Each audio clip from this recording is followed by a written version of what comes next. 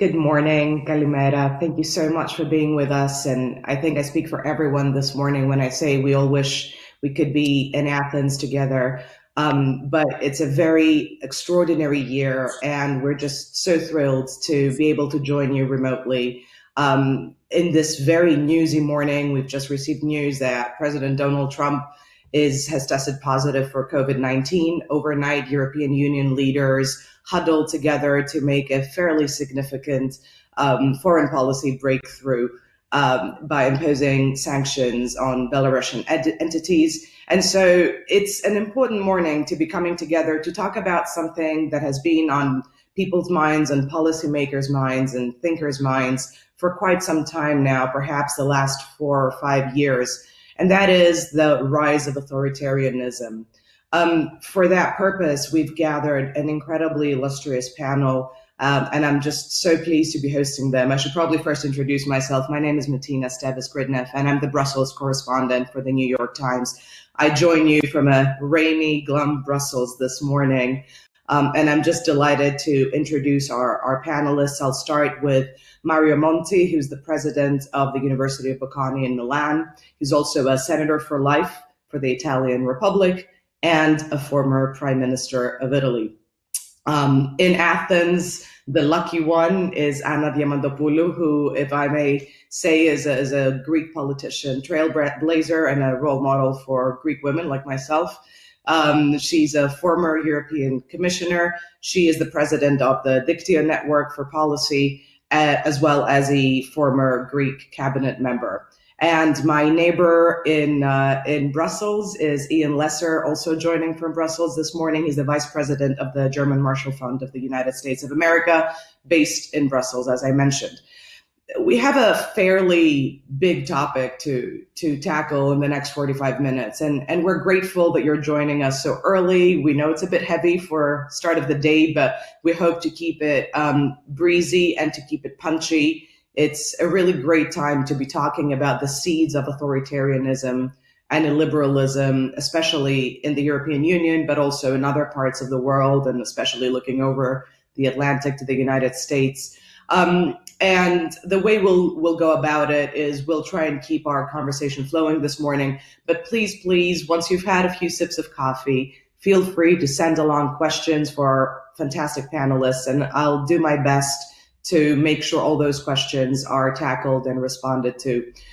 But first of all, starting with Mr. Monti, we have just so around the world, we've been trying to find where those seeds of authoritarianism lie, where they came from. There's a sense that there was an era of, let's say, complacency in the health and robustness of our democracies, in particular in Europe, as well as the United States.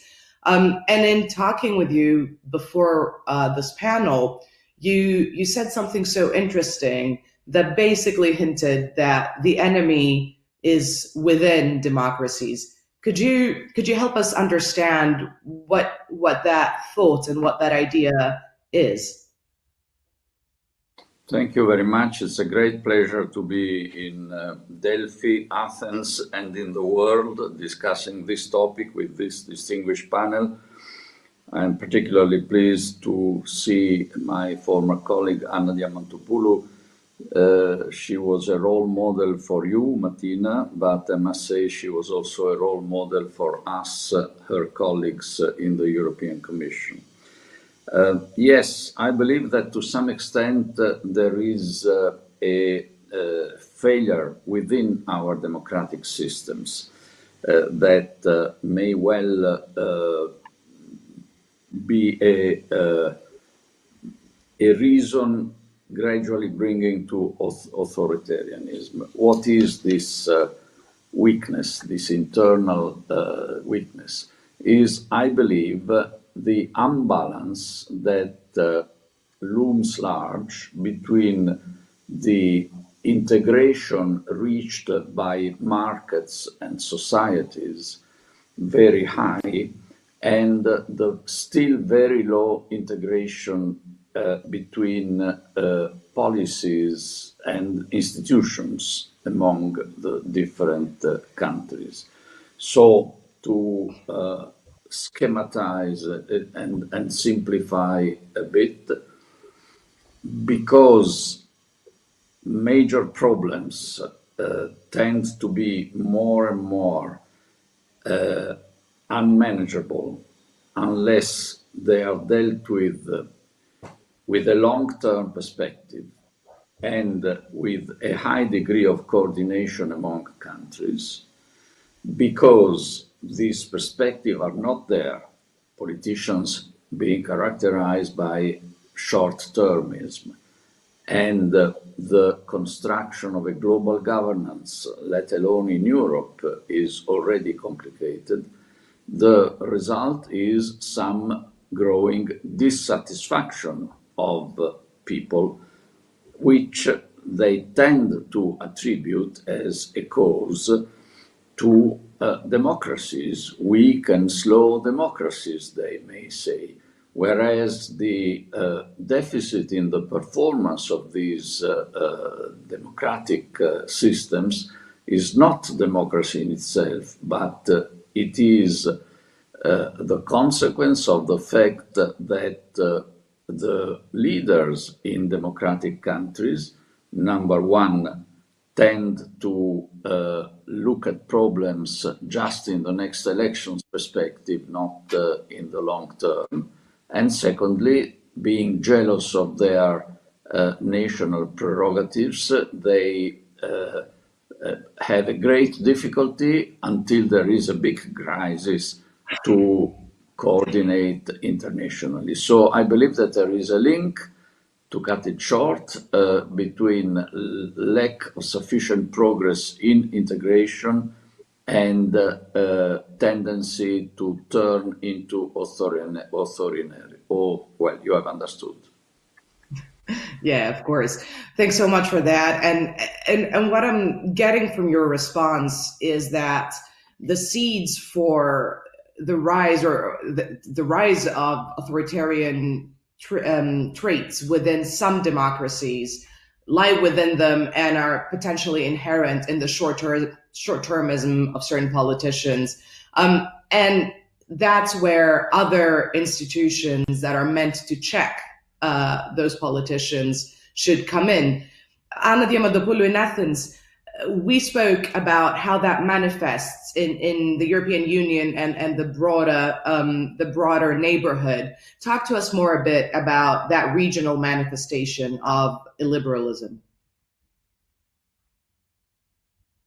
Martina, very much. Thank you for your kind words. And I'm really happy that I am in such a panel with Mario and Jan.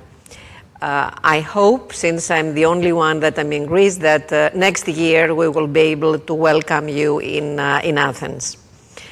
So, in a few words, I would like to say that I think that illiberal populism, something we had experienced in Europe, is in many times synonymous with authoritarianism.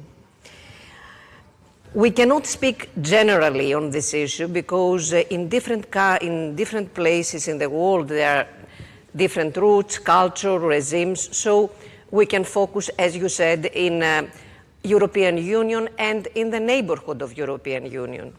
Here we have experienced any kind of populism, and it is interesting to remember that in 1992, when Fukuyama spoke about the end of history, the liberalism, the democracy with structures and values was triumphing.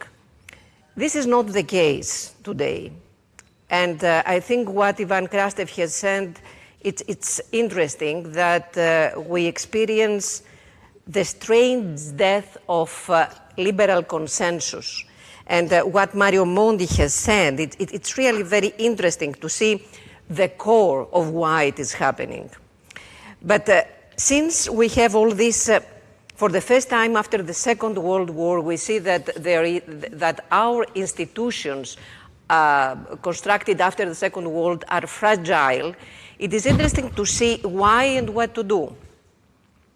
In the European Union, as I said, we have experienced any kind of populism, from the right one, the right populism, the left, the extreme left populism. Until today, we have this movement, the anti-mask or the deniers of COVID. Where this populism finds its way to the government, then there are many possibilities to be an authoritarian regime or a kind of authoritarian regime. We have seen it in Eastern Europe. We have seen it in Turkey. In countries where democracies stood, where there are solid foundations and functional institutions, democracy was not questioned and authoritarian regimes were not established, even when we have extreme populists in governments. We can see the case from Italy and Greece. And here it's Mario Monti who can speak about this. In opposite cases, when the institutions do not function, then powerful elected leaders easily become elected autocrats. And we have seen that they try to own the state. They present their voices as the people's voice. Generally speaking, I could say that the reasons, the causes of this populist, illegal populist and authoritarianist phenomenon can be traced in similar roots. So it is, I would like just refer titles. It is globalization as it was triggered by the free movement of capital the last 20 years. It is the fourth industrial revolution and automation. It is the new flows of refugees and migration. It is the change in the geopolitical balance in the world.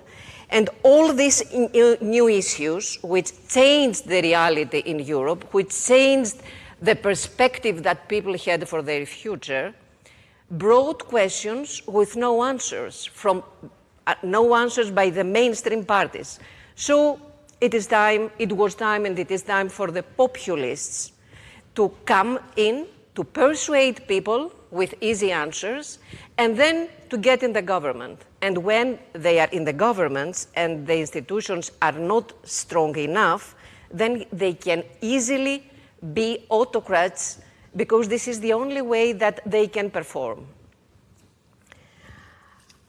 I think that, maybe we can discuss it later, that during the pandemic, there is a discourse going on which is, in my opinion, can turn very dangerous and distracting. There is a narrative that the authoritarian regimes performed better than democracies. And it is interesting that Fukuyama, who spoke 30 years ago, said that what it counts, it is the performance of the state and the trust of the people to the government during the pandemic and not institutions. I think that it is very dangerous. I strongly believe that a political system's legitimacy based on democratic institution, it is more important and it is socially more beneficial than in the long run than the legitimacy based on short-term efficiency. And my last point is that European Union, the European Union and the states that would like to join the European project have to respect democracy, democratic rules. And there must be zero tolerance to personalities and to regimes undermining liberal democracy. We have very bad experience from this in Europe, and I believe that we have to avoid it. Very much for these thoughts, and there's quite a lot to unpick there, from the role of highly personalized governments to the latest developments with COVID and the strengthening of the executive, and I hope we'll have a chance to talk more about these things. But let me just pick on something you said and ask Ian a question. This idea of sort of highly personalized, sort of almost cultish politics of this one leader who can save everyone seems to be really at the heart of populism. Do you see this in Europe, and how do you see this sort of transmit through established cultural and political channels to the US and back? Mm-hmm. Well, Martina, thank you very much. And let me just add my thanks as well. It's really a pleasure to be with you all. I wish I could be in Athens, but it's really fantastic to be on such a distinguished panel. On your question, I think it flows from a number of things which have already been said. I think, first of all, there are leaders who, for better or worse, have proved, and I think it's worse, have proved extremely competent at conjuring up insecurity in society. Some of it is real, the economic insecurity, health insecurity, other things, but some of it is exaggerated, some of it, and frankly just conjured. I see this in the United States. I see it in the debate over immigration in many places, not all. And so I think that's part of it. But this personalization, I think, is integral to this. And it goes a step beyond the populism. Leaders who present themselves as, in a sense, saviors, whether they use that term or not. I am the one who can save you. It is me. You hear this, frankly, even in the American election rhetoric from Donald Trump, or you heard it even in our previous election.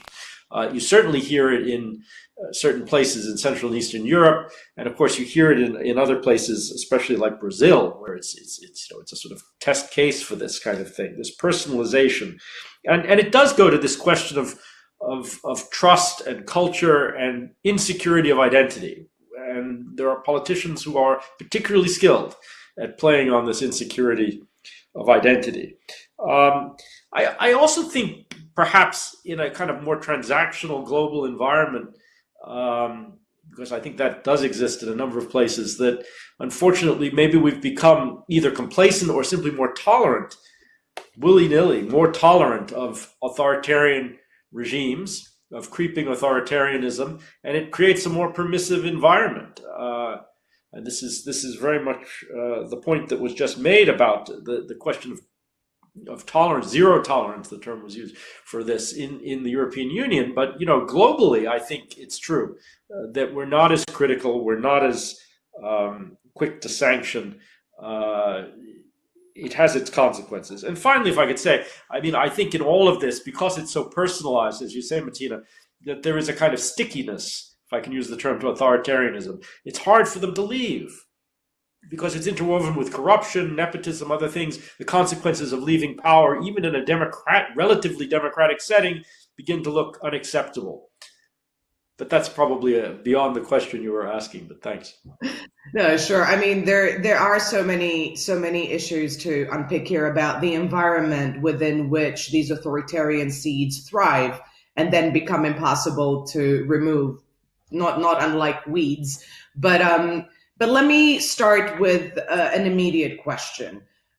We have seen over this past week, the question of growing authoritarian traits within the European Union, before even we look just beyond the EU borders, becoming quite prominent. And the European Commission 2 days ago presented its inaugural reports on the rule of law, which some critics say didn't go far enough, but did highlight, in summary, shortcomings in the rule of law and those key institutions that should be there to safeguard liberal democracy in EU member states, as Anna Diamantopoulou mentioned, being brought to the fore. And of course, these reports drew a rebuke by Hungary's Orban and other leaders, and a call for more respect to the sovereignty of EU member states. In the EU 27, which is obviously, bigger, contains multitudes, contains very different countries with different political cultures and backgrounds than potentially was originally intended. Does the EU today have a sufficiently strong toolbox, to borrow a European Commission term, to tackle these rule of law and democratic shortcomings. People here in Brussels are aghast at some of the legislation passed in Hungary, for example, or in Poland, but they also seem quite impotent in doing something about it. Let me put the question first to Mario Monti, but I'd love to get everyone's thoughts on this. Does the EU have within its treaties what it needs to convincingly tackle the rise of illiberalism in some of its member states? It really does not, honestly. And I think this needs to be seen in a holistic perspective. Let me give you an example. Suppose that in the next review of the Treaty on the European Union, when it comes, the instruments aiming to tackle the issue of authoritarianism are increased. But suppose that nothing changes as to the unanimity rule, which is required to take major EU decisions. Then the concrete benefit deriving from the new and more aggressive instruments in order to fight authoritarianism will be very limited, because there will always be a possibility of a blackmail. Let's take the current situation where a couple of countries, Poland and Hungary, because they want to avoid being blamed or condemned too strongly by the EU, keep, in a sense, the rest of the EU member states hostages, because they threaten not to agree on a crucial decision at this time for the life of Europeans, that is the recovery plan and the budgetary framework that has been put in place for the budgetary plan, which means that if Poland or Hungary or both say no, in particular to the requirement to put up new own resources of the EU in order to finance the recovery plan, there will not be a recovery plan. So in this case, it's the unanimity rule which gives a disproportionate power to those who are opposing mainstream decisions that politically or culturally are perceived to be the right ones by a vast majority of the population. So I think the really tough problem as the EU develops will be how to become a bit less slaves of the unanimity rule, and probably this requires that from being a union of states and people as we are now, we gradually evolve into a union of people with an increasing role for the European Parliament, and in some matters a decreasing role for the European Council, which is really the place of the vetoes, the place of the national interests. It's a powerful body created by Valéry Giscard d'Estaing and Helmut Schmidt, which was meant to drive Europe forward. In fact, it is the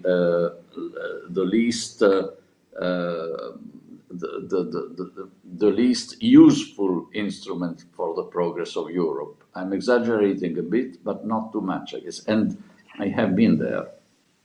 No, I mean, I understand completely what you're saying, but obviously, as anyone would point out, the reason for this all-powerful tool of unanimity that increasingly holds the EU hostage because of this or that national interest is democracy. It is because European Union democracy at a bloc level has failed to progress and maintain those ties of accountability between the voter and those governing. And so the truth is, Mr. Orban was democratically elected, as are other leaders that the EU as an amorphous group doesn't like or currently is at odds with. And so maintaining this sort of democratic linkage between those being governed and those who do the governing, and especially, of course, the spending as well, is something that is still work in progress quite clearly. One wonders if that goal becomes a bit elusive as the bloc grows bigger and includes more member states. But just to talk a bit about the quality of democracy, I'd be really interested to hear your thoughts about the functioning of democracy through elections, for example. And Ian, maybe this is also a question for you, with US elections being just around the corner and the growing role of sort of social media that we saw in the previous election in 2016. It's been a concern about European elections, the Brexit vote, as well as national elections within the EU, the vulnerability of information channels, the vulnerability of voters. How important do you think technological platforms, mostly, frankly, American technological platforms, have been in influencing the functioning, the good, healthy functioning of democracies? And as a result, as well, the increasing instances of authoritarianism? Martina, thanks. I mean, look, I mean, you make a very good point. I think, I'm not sure it is in part about the technology, but it goes back to this point that was made earlier. And of course, Frank Fukuyama has talked about this many times, but the question of trust in society. And as I think you can see, unfortunately, in our own current discussions around the US elections that are coming up, there is an erosion of trust in the system, and specifically an erosion of trust in the electoral system and its results. And in fact, people are stirring that up. But it's not just that. It's trust in many different things. The COVID responses, vaccines. We can, in the media. We can make a very long list of these things that used to be taken for granted, where there are now very big question marks. And the question marks aren't just on the right. They're also in a sense on the left, and society in general. And one unfortunate result of this may be that perfectly reasonable people who used to believe in the system, in a sense, opt out. I mean, I think that's one of the reasons why we've had such low voter turnout in the United States in recent years. And we'll have to see. You see something of the same thing, of course, happening in Europe in many different places. I think it is a part of the equation, and it's one that we're not used to thinking about. And it's also one, finally, where, sort of traditional liberal elites, if I can say, have gotten rather complacent. We've been rather slow to wake up to the risks that are posed by these challenges to our trust in the very mechanisms of democracy. Thanks, Ian. And just to unpick the issue of trust, and I want to take it back to something Anna Diamantopoulou said earlier, and make it sort of very current. You mentioned the issue of COVID and the response to COVID. A lot of people have commented that this health crisis has a lot of the characteristics of a law and order crisis. And it's one that plays into the strengths of the executive branch of government. Can you talk a little more about what is potentially dangerous in that? There's been such a sort of fraught debate between liberties and health, liberties and security. And this is a debate we've been frankly engaged in as democracies for a very long time. But there's a new immediacy to it because this is such a immediate health risk. How does that fit into the conversation we're having this morning? Tina, could I have 2 minutes to add something in the previous questions? What Mario Monti said, I totally agree. It is an institutional issue, and this discussion about the unanimity vote is in the center of the discussion for European democracy for years and years. But in your question, if Europe has done whatever it could concerning democracy in Europe, I agree with Mario that the answer is no. And I would like to go back in 2011 and 2012. At that time, Mario Monti was Prime Minister of Italy, and I was Minister of the Greek government. Italy and Greece were under tremendous pressure because the European Union was very strict in order to implement the economic rules, and they did. I cannot imagine that with the European history and with our proudness about human rights and democracy, we are not strict to implement the rules of democracy, but we are ready to implement at any moment the economic rules. So this is a main issue for the discussions and decisions at the European level.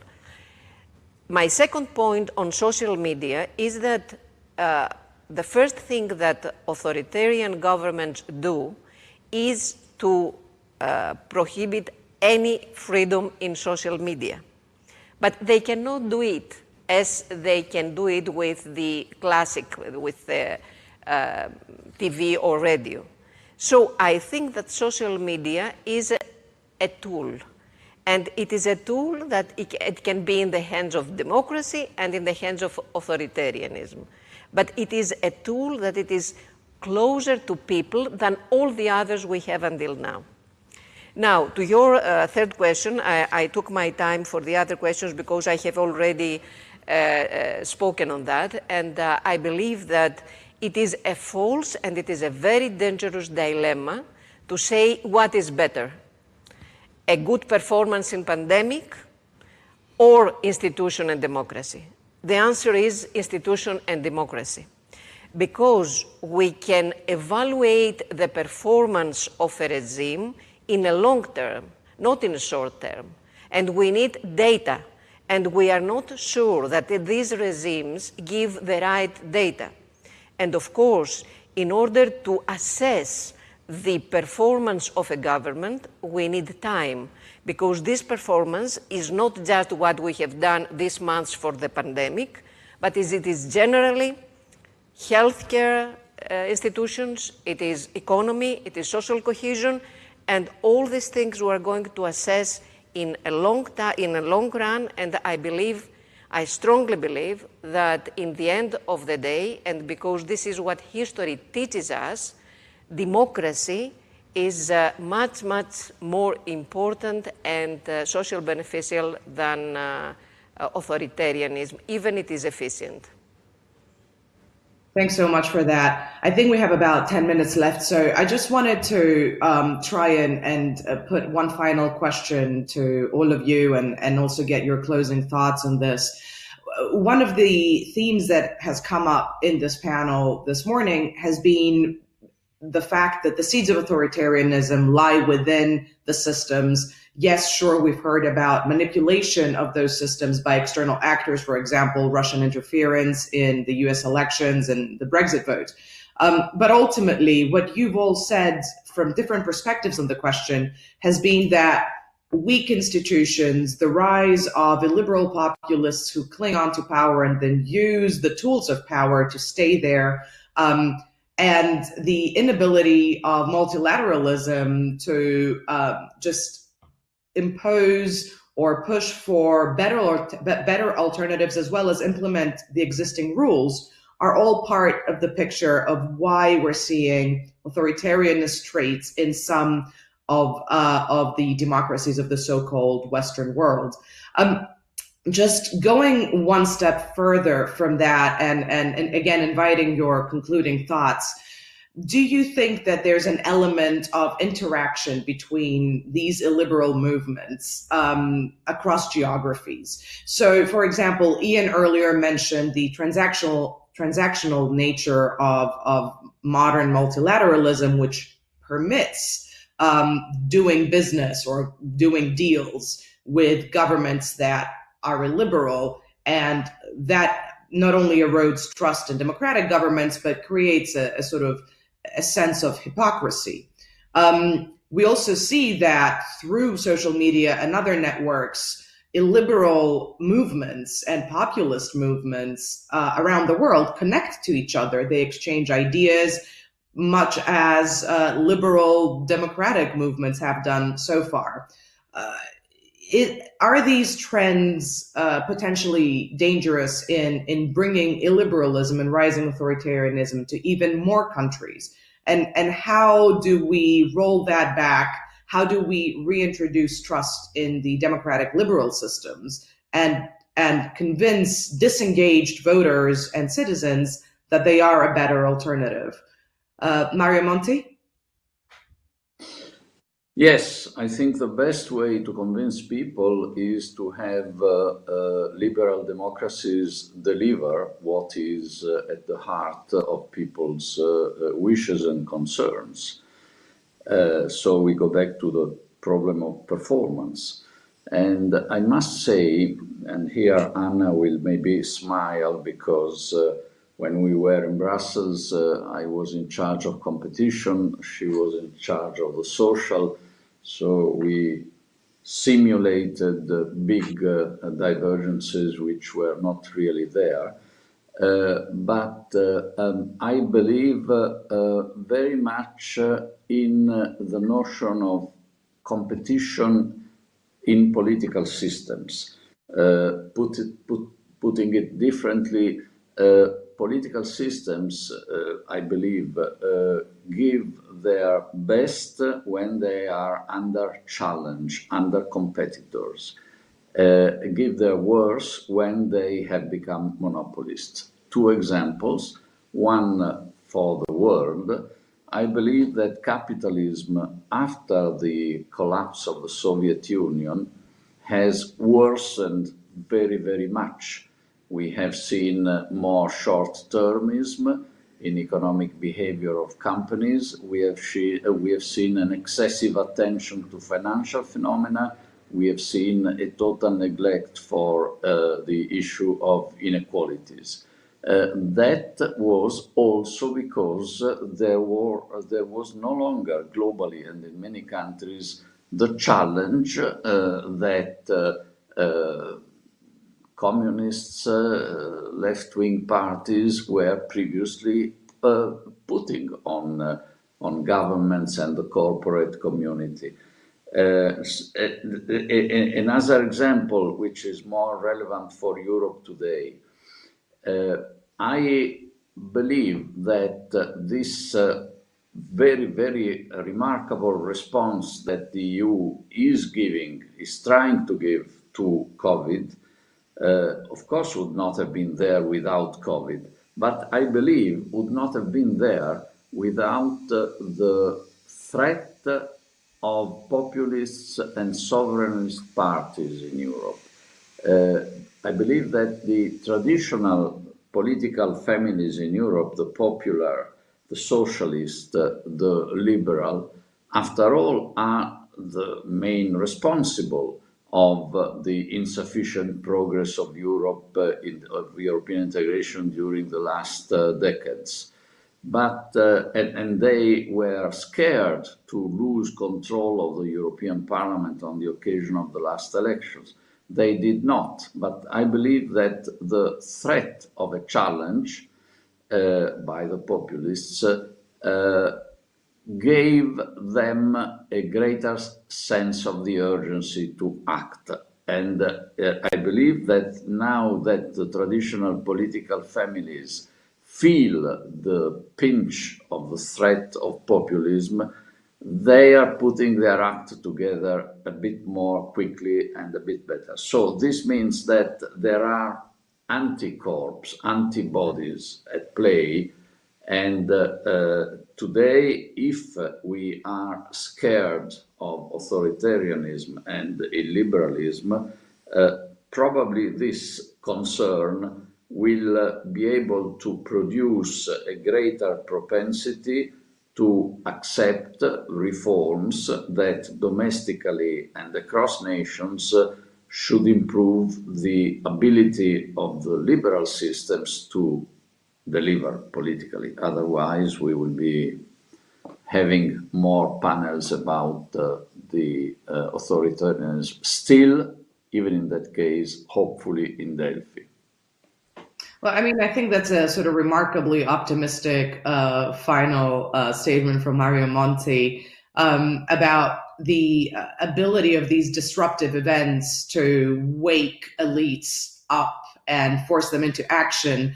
And I love that you are you've had the longest career of all of us here, and you're still able to maintain your faith in the marketplace of ideas and the competitive nature of politics, which can potentially lead to improvements.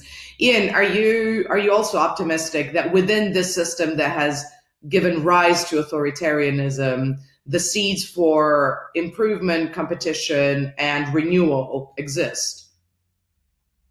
Yeah, I am.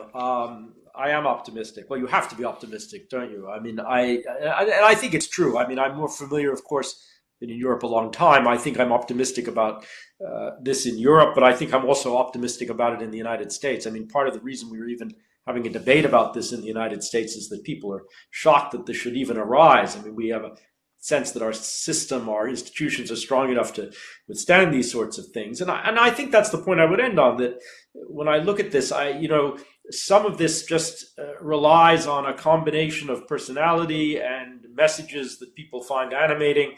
I happen to think, we didn't talk about it very much, but nationalism provides a kind of animating message for authoritarians, and I think that combination is very dangerous. I'm a little pessimistic about that. Just to go back finally to your question about technology and new modes of communication and how this has become globalized. Well, I agree with that, but of course it's not new. In the 1920s and 1930s, there were plenty of movements who were taking lessons from each other in a very negative way. So those things can gather pace and be quite dangerous. But in the end, I think I am optimistic. It would be nice if all the sort of talented, charismatic politicians weren't on the margins. Thanks so much, Ian. And Anna, from where you sit, are there reasons to be optimistic? Is the leadership quality available out there to lead liberal democracy out of this phase of history? Is it sufficiently strong?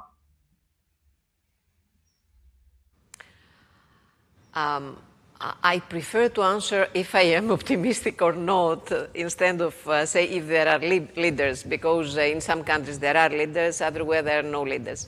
So I think that we can be optimistic because I strongly believe that we are in a curve of history, and things will change.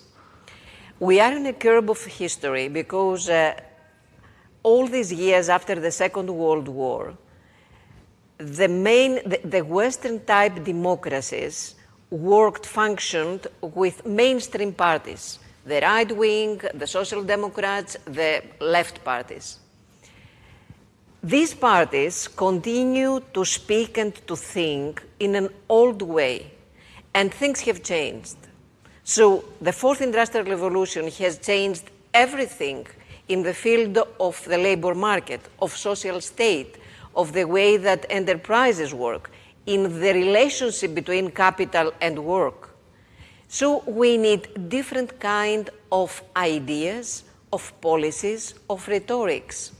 We cannot live with the previous visions and with the previous policies. And this is the challenge. We need leaders, as you said, and they do exist, but I think they need time, with this new vision. So the answer to these problems will not be a fight between the existing liberal democracy and the existing authoritarian regimes, but the fight will be between new ideas and old ideas.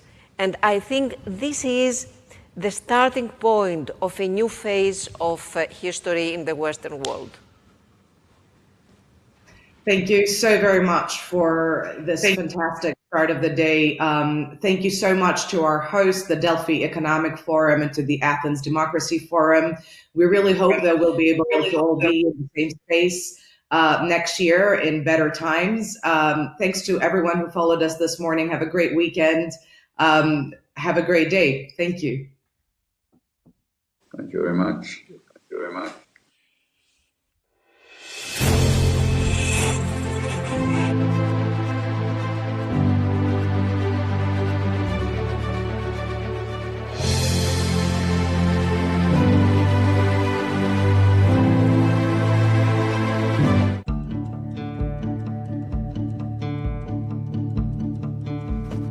At Facebook, we have a responsibility to help protect elections because we believe our app should be safe for you to connect and share.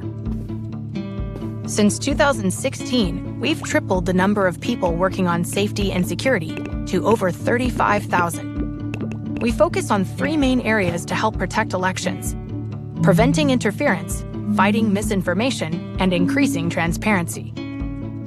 In 2019 alone, we removed over 50 networks engaged in coordinated inauthentic behavior. And we are working closely with other technology companies and law enforcement to stay ahead of new threats. Every day, we remove millions of fake accounts before they're on our platforms. In 2019, we removed 6.5 billion fake accounts. 99% of those we found proactively. To prevent misinformation from spreading, we've got more than 60 fact-checking partners working in 50 languages debunking false claims, and we label them as such to reduce their spread. We take down content that interferes with voting, and we connect you with official election information. Facebook has an industry-leading level of transparency for political ads and pages, so you can see who's trying to sway votes. Every political and issue ad that runs on Facebook and Instagram is stored in a public, searchable ad library. And with one switch, you can choose to see fewer political ads. We are doing all this and more to prevent interference and help protect elections.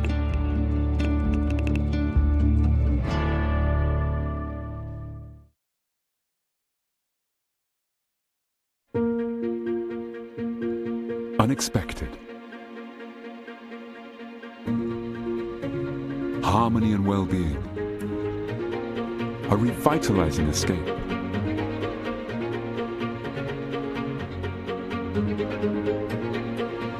Landscapes of exceptional beauty. Unchanged forever. Authentic simplicity.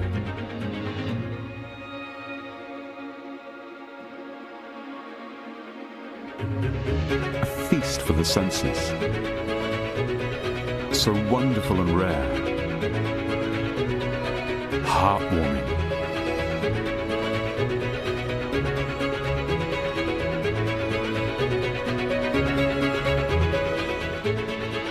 Unexpected. Greece. Always epic.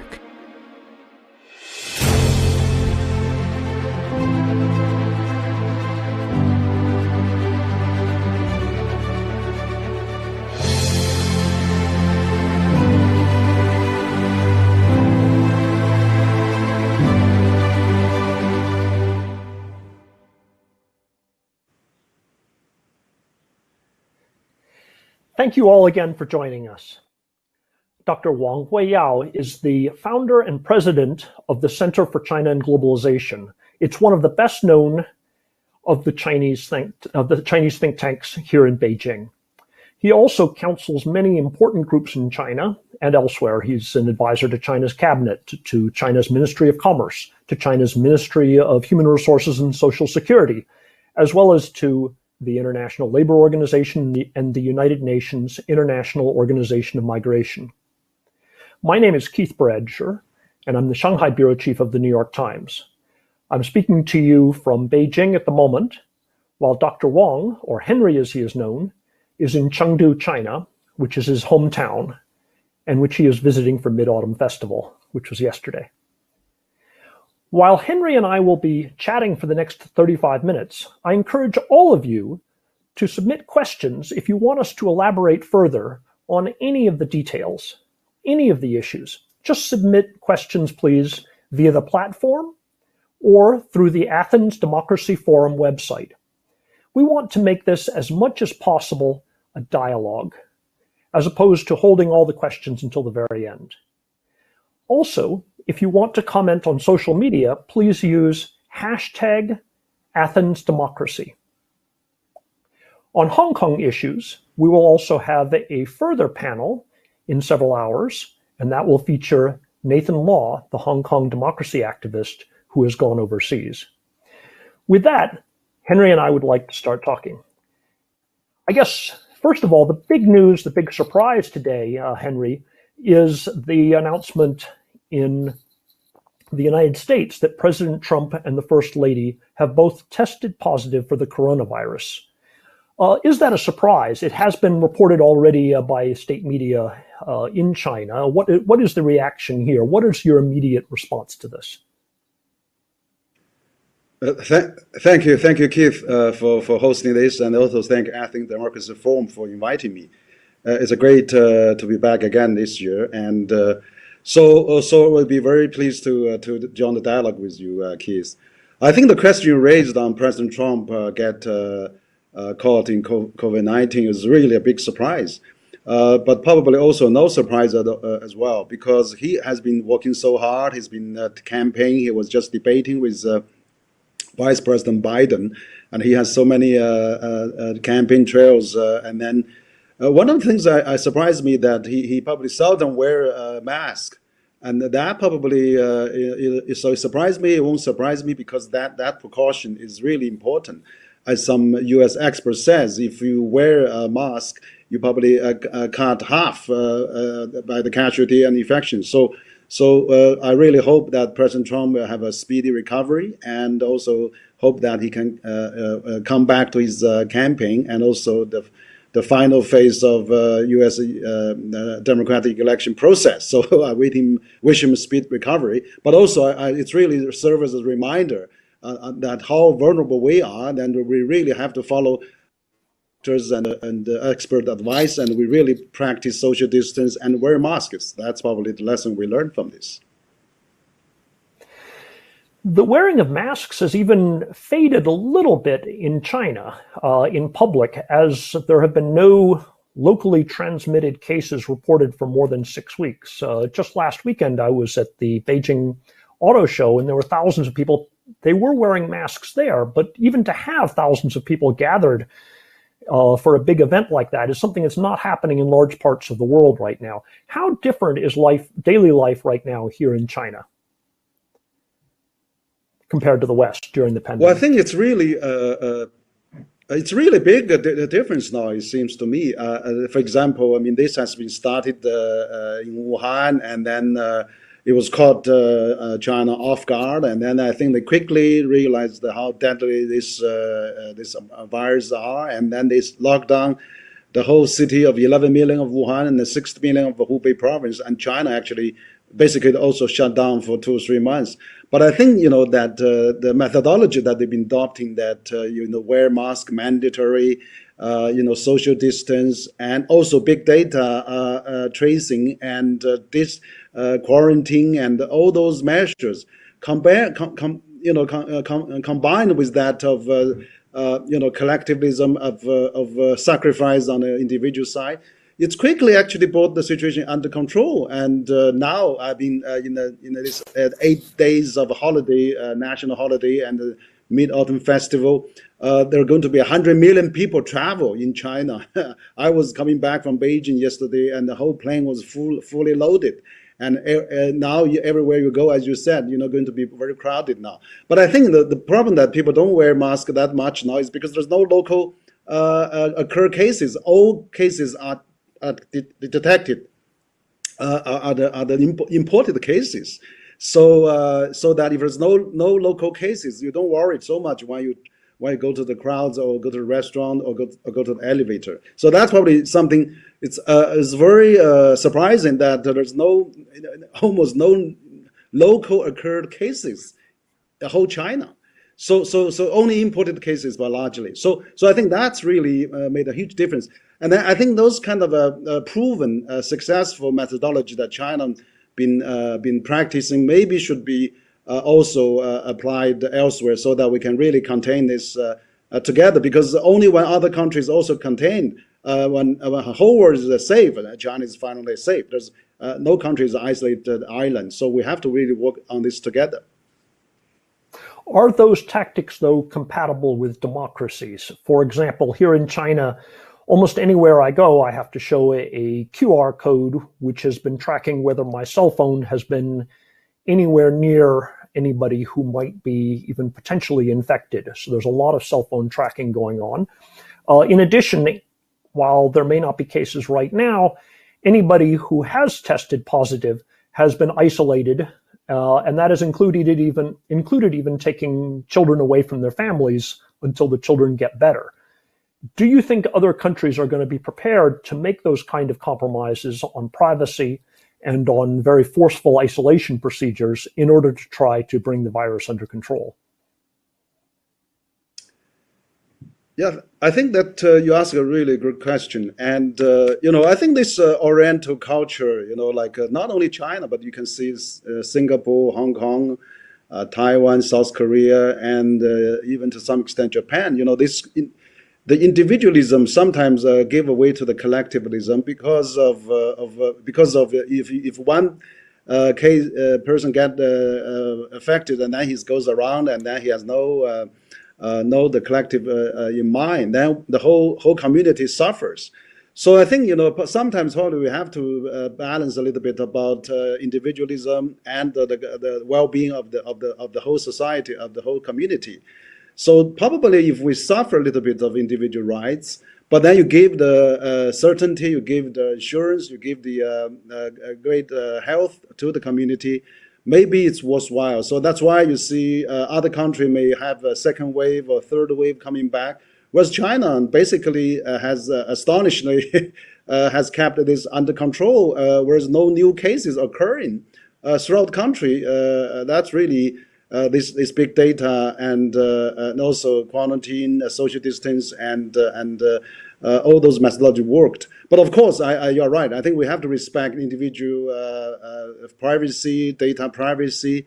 That's why we see that Chinese government actually recently proposed 8 proposals on the data flow and data management, which they stipulates that the government should not force companies to send in data from foreign countries, or data privacy should be respected. So many causes like that. So I think that we have to really strike a balance.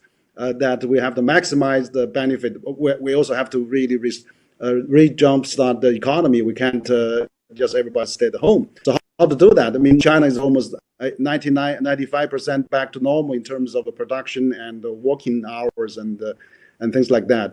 Domestic travel has fully resumed. So I think that we have to take those good measurements to do that, and but also in the same time taking into consideration how we can protect and privacy of the data as well. While the Chinese economy does seem to be clicking along well now, in the sense that the airports are full, the hotels are full, the restaurants are full, auto sales seem to be recovering. At the same time, we're seeing China take a rather potentially sharp shift in economic policy with the so-called dual circulation model that has recently been rolled out, partly in response to the pandemic. The idea that there's domestic circulation and there's international circulation, but that domestic circulation, the domestic economy, is being emphasized. China, to some extent, where it is by having a lot of export success.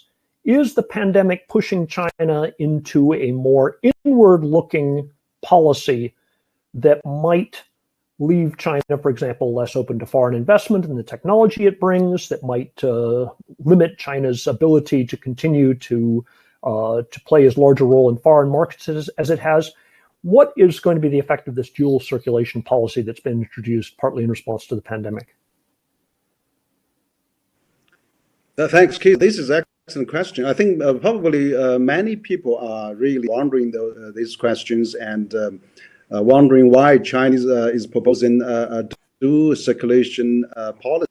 I was actually about a week ago, we Center for China Globalization, our think tank, was having a dialogue with 25 ambassadors from different countries at our event. They asked the same question. It seems to be on people's mind in many countries. what I actually interpret this is that actually the COVID-19 has served as big lessons for all of us, all the countries. The international market is demanding, probably is softening, and also domestic marketing is also softening as well. And also in the past, China have an export-led industry that only serve an international market. Now they find that they probably have to learn how to serve the domestic market. But also China now has the consumption power has greatly increased with the digital economy, a billion smartphone users, 2/3 of the high-speed rail of the world, and the fastest 5G networks throughout the country. There's 400 million people of the middle class. The purchasing power has greatly increased. And also 1.4 billion will be eliminating extreme poverty by the end of this year. So you can see the domestic demand is there already. So how to cultivate that domestic demand is also one of the measurement for going through this pandemic crisis. So I think that Chinese government realized that domestic demand is there. Why not stimulate domestic demand? But stimulating domestic demand in internal circulation doesn't mean that they're going to put the less on the international circulation. On the contrary, actually, international circulation will only be helped with this domestic circulation stronger. For example, I use a comparison. It's like it's like a bicycle. You need two wheels. If you want the bicycle to go faster, one wheel is domestic, one wheel is international. Both wheel has to rotate fast enough so that we can drive each other fast towards the objective. So I think by having the domestic circulation, which in another way is actually stimulate more international demand, international circulation.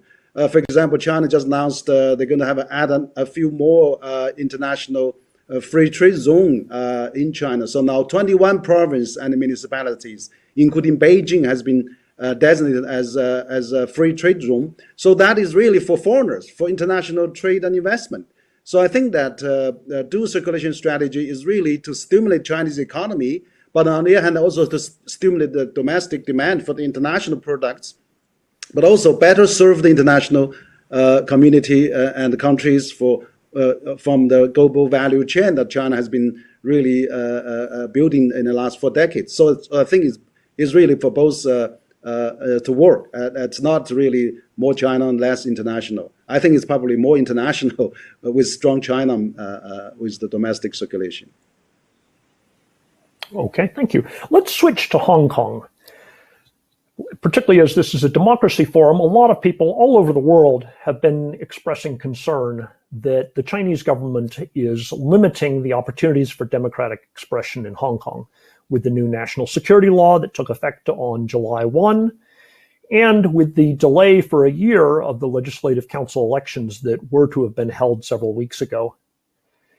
Just yesterday, for China's National Day, we saw thousands of police smothering attempts at protests in Hong Kong by some of the more limited numbers of democracy protesters who are still trying to take to the streets, but a pro-Beijing demonstration that also had more than the 4 people prohibited by, that's the limit under the pandemic regulations, that pro-government demonstration was not shut down. Is China limiting more now the opportunities for democratic expression in Hong Kong? Yeah, thanks, Keith, for that question. I think that regarding the issue of Hong Kong, first of all, I think the Hong Kong young people have legitimate reasons to complain. I think for the last 23 years of return to mainland, the Hong Kong people actually, particularly young people, felt that they've been neglected. They had, the gap is really getting narrowed between Hong Kong and mainland. For example, Shenzhen, as a matter of fact, neighboring Shenzhen 40 years ago, just a village next to Hong Kong, now is already overtaken Hong Kong in GDP terms. So you can see how Hong Kong now is only counting about 2% of China's GDP now. So I think there's a loss of people in Hong Kong, and then the land and also the skyrocketing housing prices and things like that has made Hong Kong young people feel there's not a bright future for them. So they've been really getting on the streets and also express their angers. But on the other hand, I think any society, any region, any country also needs stability and the law and order. So I think if you have a legitimate, more peaceful demonstration, that is okay. But then when that gets into violent, for example, last year we see Hong Kong airport has been blocked for weeks. We see that legislative council being stormed and smashed.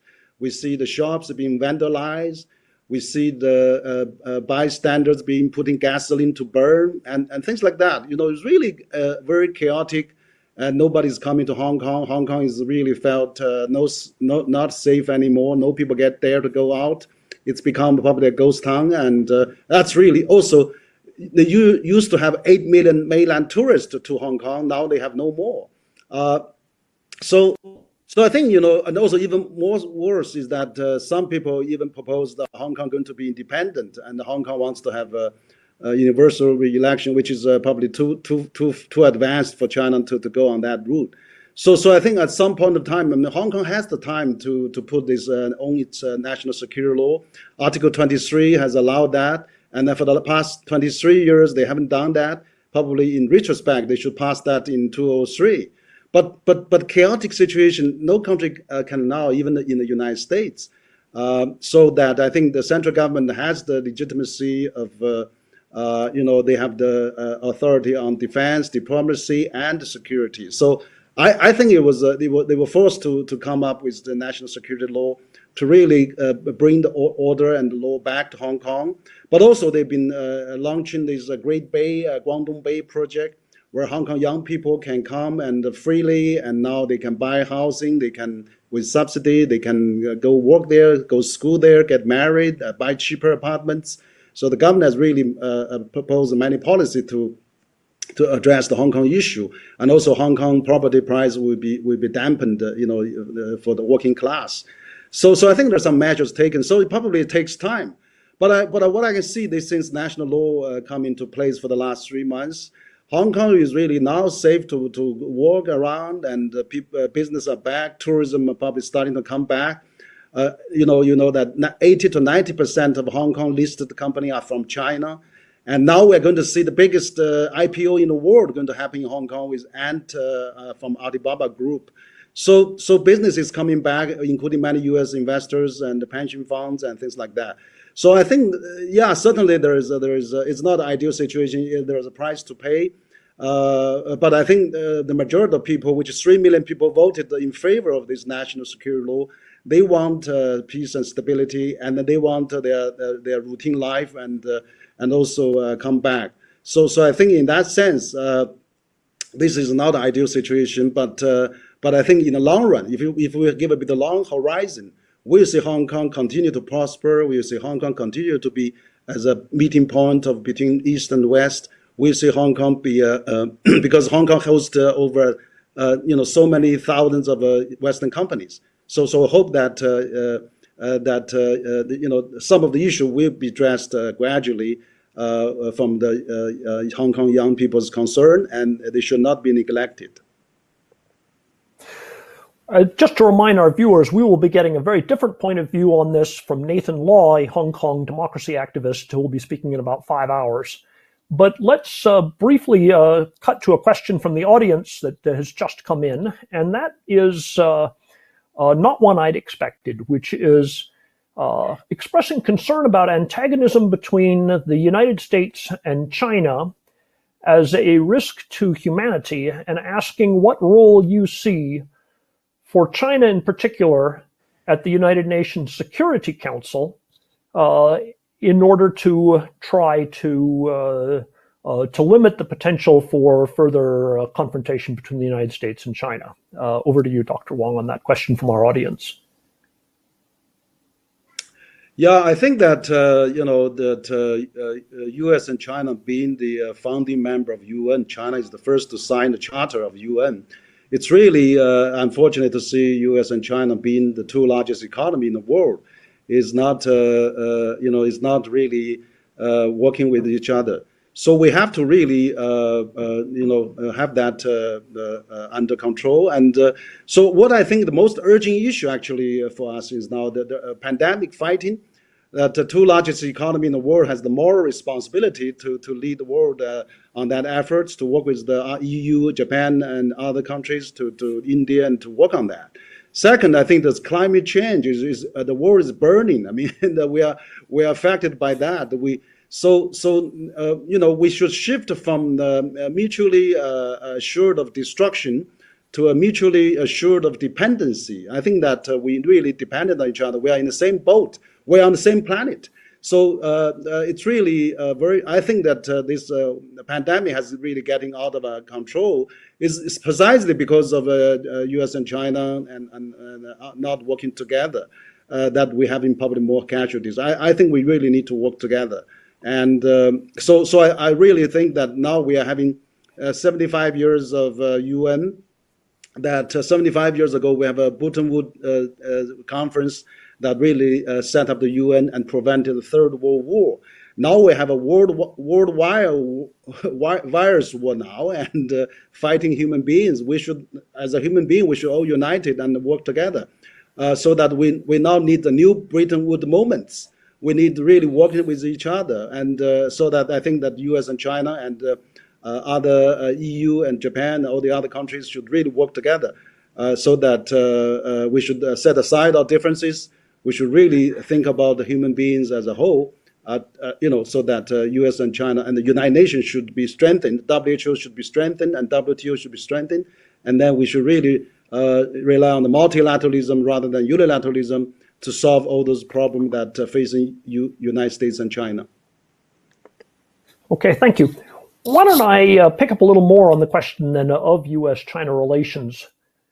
What is your sense of what China, or at least the Chinese elite, would like to see in terms of the outcome of the November 3rd elections? I've heard voices here in favor of Biden here in Beijing. I've heard voices in favor of Trump's re-election. What is your sense of what China would like to see, and then what China expects to see in U.S.-China relations next year? Yeah, thanks, Keith. This is a very interesting question. Actually, it's been frequently asked these days. Personally, I think that, first of all, I wish President Trump a speedy recovery. But also, I think that if President Trump going to get elected, he probably will continue phase 2, phase 3, because he has a business background. I mean, he always liked to win commercially, so that I think that he will carry on with phase 2 and phase 3. The problem probably is that he has a very hawkish advisors around him that maybe still have more proposals or sanctions out of his very hawkish advisor. So that may not be seen as a good thing for him. But I think people think that Trump is pragmatic, as more business oriented, and he probably will try to fight more for the trade deal. On the other hand, for Biden, I think he's coming from a more democratic government, democratic background, but then he really has a lot of experience in terms of internationally. He has been vice president before, but also he has been. I think he will reassert U.S. leadership in the Western world, and also he probably favors multilateralism. Like he said he will coming back to the Paris Accord. He will join the WHO. He will reform WTO, and he even probably could possibly return to TPP. Now CPTPP.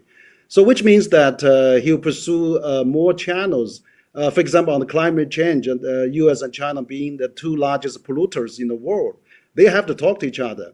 I'm glad President Xi mentioned that China will neutralize the carbon by 2016. China has the first time set a very clear objective now. That they are very pragmatically trying to achieve that. So I think, and also China has established a green dialogue with the EU after the China-EU summit. So I think that it's probably Biden will have more platform and channels to talk with China. So if we have quite a few fronts to talk multilaterally, then maybe we can have a little bit less intensified war. We may have a more dialogue rather than confrontation. So which I think that probably this is what people would hope for if Biden get elected. But also I think the U.S. business, particularly U.S. consumers, would also want to see a more stabilized relation between China and the U.S. As we know, China and the U.S. has been established diplomatic ties for the last 4 decades. There's over 70,000 U.S. companies operates in China, generated 700 billion revenues. That GM Ford sells more cars in China than the United States. Apple sells over 20% of its products in China, the largest overseas market for Apple. And Boeing sells 1/3 of the airplane to China. And the chip industry, semiconductor industry sells 1/3 of that to China. So if they continue to sanction China, yeah. If China had to choose, yes, though, please. Biden or Trump, do most of your friends, particularly in the government, prefer Biden or Trump presidency?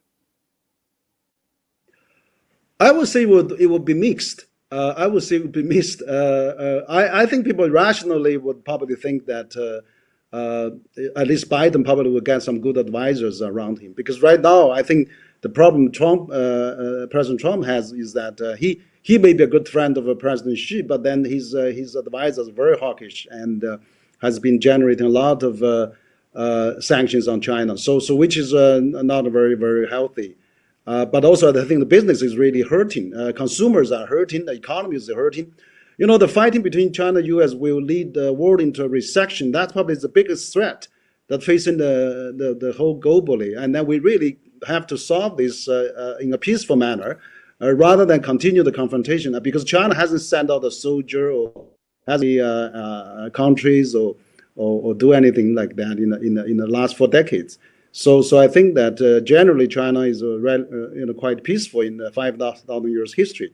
So I hope that we can really find a neutral way and we can really find a way to solve this. I think EU probably can play more role in mediating the difference between China and US. Why don't we have a trilateral meetings between China, EU, and United States, and then so that we can go back to a bit more civilized dialogue and discussions on that.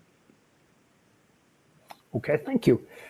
Why don't we change subjects to Xinjiang, which has been in the news again in the last few days as the United States Congress has been pushing through legislation. The concern there from not just American officials, but also human rights experts, has been that China has established very large barbed wire encircled facilities and detained as many as 1 million members of mostly Muslim ethnic minorities for so-called vocational education. Some companies, including in Europe, have become wary of buying goods that were made in Xinjiang. The Chinese government has acknowledged a very steep drop in the birth rate in Xinjiang, although it has denied allegations that nosedive in births reflects coercive birth control measures. What is China's stance on Xinjiang? What has been happening in Xinjiang? Well, I think that the Xinjiang issue probably is you need a little historical background to see that. I mean, 10, 15 years ago, when the Al-Qaeda and also ISIS and all those terrorists, rampant Afghanistan and all those where Bin Laden, Xinjiang was actually plagued by the terrorist attack, and many lives, hundreds of lives were lost. And Xinjiang was in chaotic state, but nobody dares to go to Xinjiang. So I think that government have to address that. So I think they probably take some measures, but I think there's also the Chinese government has issued a white paper saying that all the vocational schools or training courses centers, the trainees has been graduated already. And then they recently had a central government Xinjiang meeting. I think they said in the future they will have a more central government coordinated approach rather probably than the local one. So I think they realized the complaints, but also there are many ambassadors, many countries, many journalists has been visiting Xinjiang, Xinjiang has been really booming, and with the GDP growth at probably historical high, with the tourism back and the livelihood is really restored.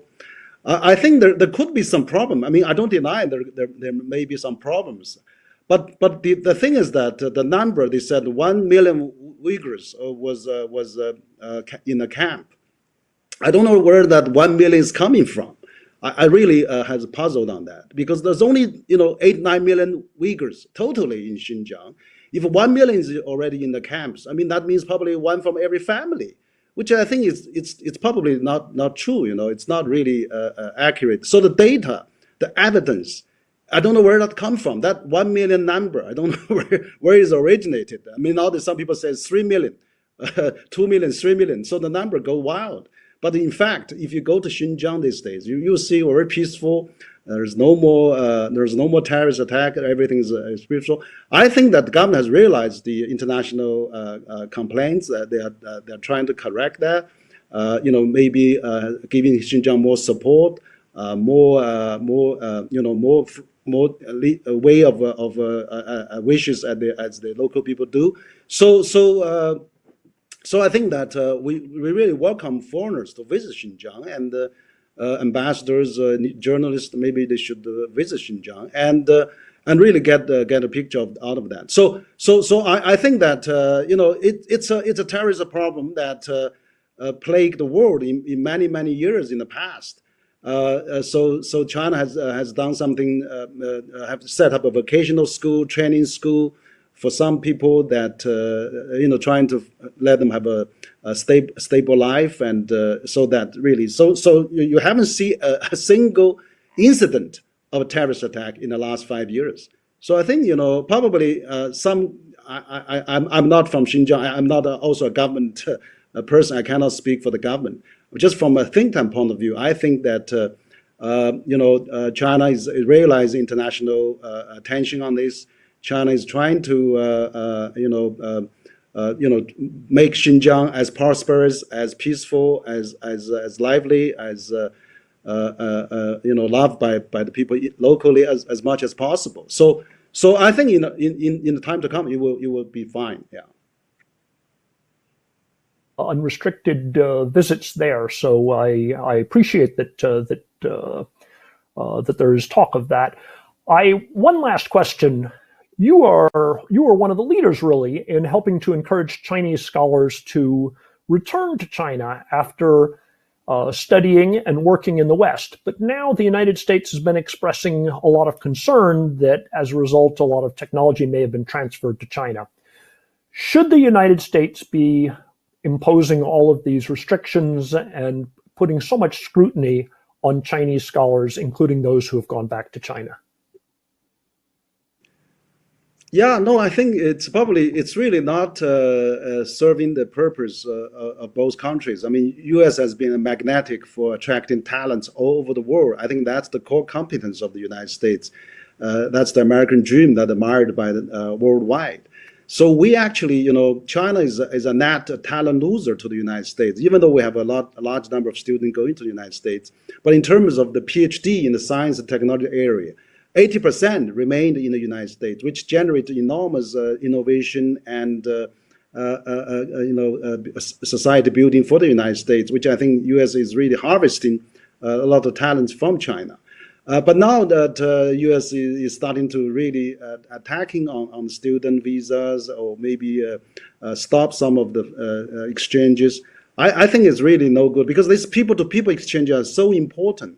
You have a 500,000 Chinese students in the United States, which generate 200 to 300 billion income to the U.S. universities and the communities. There's also another 3 million Chinese tourists around the U.S. in the past, which also generate another 500 billion probably to the United States as well, 50 billion to the United States as well. So I think that this trend is not healthy, and we really need more U.S. students come to China. I think this people-to-people exchange, people's bond is important. We need them as bridges. Once they study in the U.S., they will have a nice impression of the U.S.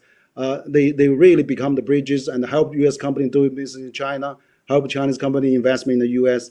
they are really the catalyst. I think that we should not stop that bond that we've been established for the last 4 decades, the people-to-people exchanges, student-to-student exchanges, and we really hope to see more U.S. students come to China, and so that we don't have this good agenda for the international student, which is no good for the United States. Okay. Thank you very much, Dr. Wang. We really appreciate your joining us with the New York Times and the Athens Democracy Forum here. It's been really a pleasure to speak to you and to get your views on all of these subjects. I'm going to turn us back over to the hosts in Athens again now. But thank you very much again for coming on the show today from Chengdu. Thank you. Thank you, Keith, and thank you, Mr. Murphy.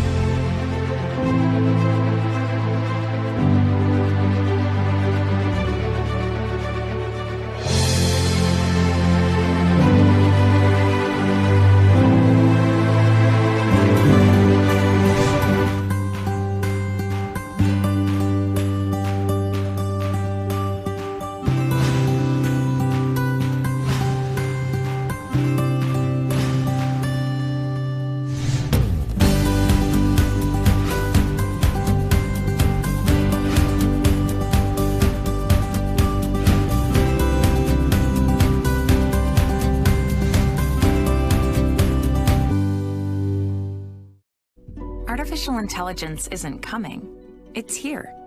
It's the defining technology of our time.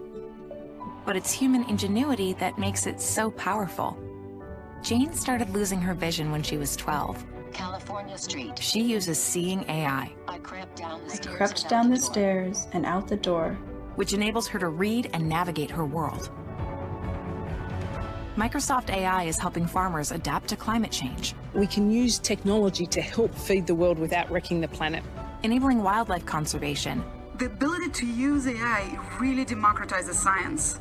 WildMe uses images from any source to help study endangered species. Unimaginable. I am at the heart, where it all started. I see ingenuity. I take in all wisdom that I heard and learnt.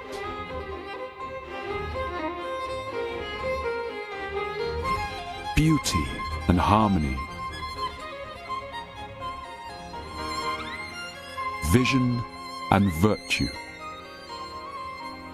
Unique land. Feel the light, warm and radiant. Inspired, I rediscover unimaginable Greece, always epic.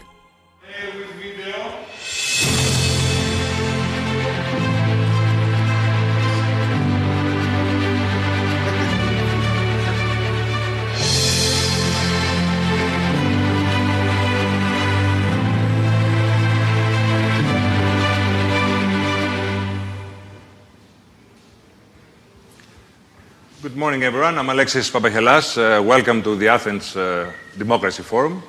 I'm very privileged today to moderate a great panel, which will be about democracy and technology. We have with us here Yuval Harari, a great global thinker. Thank you, Yuval, for being here. Thank you for inviting me. It took us a while to convince you to come to Athens, but I'm glad you're here. We have Brad Smith, who is a global influencer, I suppose, and a great business leader, president of Microsoft. Thank you for being with us. It's great to be here. And we also have a practitioner who fights the fight of democracy on the front lines, Kirsten Davis, who is the founder of Shengxi, and also has been with the New York Times for a long time. I want to ask you, first of all, I will start with you, Yuval. And is democracy under threat at this moment? Well, I guess it's always under threat. Because, whereas dictatorships are like weeds, they can grow almost everywhere. They don't need a lot of conditions to survive. Democracy is like a rare flower that demands a lot of preconditions in order to succeed. And it's only very recently in human history that humans even managed to create large-scale democracies. I mean, for most of history, at least after the agricultural revolution, democracies managed to exist only in small places, like city-states, like ancient Athens. So I would say that at any time, we should be careful to preserve democracy. But do you think at this point, with technology advancing rapidly, with social media and everything else, is democracy at an exceptionally risky period of history? In a way, yes, because we are facing a completely new threat that we have never known before. In brief, technology now enables the creation of completely new totalitarian regimes, digital dictatorships. For the first time in history, it's possible to monitor all the people all the time. It wasn't possible in the Soviet Union, it wasn't possible in Nazi Germany, it is becoming possible now. And secondly, for the first time in history, it's becoming possible for an outside system to know me better than I know myself. And that is a threat to human freedom which never existed before. Stalin could never really know me better than I know myself. But now it's possible. Okay, we'll get back into this because this is a very important part of the conversation, I think. But I want to ask you about democracy again. And, Brad, one thing we've been observing, I've been observing, is that, anywhere from Peoria, Illinois, to a village in northern Greece, you see conspiracy theories, you see people losing trust in the pillars of authority, media, government, and everything else. Do you think that you, as a leader of a tech company, have some responsibility, some blame to share for this? I think we have a huge responsibility because we have a significant role to play. I think that technology is agnostic in a sense that it will be used for good or ill depending on the people who put it into application. It'll either be used as a tool or as a weapon. In the world today, I think we have to put it first in the current day context. I very much agree that democracy is always a fragile thing. But I think it is in a more precarious state today than it has been, perhaps since the 1930s. I think technology is one of the significant reasons. Perhaps George Orwell made only one mistake when he wrote his famous book 7 decades ago. He perhaps should have entitled his book 2024 instead of 1984. He just saw all of this coming, as it turned out, 4 decades earlier than it has. And I think it puts it very well to say that, with technology today, it is indeed possible to apply the kind of mass surveillance that he envisioned, and in ways that he couldn't have imagined. As you put it, it becomes possible for someone else to know you perhaps better than you know yourself. That's a very dangerous proposition. Okay. Kirsten? I think that it's definitely a threat. And I think actually one of the risks is that we have a tendency to look back and to look to the maybe older bastions of democracy. We've heard a lot about the US and the UK over the last couple of days, and also the institutions that were founded some 75 years ago.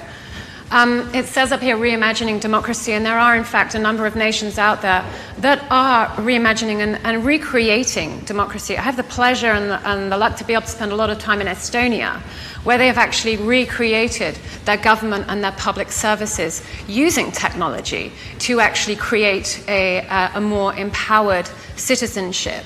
And I think one of the reasons for that is that they're actually probably closer to the threat, both in terms of proximity and what they've experienced over the last 20 years. And so it is that threat. The risk is that I think we're maybe not looking up and wide enough and far enough. It's some of the solutions, some of the ideas, and some of practices that are actually already out there in the world. And I think it would help us to maybe reimagine and recreate if we could follow some of those leads and examples. But Brad, let me ask you, there's been an effort to self-regulate the tech industry and the platforms in terms of content, for example, hate content and so on. Is that enough, or should we move to the next phase, which is regulation? Well, I don't think in the history of business there has ever been an industry that has successfully regulated itself entirely. we live in a world where, for good reason, we look to companies to exercise responsibility, and we look for governments to apply laws that ensure that even those who are not thinking broadly are, frankly, required to hit some kind of minimum standard. I do think that we're at a point where we need more laws, we need more regulation, but I also think it's important that not give anybody a pass, because it can become easy as well for companies to say, look, this is too hard, we're just going to wait for governments to regulate us, and until they do, we'll just keep doing whatever anybody wants us to do. We'll never live in a world where every government is going to have, I think, a complete regulatory model that we would say conforms with human rights standards around the world. So we need both. We need high standards by companies, and we need governments to move faster and start to catch up. Yuval, do you think the tech industry is doing enough in terms of protecting us against disinformation and so on? I think nobody is doing enough. Again, I would say that the main responsibility is of the governments, not of the companies. Yes, I expect the companies to do more, but ultimately, this is the responsibility of governments. And in some places, they are not doing enough because they like it. The situation that is developing. In other places, they are just maybe not noticing the danger signs. But ultimately, it's the business of the government. Sometimes I have the sense that you've talked a lot in your books about a class of people which feels useless, right, as technology progresses and so on. Is it somehow the revenge of these people who feel useless to believe in the conspiracy theories, to mistrust the system, the authorities and so on? Conspiracy theories were always around. It's not a new thing. I mean, the situation now is actually better than in most of history. You look at the conspiracy theory as a time of the Black Death, much worse. The Jews are poisoning the wells, let's go and kill all the Jews. This is what's happening in the 14th century. Whenever a new technology of communication comes up, there is just a new method to spread the conspiracy theories. When you had the print revolution in Europe in the 15th and 16th century, the big bestsellers were not Copernicus and Galileo Galilei. There were books like Do-It-Yourself Witch Hunting. One of the biggest bestsellers was Malleus Maleficarum, The Hammer of the Witches, which was a do-it-yourself guide to how to identify witches and kill them. That was the big bestseller. And if you look at the 20th century, something like Nazism, we call it an ideology, but it's actually a conspiracy theory that managed to take over a country and start the worst war in history. It was a conspiracy about, the Jews controlling everything from behind the scene and so forth. So we should have a perspective on what's happening now. And the reason that conspiracy theories are so appealing throughout history is mainly that they are simple and flattering. The problem with the truth, usually, is that the truth is complicated and it's painful. A politician which will tell, let's say in the US elections, which will tell the American public the truth, the whole truth, and nothing but the truth about the USA and its history has 100% guarantee of losing the elections. And it's the same in Israel, it's the same in India, in Italy. Nobody wants really to know the truth about themselves. And also it's just complicated. To understand how a virus works, forget about the pandemic. Just understanding what a virus is. It's not even a living organism. It's a piece of code that manages to take over your body. How does it work? So complicated. Much easier to believe that there are a bunch of billionaires who created this epidemic in a lab to take over the world. But let me ask you a question which has really intrigued me for a while. We usually listen to the people around our own bubble, right? And we look down at people who, love conspiracy theories, or they go into this really, off-the-top kind of, sites to look for answers. The question for me is, how do you reach out to these people? They don't read the New York Times or Καθημερινή. They rarely watch network news or something like this. How do you really sensitize them? How do you tell them, this is crap? Any ideas? Kirsten, yes. Well, I think it's an important question. We've heard a lot about this, especially actually from some of the younger panelists we've had over the course of the last couple of days. I work with an organization in Estonia called Sentinel.ai, and we work to detect deepfakes, to protect media and democracy. We're doing that with the government and many corporates, but what we're trying to do now is also see how we can get out there and educate the public on this. And I think it's very much about putting yourself into their shoes and having the mindset and saying, what does this mean for me as a person? How is this going to impact me? How can I make myself aware of it? How can I react, and how should I react? What can I do? And I actually see that many of the sort of youth organizations out there and citizen organizations are coming at some of these democratic challenges with this mindset. And I think that's a much healthier mindset than the top-down approach that we see from some institutions or some governments, maybe where they're just working with the larger tech organizations. So I think there does need to be empowerment of the people, and we're seeking partnerships with academics, with education, and with citizenship organizations to help us do that when it comes to the deepfake issue. Right. Well, I would put it in the context of the fact that just here we are in Athens.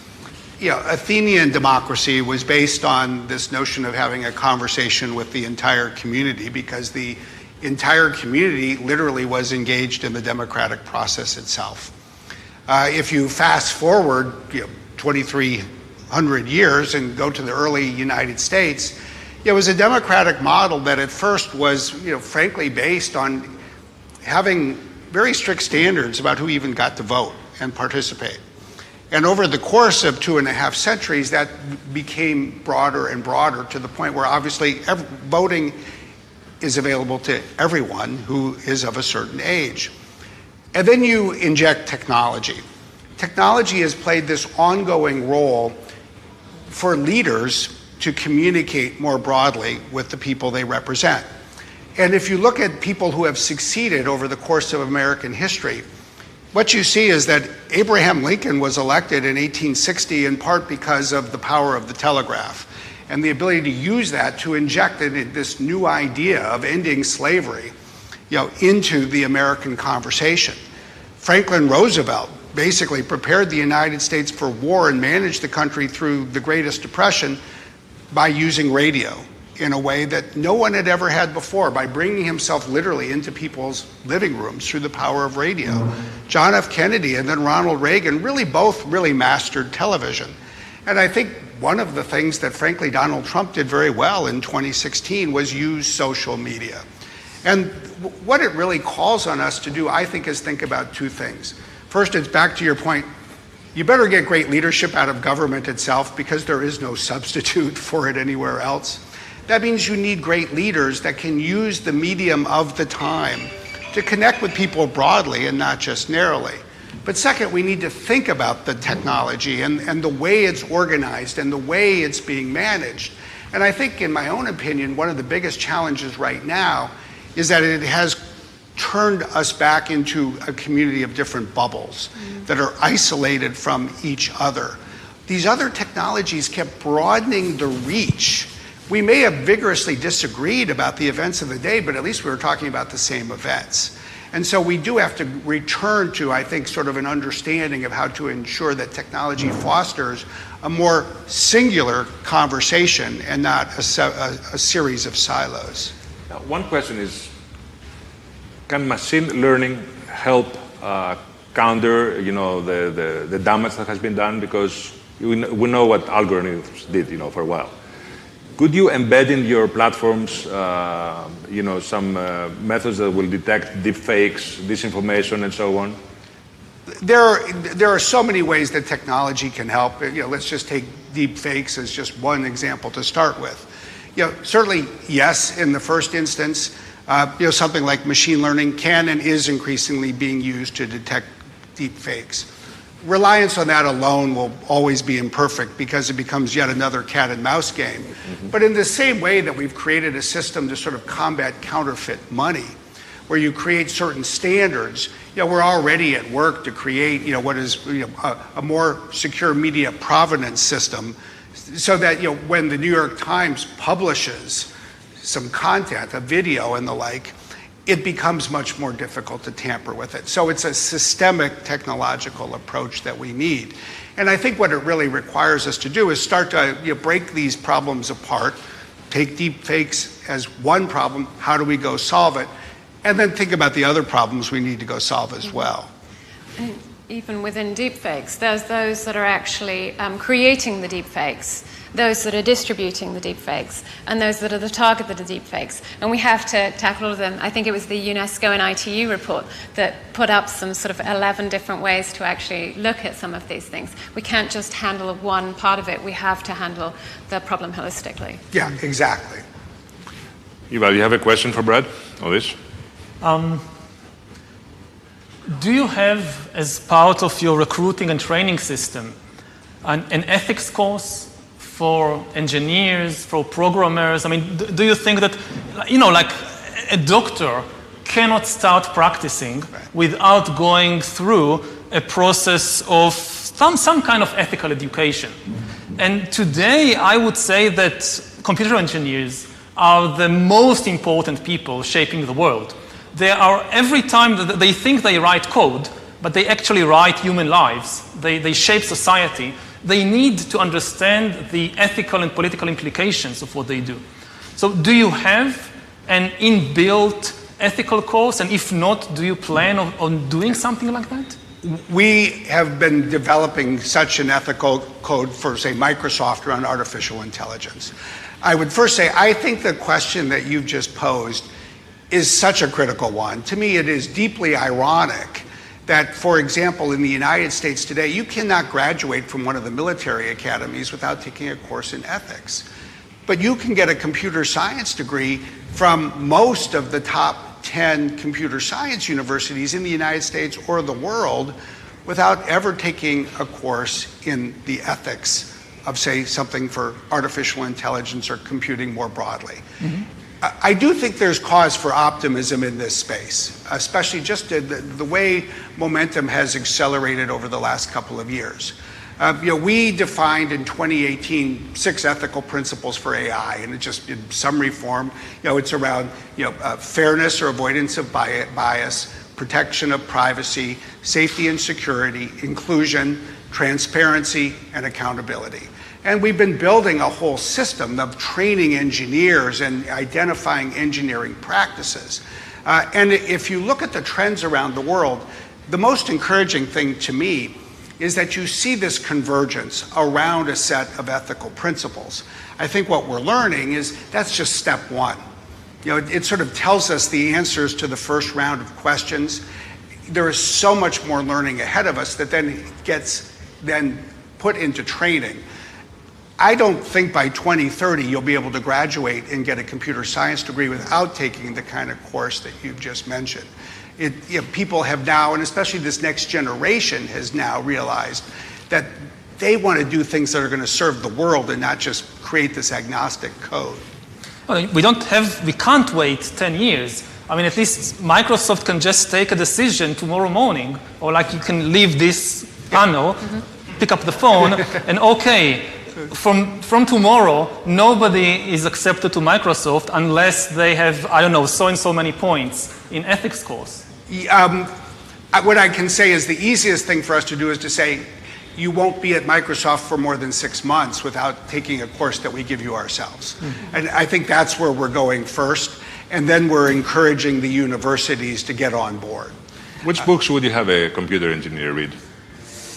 Oh, so many different ones. Cathy O'Neill, Weapons of Mass Destruction, if you know it. Yeah. Then Surveillance Capitalism by Shoshana Zuboff, I think, Professor Zuboff from Harvard. Yeah, I mean, they're the first 2 that came to my mind, but there are so many others. Any classics? Any classics? Oof. We are in Athens, so it's good to read Plato, Aristotle, philosophy. I mean, really, I would say that the interesting thing of what's happening right now is that the questions that for thousands of years belonged to the philosophy department are now migrating to the computer science department. You know, philosophers are very, very patient people. They can argue about free will for 2,000 years, reach no decision, and that's fine. But engineers who have to put a self-driving car on the road tomorrow or in 2 years, they can't wait. They can't wait for the philosophers. So I would say it's more than just having a few principles of ethics for AI. It's really learning how to think philosophically and ethically about different problems. Like, you know, you even design a tool for banks, an algorithm to decide who to give a loan to and who not to give a loan to. This shapes human lives. And you need ethics for that, because so many biases can be inadvertently built into your algorithm. And the thing is that algorithms think in a different way than humans. They make decisions in a different way. One of the big problems with this algorithmic revolution is that more and more decisions will be taken in a way that humans simply can't understand. If the bank refuses to give you a loan and you ask why, the bank just says, we don't know. The algorithm said no.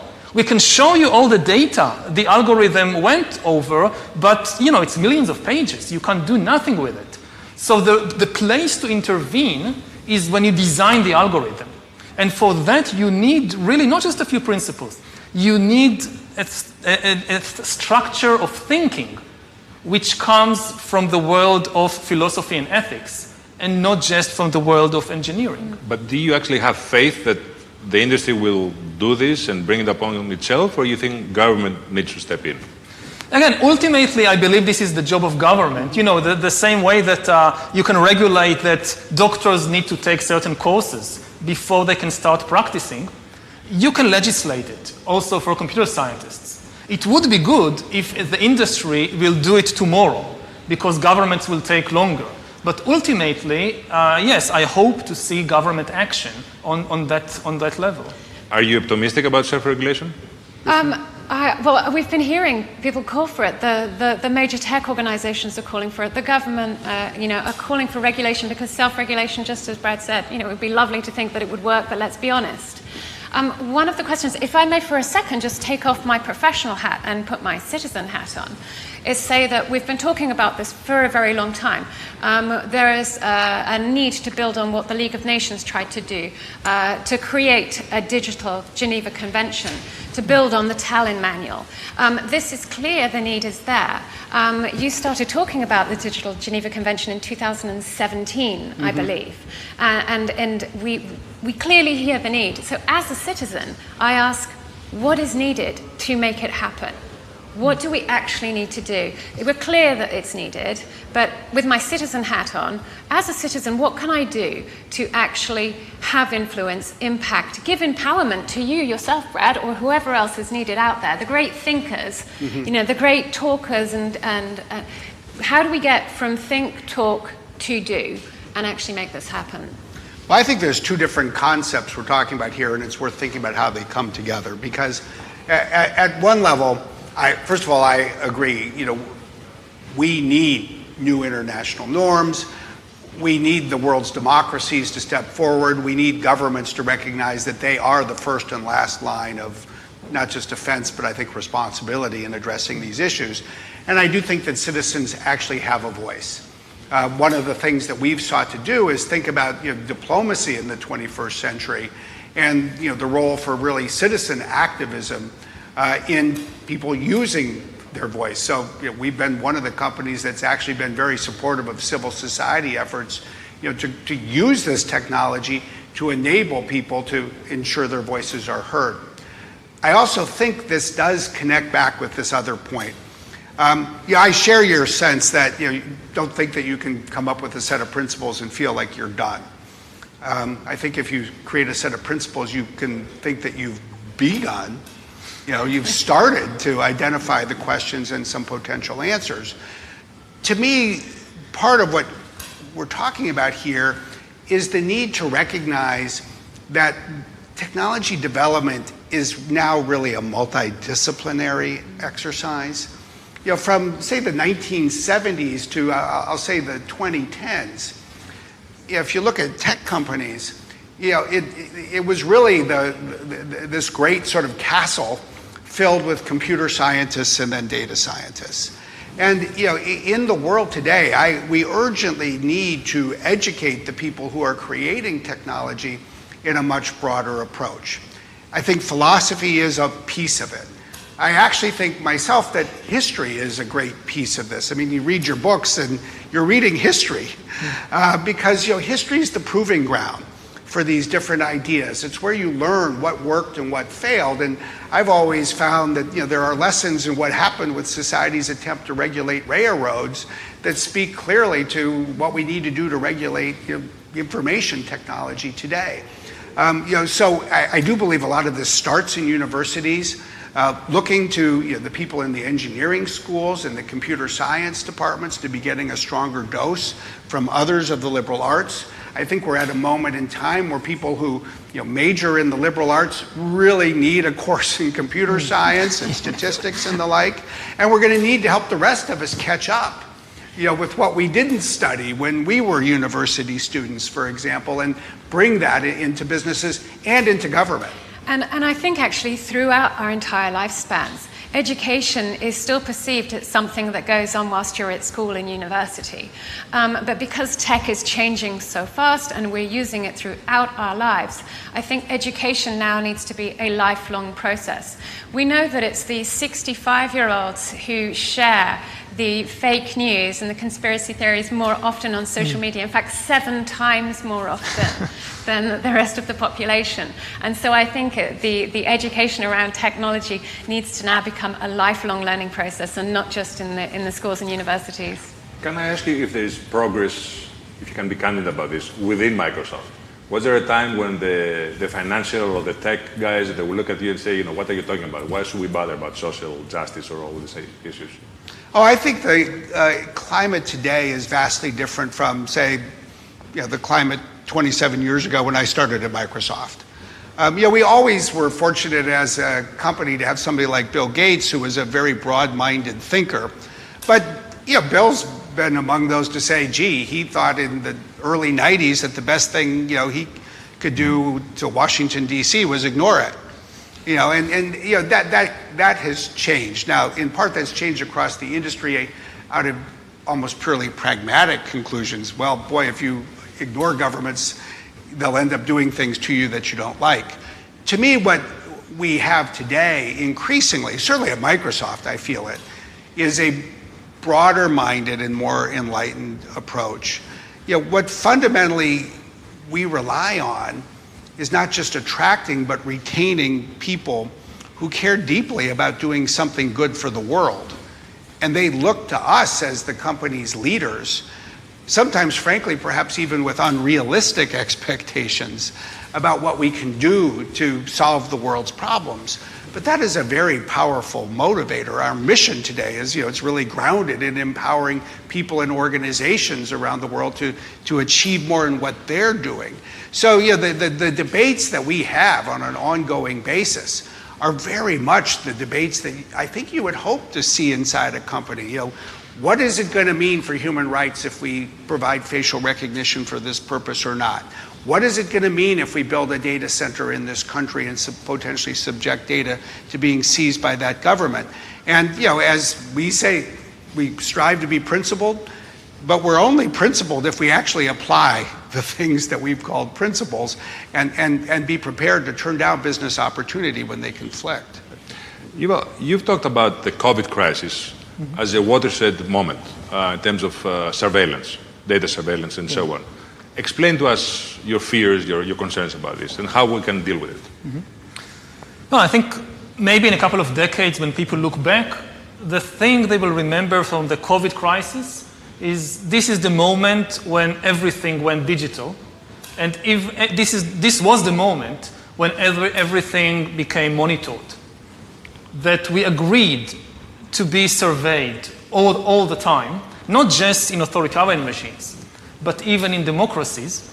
And maybe most importantly at all, this was the moment when surveillance started going under the skin. because really we haven't seen anything yet. I think that the big process that's happening right now in the world is hacking human beings, the ability to hack humans, to understand deeply what's happening within you, what makes you go. And for that, the most important data is not what you read and who you meet and what you buy, it's what's happening inside your body. So we had these two big revolutions, the computer science revolution, or the infotech revolution, and the revolution in the biological sciences.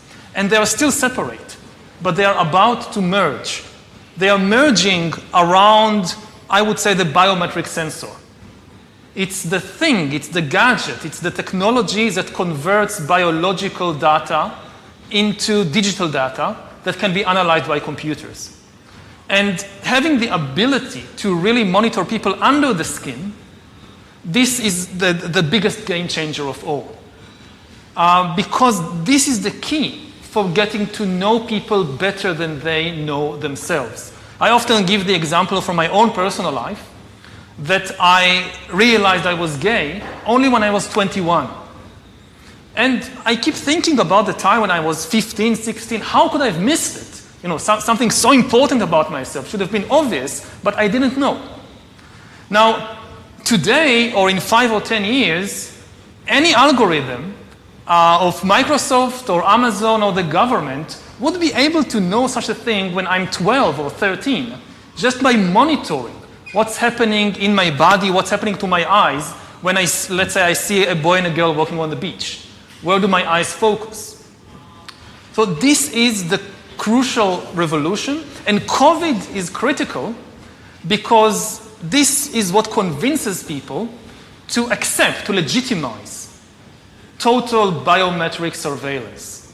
If we want to stop this epidemic, we need not just to monitor people, we need to monitor what's happening under their skin, their body temperature. Like we walked in here, we had to go through a body temperature test. Even in Israel, it has become a national security issue, right? So again, I'm not against surveillance. It's an important tool, especially to fight epidemics. The question is, again, who is doing it and how? If you give it to the security service to do it, that's extremely dangerous. Yes, now they're using it to see whether you have the coronavirus. But exactly the same technology can determine what you think about the government. You know, anger is a biological phenomena just like disease. It's not some spiritual thing out there. It's a biological pattern in your body. With this kind of surveillance, I mean, you watch the big president, the big leader, gives a speech on television. The television could be monitoring you and knowing whether you're angry or not, just by analyzing the cues, the biological cues coming from your body. So, you know, people are now watching us online, all over the world, this conversation. Now, maybe even right now, the people who are watching us are being watched and analyzed. And, you know, the thing is, it's not just you're now watching this. The thing is, we know that you're watching this, and we also know how you feel. Are you angry about what you hear? Are you frightened? Are you bored? This is the kind of power that Stalin didn't have. You know, when Stalin gave a speech, everybody, of course, clapped their hand and smiled. Now, how do you know what they really think about Stalin? It's very difficult. You can't have a KGB agent following everybody all the time. Even if you do it, he's just watching your outside behavior. He doesn't really know what's happening in your mind. But in 10 years, the future Stalins of the 21st century, they could be watching the minds, the brains of all the population all the time. And also they will have the computing power to analyze all that. You know, it's not just having an agent following everybody all the time. The agent in Stalin's days writes a paper report, and you have these millions of paper reports piling up in Moscow. Somebody needs to read them, to analyze them. That's impossible. Now you don't need human agents. You don't need human analyzers. You just have a lot of sensors and an AI which analyzes it, and that's it. You have the worst totalitarian regime in history. And COVID is important because COVID legitimizes some of the crucial steps, even in democratic countries. Kristen? So your question is, has COVID been a watershed for data surveillance? I actually think of it as being a temperature check for trust. Because as you said, when we come in, we have to do a temperature check, okay? And that's actually kind of what's happened with the tracing apps that many of the governments have tried to put into place to monitor and to control. We have not seen great uptake in these applications because people, thanks to sort of Cambridge Analytica, the social dilemma, are now aware of the value of their data and how it could be used against them potentially. So even when their lives are at stake now, they're not prepared. They do not trust their governments enough, even with their life and their health, in order to give their data by signing up for these contact tracing apps. So I think I would describe COVID as being a temperature check for trust of governments around data and data surveillance. But if I want to ask you, how far has technology progressed? I mean, you have the insider's view on this. Well, I think technology has progressed quite a ways, and I think these factors really come together. And I think it's right to think about this as a moment in time of substantial historical significance. First of all, I think that the focus on biometrics is the right one. And I think that's why the debate on facial recognition is so important. Facial recognition is the first form of what is fundamentally biometric identification. That has not only been widely deployed, it's one that people actually use every day often to unlock their own phone, but it's spread so broadly that now it has emerged as part of the public debate.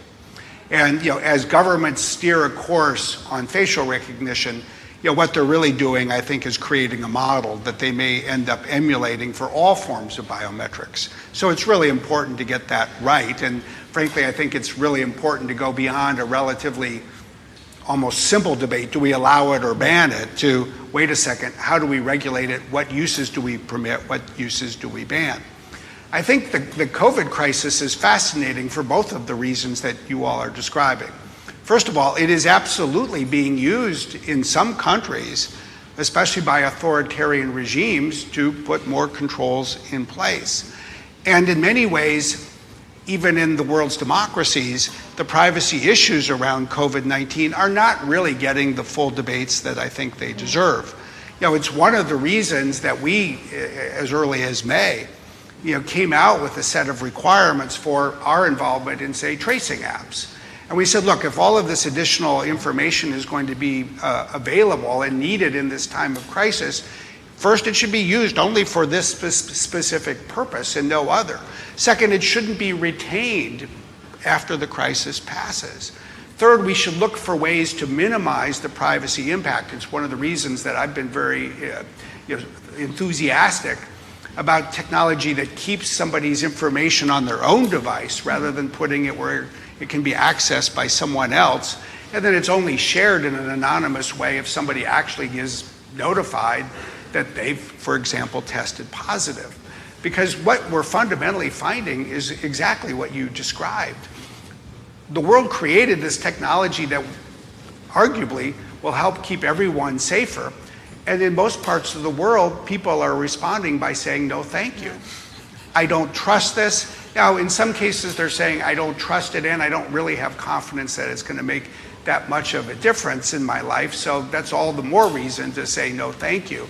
But the real risk is that governments will mandate its use, and they'll mandate its use without the debate having put in place the kind of fundamental protections for human rights that we desperately need. Where is government leadership going to come on this? We don't see it coming from the US. Is Europe going to lead the way, I think? You think on this? I think on most issues of privacy protection, Europe has led the way. I think to some degree, Europe led the way because it was the continent that suffered the most from the absence of privacy protection in, say, the 1930s, and then again in East Germany under the Stasi in the 3 decades that followed. But since the 1980s, Europe has consistently led the way. Now, we now have privacy laws in place in more than 100 countries around the world. We're still waiting for the United States to catch up. And I desperately think we need more work among the world's democracies to put sort of a blueprint together of how to protect privacy, how to protect public health, say, but do it in a way that is really also consistent with these fundamental freedoms. Okay. We have about 4 minutes left, so I want to go back to the original question, which was, is democracy under threat? And what I want to ask each one of you is to let us know your thoughts about what we should do in order to defend democracy, but in very practical terms, not just broad theoretical terms. Kristen? Okay, I actually spend a lot of time doing hackathons. I love participating in them, being right there with often a very urgent need. I did one recently built for Belarus. Explain to us what they are, how they work for this is part of the thing. Hackathons, people often think that it's very techie people who know how to code and how to hack. And this is why I don't actually like the word hackathon. We need to find something different and better, because it's about finding solutions, collaborating very quickly, breaking things, trying them again until you actually get to something that works to quickly address a problem, as we did after the Belarusian elections, trying to find solutions, using facial recognition and AI to find people that had been taken from the streets. I would love to see a different word for hackathon so that we can have more of society, more citizens playing parts in these, because I think it's a real way of engaging with the problems that democracy threatens, and it's also incredibly empowering. And I would love to then see how we can take that and build that into, maybe create a new iteration of Davos or something like that. So we've got the thinkers and the talkers, and through whatever this new hackathon word is, we can inject the doers and the citizens into it to really sort of empower citizens a lot more, I think. Actually, the organizers have found through some magical biometric method that the audience likes the conversation. We'll keep it on for another 5 minutes, I think. Okay. But, Brad, what should we do in order to defend democracy in practical terms? Well, what I would say is two things. I mean, first, we do need tech companies to keep pushing faster on the kinds of tools that will protect democracy. And there are more steps being taken. I mean, you look at the election in 2020 in the United States, and what you see every week is Google, Facebook, Microsoft, others saying this is what we've disrupted today in terms of attacks from Russia, China, Iran, and elsewhere. And that's just one example of where we can and must do more. But I would say at the end of the day, this ultimately is about governments, and that means in the world of democracy around citizens and people. And I do think democracy is under threat. Democracy is going to have to almost prove itself again in the years and decade ahead. And I think if democracy dies, it will die in separate silos. If it flourishes, as I think we clearly all want it to do, it will flourish with countries doing more together. We're talking about a series of global challenges, whether it's a virus that respects no border or carbon that moves in the air from country to country. We need people to vote for leaders who will act in a united way and bring the world's democracies together to address the problems of our time, but do it with an appreciation for values that were born here in many ways in Athens 25 centuries ago. I want to ask you, I mean, President Trump has made it very clear that he's going to question the election result if he loses. He said this is not going to end well. You have launched the Defending Democracy initiative and so on. How sure are you about the integrity of the electoral system right now in the US? And will you be able to defend it if things get really ugly there? I think the answer is yes. At the end of the day, there is every reason to have confidence in our voting systems in the United States, whether people vote by mail or whether they vote by person. The other thing we should always remember is democracy actually always works well when it comes to voting, as long as the gap between the two candidates is, say, 2 points or more. And it is always extremely fragile when a race is won by just a hair. Whether it's a community election that's won by 100 votes or a state that's won by 10,000, that's when you end up with all of these recounts. And that was true in the year 2000 in Florida between Al Gore and George W. Bush. It was true in many other years as well. But I think that is going to look like a walk in the park in comparison to what's going to happen now. Well, let me just say, first, let's see. Everybody's assuming at this point that the worst case will emerge. oftentimes when you assume the worst, that's not bad because then you find out that the reality is better than you thought. But at the end of the day, look, we have spent, as I'll just say as an American here, as a nation, 2.5 centuries strengthening the way people vote, strengthening the way we count the votes. There are many challenges, including the fact that it is harder for some people, including people of certain races, to vote than others. But should we have confidence in the integrity of our voting system? Absolutely. And do we need people who say they will respect the outcome, whether they win or lose? That is the very essence of a democracy. It is the cornerstone of American democracy. And I think we should always go forward with the expectation as the electorate that, of course, everybody who puts their name on the ballot will respect the outcome. If they didn't, they should have never put their name on the ballot to begin with. In terms of external powers influencing the result, are things different now than 2016? Well, two things are different now. One is the attacks are more varied and more sophisticated, but second, we actually know what's going on. So people are more educated. Well, and we're all doing more to fight these threats, whether you're talking about the tech sector or the parts of the US government that are responsible for the nation's defense. You always have to worry deeply, in my view, about this as well. You'd never take for granted our ability to withstand these threats because they are quite sophisticated. But you're always the worst prepared when you don't recognize the problem that you face. I think today we do. Ivo, what should we do in order to defend democracy in practical ways? Well, on the individual level, the most important thing is to join an organization.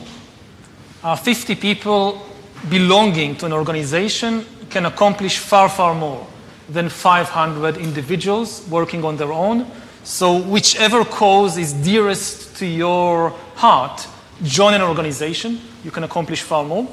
If you're an engineer, I would say 2 practical inventions, developments I would like to see as soon as possible is, first of all, an antivirus for the mind, the same way that we have an antivirus for our computers to defend it against hacking and so forth. We need it now for the human mind.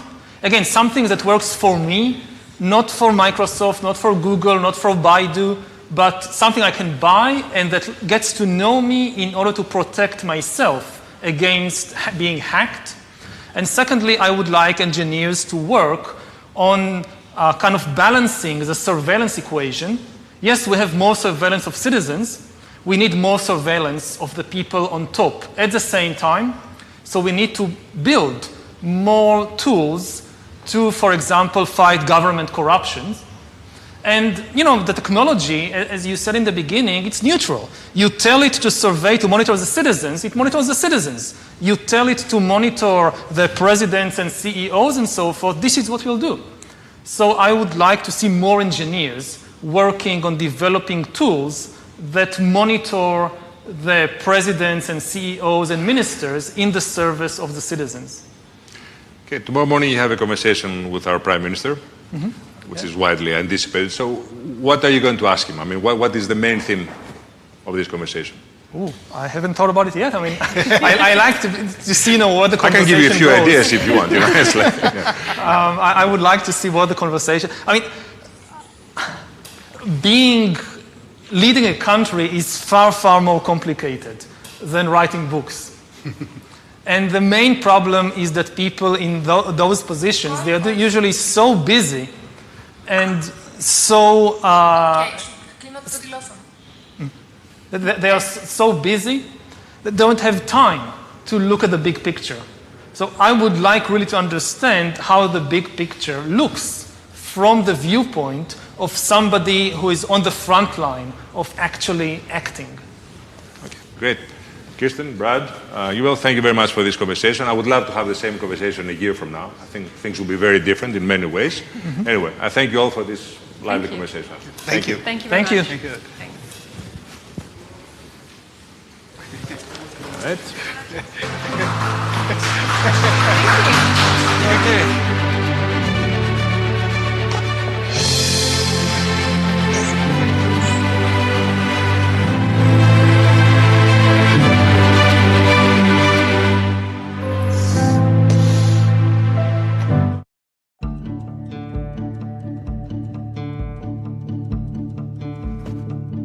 Facebook, we have a responsibility to help protect elections because we believe our app should be safe for you to connect and share.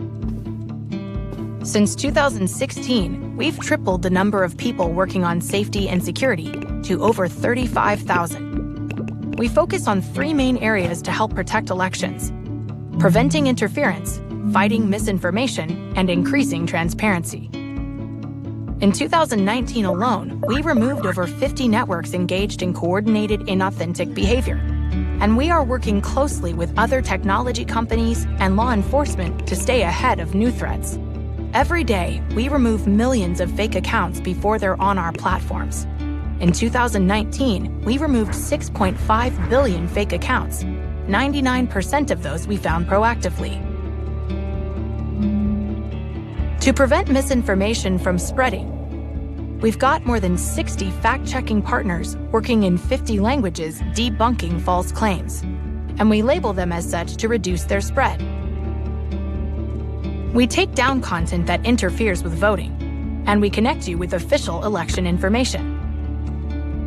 Facebook has an industry-leading level of transparency for political ads and pages, so you can see who's trying to sway votes. Every political and issue ad that runs on Facebook and Instagram is stored in a public, searchable ad library. And with one switch, you can choose to see fewer political ads. We are doing all this and more to prevent interference and help protect elections.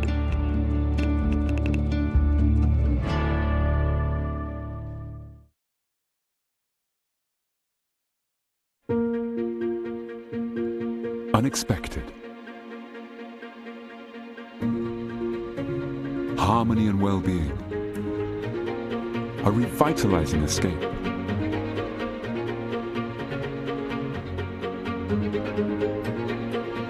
Landscapes of exceptional beauty.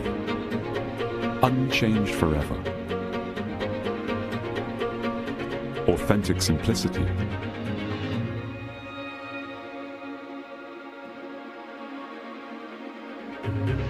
A feast for the senses. So wonderful and rare. Heartwarming.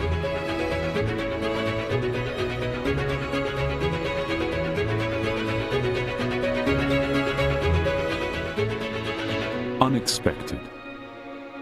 Greece. Always epic.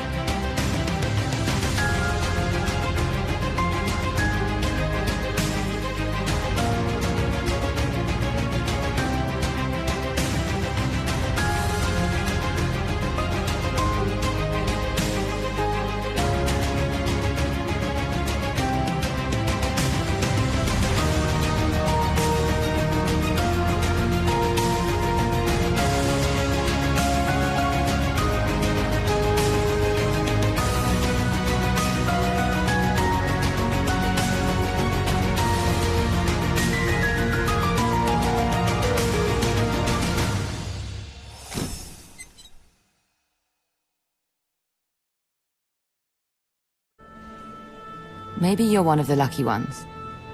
Maybe you still have your job. Or maybe you need to find something new. Maybe you're your own boss, who built a business from the ground up. A business that, in spite of everything, is still open for business. And maybe you're trying new ways to be found. But maybe things aren't that simple. Maybe you need to start over. Build on the skills you already have. Or maybe take the opportunity to learn something new. Maybe this, or this aren't your strong points. But with a little bit of help, maybe, just maybe, things will be better.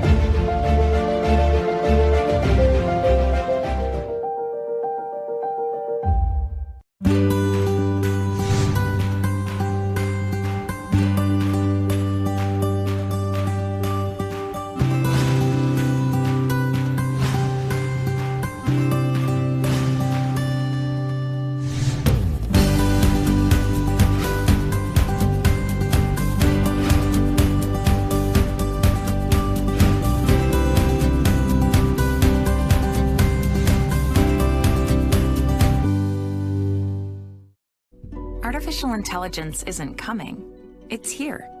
It's the defining technology of our time. But it's human ingenuity that makes it so powerful. Jane started losing her vision when she was 12. California Street. She uses Seeing AI. I crept down the stairs and out the door, which enables her to read and navigate her world. Microsoft AI is helping farmers adapt to climate change. We can use technology to help feed the world without wrecking the planet. Enabling wildlife conservation. The ability to use AI really democratizes science. WildMe uses images from any source to help study endangered species. Unimaginable. I am at the heart, where it all started. I see ingenuity. I take in all wisdom that I heard and learnt.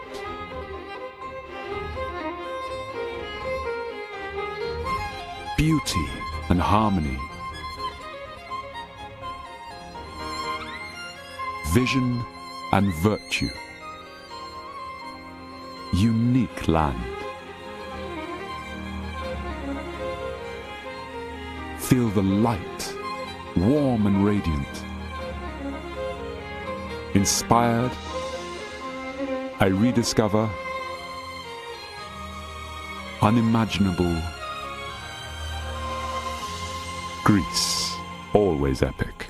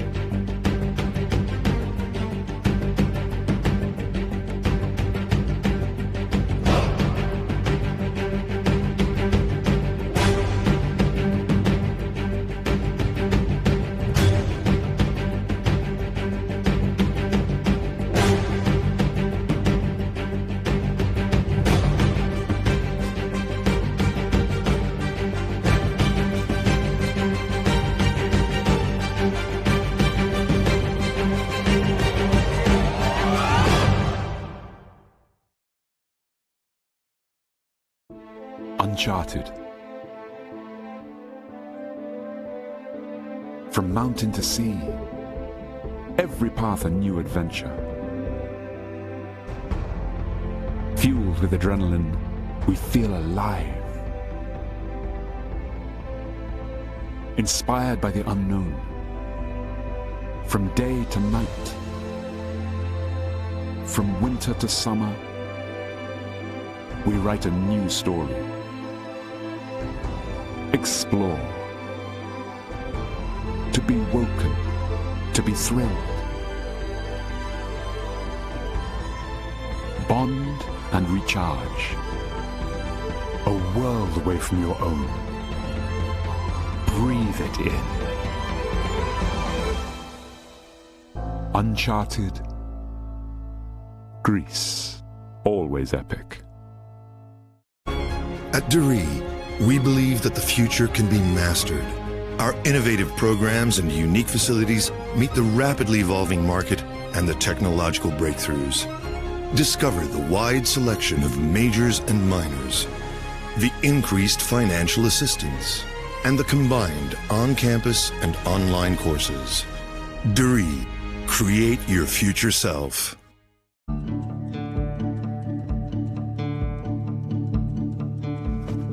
At Facebook, we have a responsibility to help protect elections because we believe our app should be safe for you to connect and share.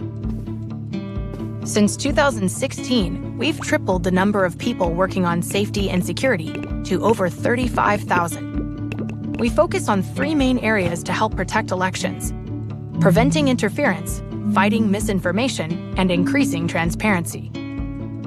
In 2019 alone, we removed over 50 networks engaged in coordinated inauthentic behavior. And we are working closely with other technology companies and law enforcement to stay ahead of new threats. Every day, we remove millions of fake accounts before they're on our platforms. In 2019, we removed 6.5 billion fake accounts. 99% of those we found proactively. To prevent misinformation from spreading, we've got more than 60 fact-checking partners working in 50 languages debunking false claims, and we label them as such to reduce their spread. We take down content that interferes with voting, and we connect you with official election information. Facebook has an industry-leading level of transparency for political ads and pages, so you can see who's trying to sway votes. Every political and issue ad that runs on Facebook and Instagram is stored in a public, searchable ad library. And with one switch, you can choose to see fewer political ads. We are doing all this and more to prevent interference and help protect elections.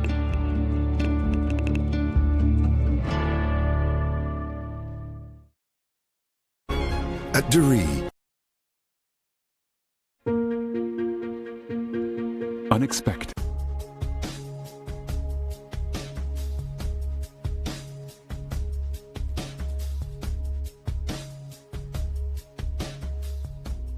Many argue that freedom and equality to all, regardless of race, religion, sexuality, or background, are essential to a successful democracy. Kwame Paya, however, claims that identity politics is in fact a symptom of democratic decay. Well, he might be right. Identity politics on a macro scale fuels a crisis that divides and creates conflict among individuals. This crisis has polarized us in a rhetoric of victimization.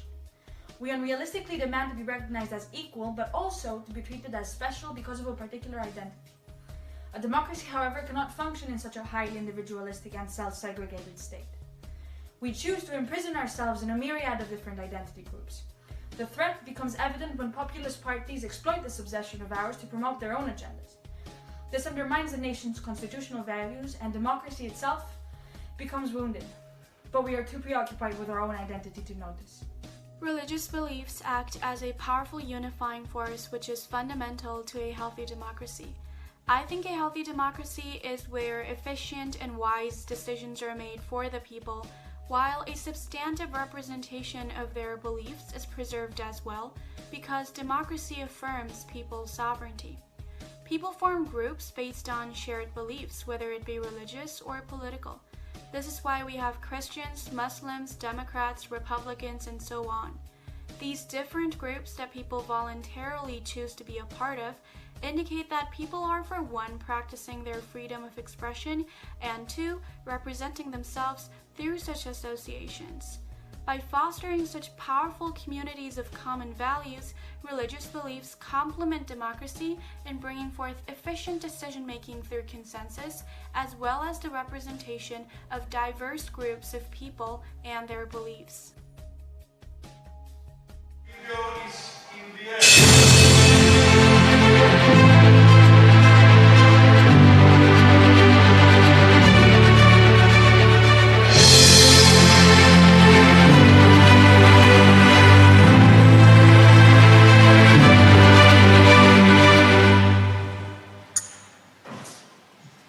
Welcome back to the Athens Democracy Forum. It's lovely to be here with you, and I'd like to introduce myself first. My name is Farah Nayeri.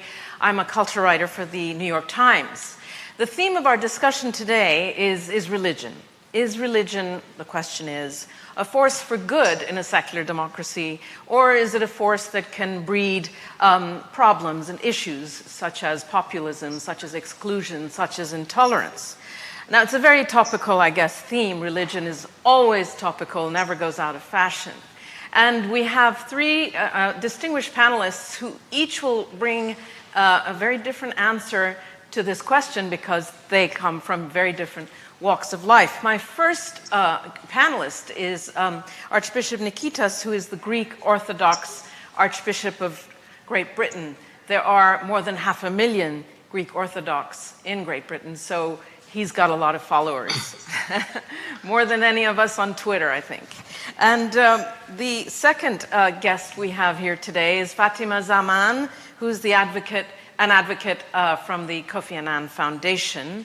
And last but not least, we have the Vice President of the European Commission joining us from Brussels with the European flag behind him. It's Margaritas Schinas. As I said, a very wonderfully diverse and varied panel. So my first question will be to the Archbishop. I heard a story before actually meeting the Archbishop about him, and I thought I'd first fact-check it and verify it with him, which I did because I want to make sure I got it right. And so the story goes, and it's true, that the Archbishop had an invitation to speak to the One Young World group of young people in London. And it was a very, very large, I guess, gathering, and he was there to talk about religion and faith and truth and good and evil, I guess. And as he was sort of launching into his introduction, his cell phone rang, his mobile phone went off, and the Archbishop picked up the phone, and it was God. And so God had some message, I guess, and the Archbishop said, "This is really not a good time. You know, I'm in the middle of something. Can you please get to the point?" And then there was a very brief exchange, and the Archbishop hung up. And so my question to you, Archbishop, because I wasn't there, is, you know, what was God's message, and did he leave a voicemail, or? Well, God did not leave a voicemail, but before I get to that, let me say thank you to you, Farah, and to the Democracy Forum for not only inviting me to come to Athens, and I'm especially honored as a Greek citizen, but also to have the opportunity to be part of a panel and to share some ideas. To be brief, because we have limited time, is that we have to listen carefully to what God says. Too often, I think we, even as religious leaders, listen to ourselves. We don't hear the clear message of God. And the message of God is quite easy.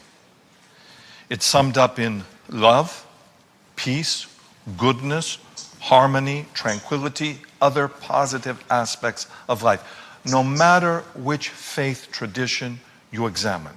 Of course, I look at things as a Christian. But we also have to understand that there are people who hear their own voices. You know, we hear in the Hebrew scriptures, in the book of Judges, that God raised up the judges to save the people from those who would plunder them. Now, God may raise up judges these days to lead and guide the people, but I think many individuals raise themselves up and they plunder the people. They lead them in the wrong direction, because the truth of God, which comes also through democracy and hearing the voices of people and sharing and understanding and exchange, allow us for these things. But I'll stop there so that the other panelists will have opportunities, then we'll go into a dialogue. Well, I'll ask you just follow up. You know, there are some people who say, I don't believe in God.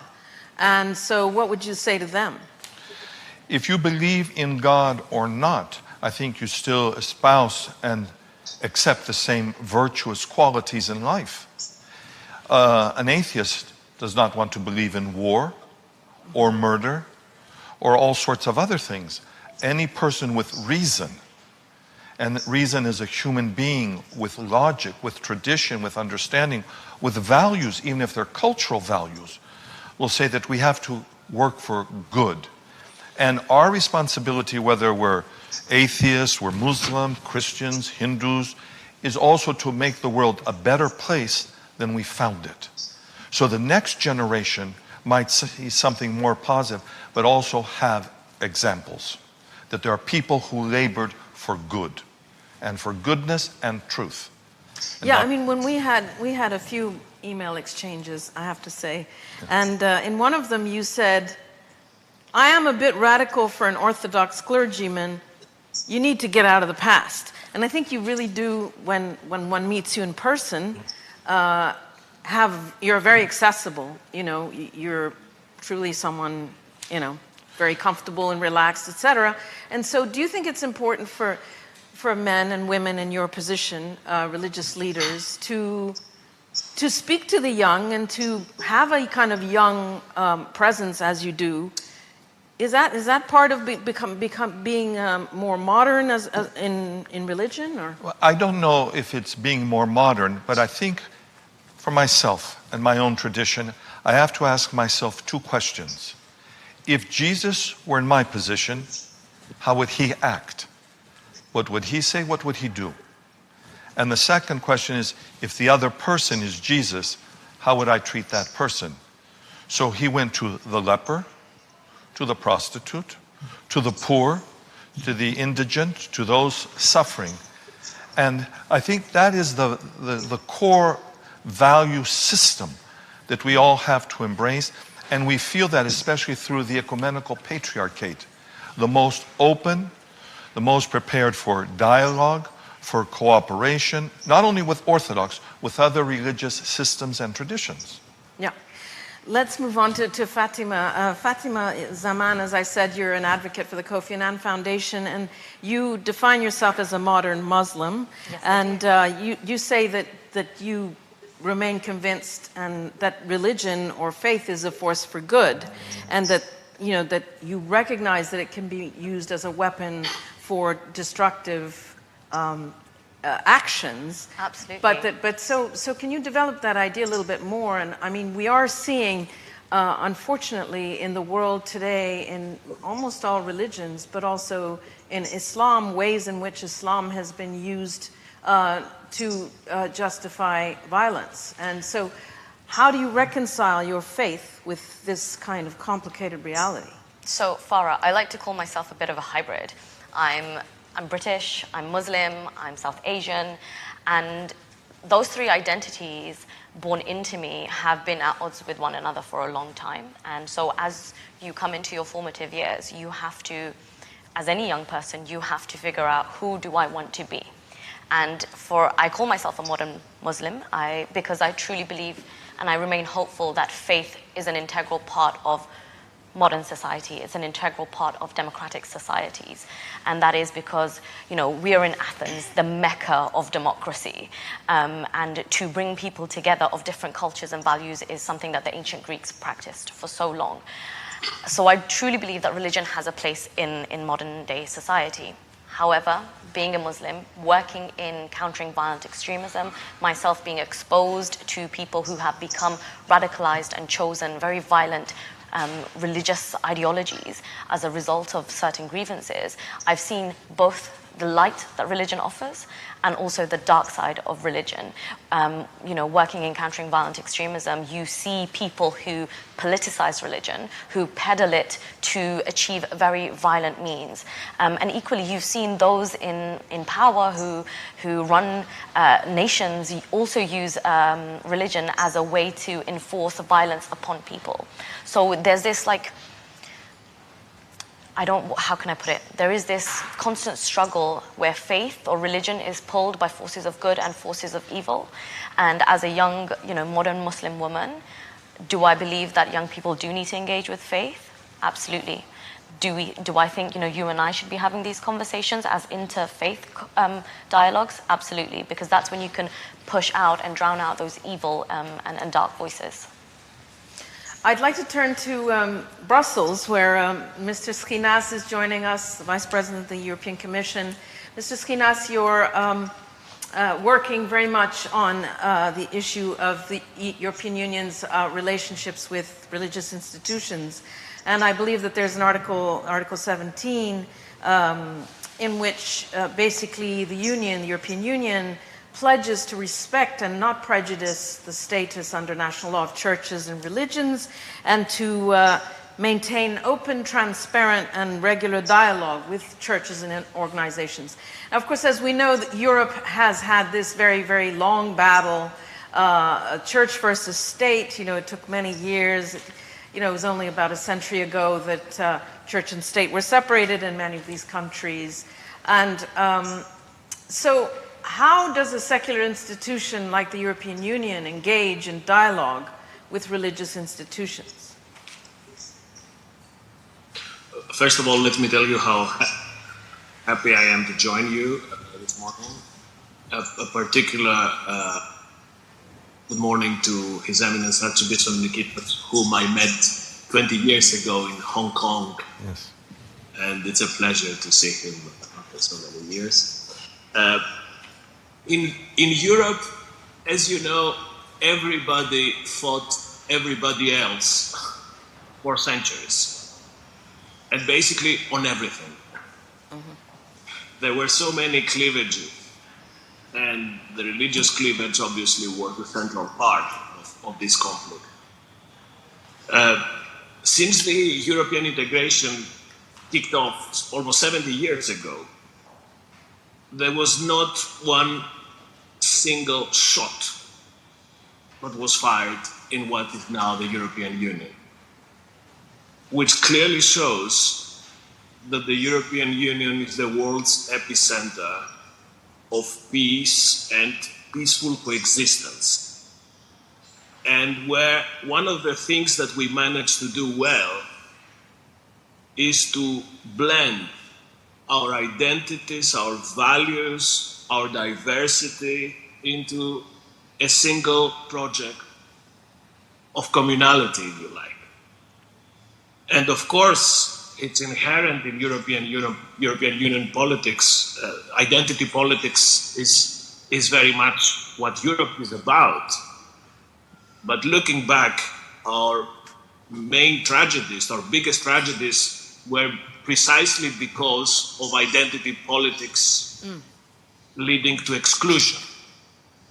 So there was always this careful dilemma between openness, which may lead to delusion, but closure that will certainly lead to exclusion.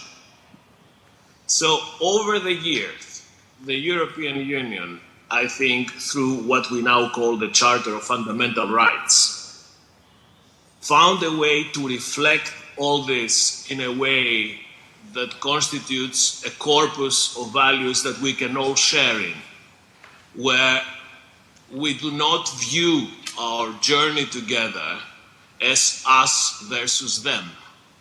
I said last year to the European Parliament, when I was invested as a Commission Vice President, that for me Europe is not a bulldozer that would impose to everybody else our own values and beliefs. It's rather a mirror that reflects the diversity and richness of our religions, of our ways of life, of our arts, culture, language, history, and this is what makes us unique in a world that is becoming darker and darker.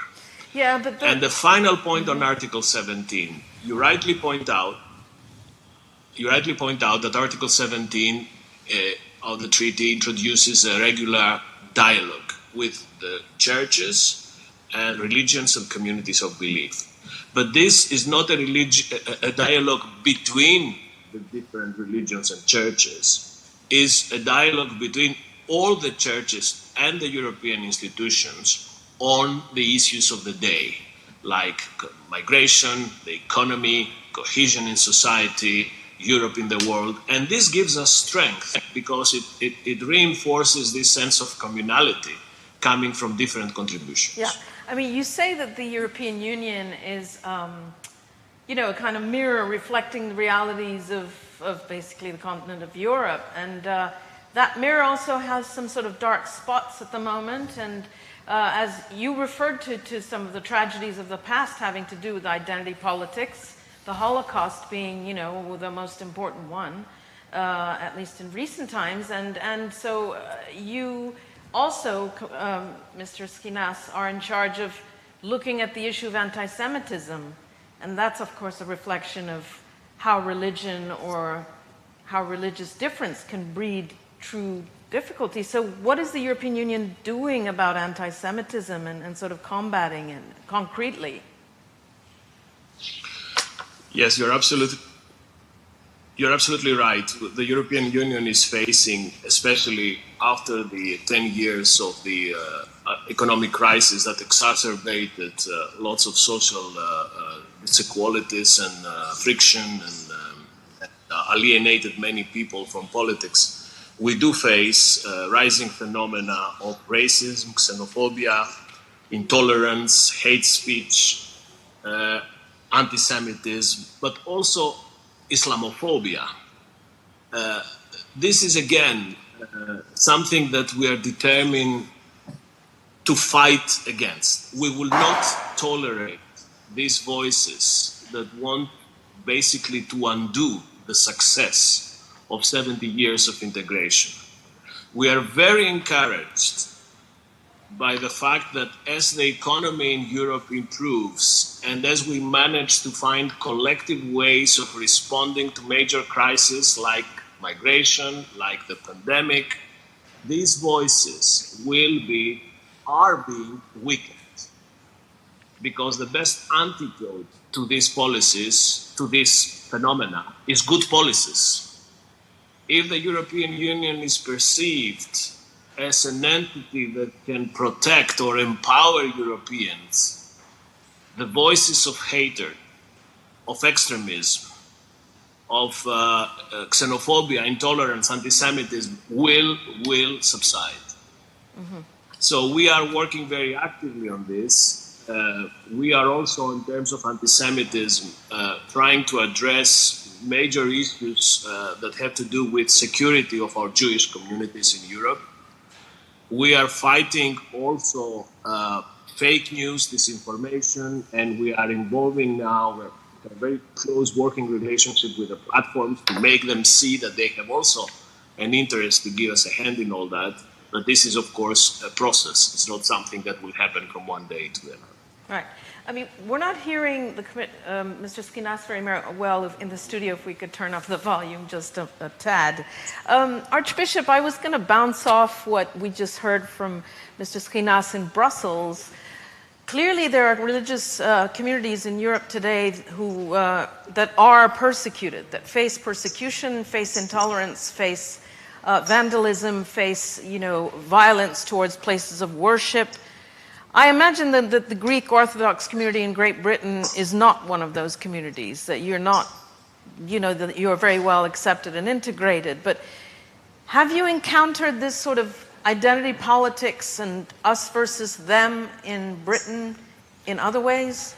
Well, I've only been there about a year. Right. But I think people in Britain, because it's a very mixed society, are used to working and dealing and understanding one another. But I don't think that is a universal truth throughout the world. We always fear, and the minister used the word, of course, the other. We fear the other. Not only if we fear the Jewish community, the Muslim community, the Roma community. So things are not only by religion. And that's because we've built walls of separation and don't sit to share in dialogue and in a meal. May I share a very brief story, and I'll make it brief. Okay. There were two monks, and they'd lived together many years in peace and tolerance. And one of them went to the city, and he saw an argument on the way. And he was amazed and asked, what's happening? He says, it's an argument taking place.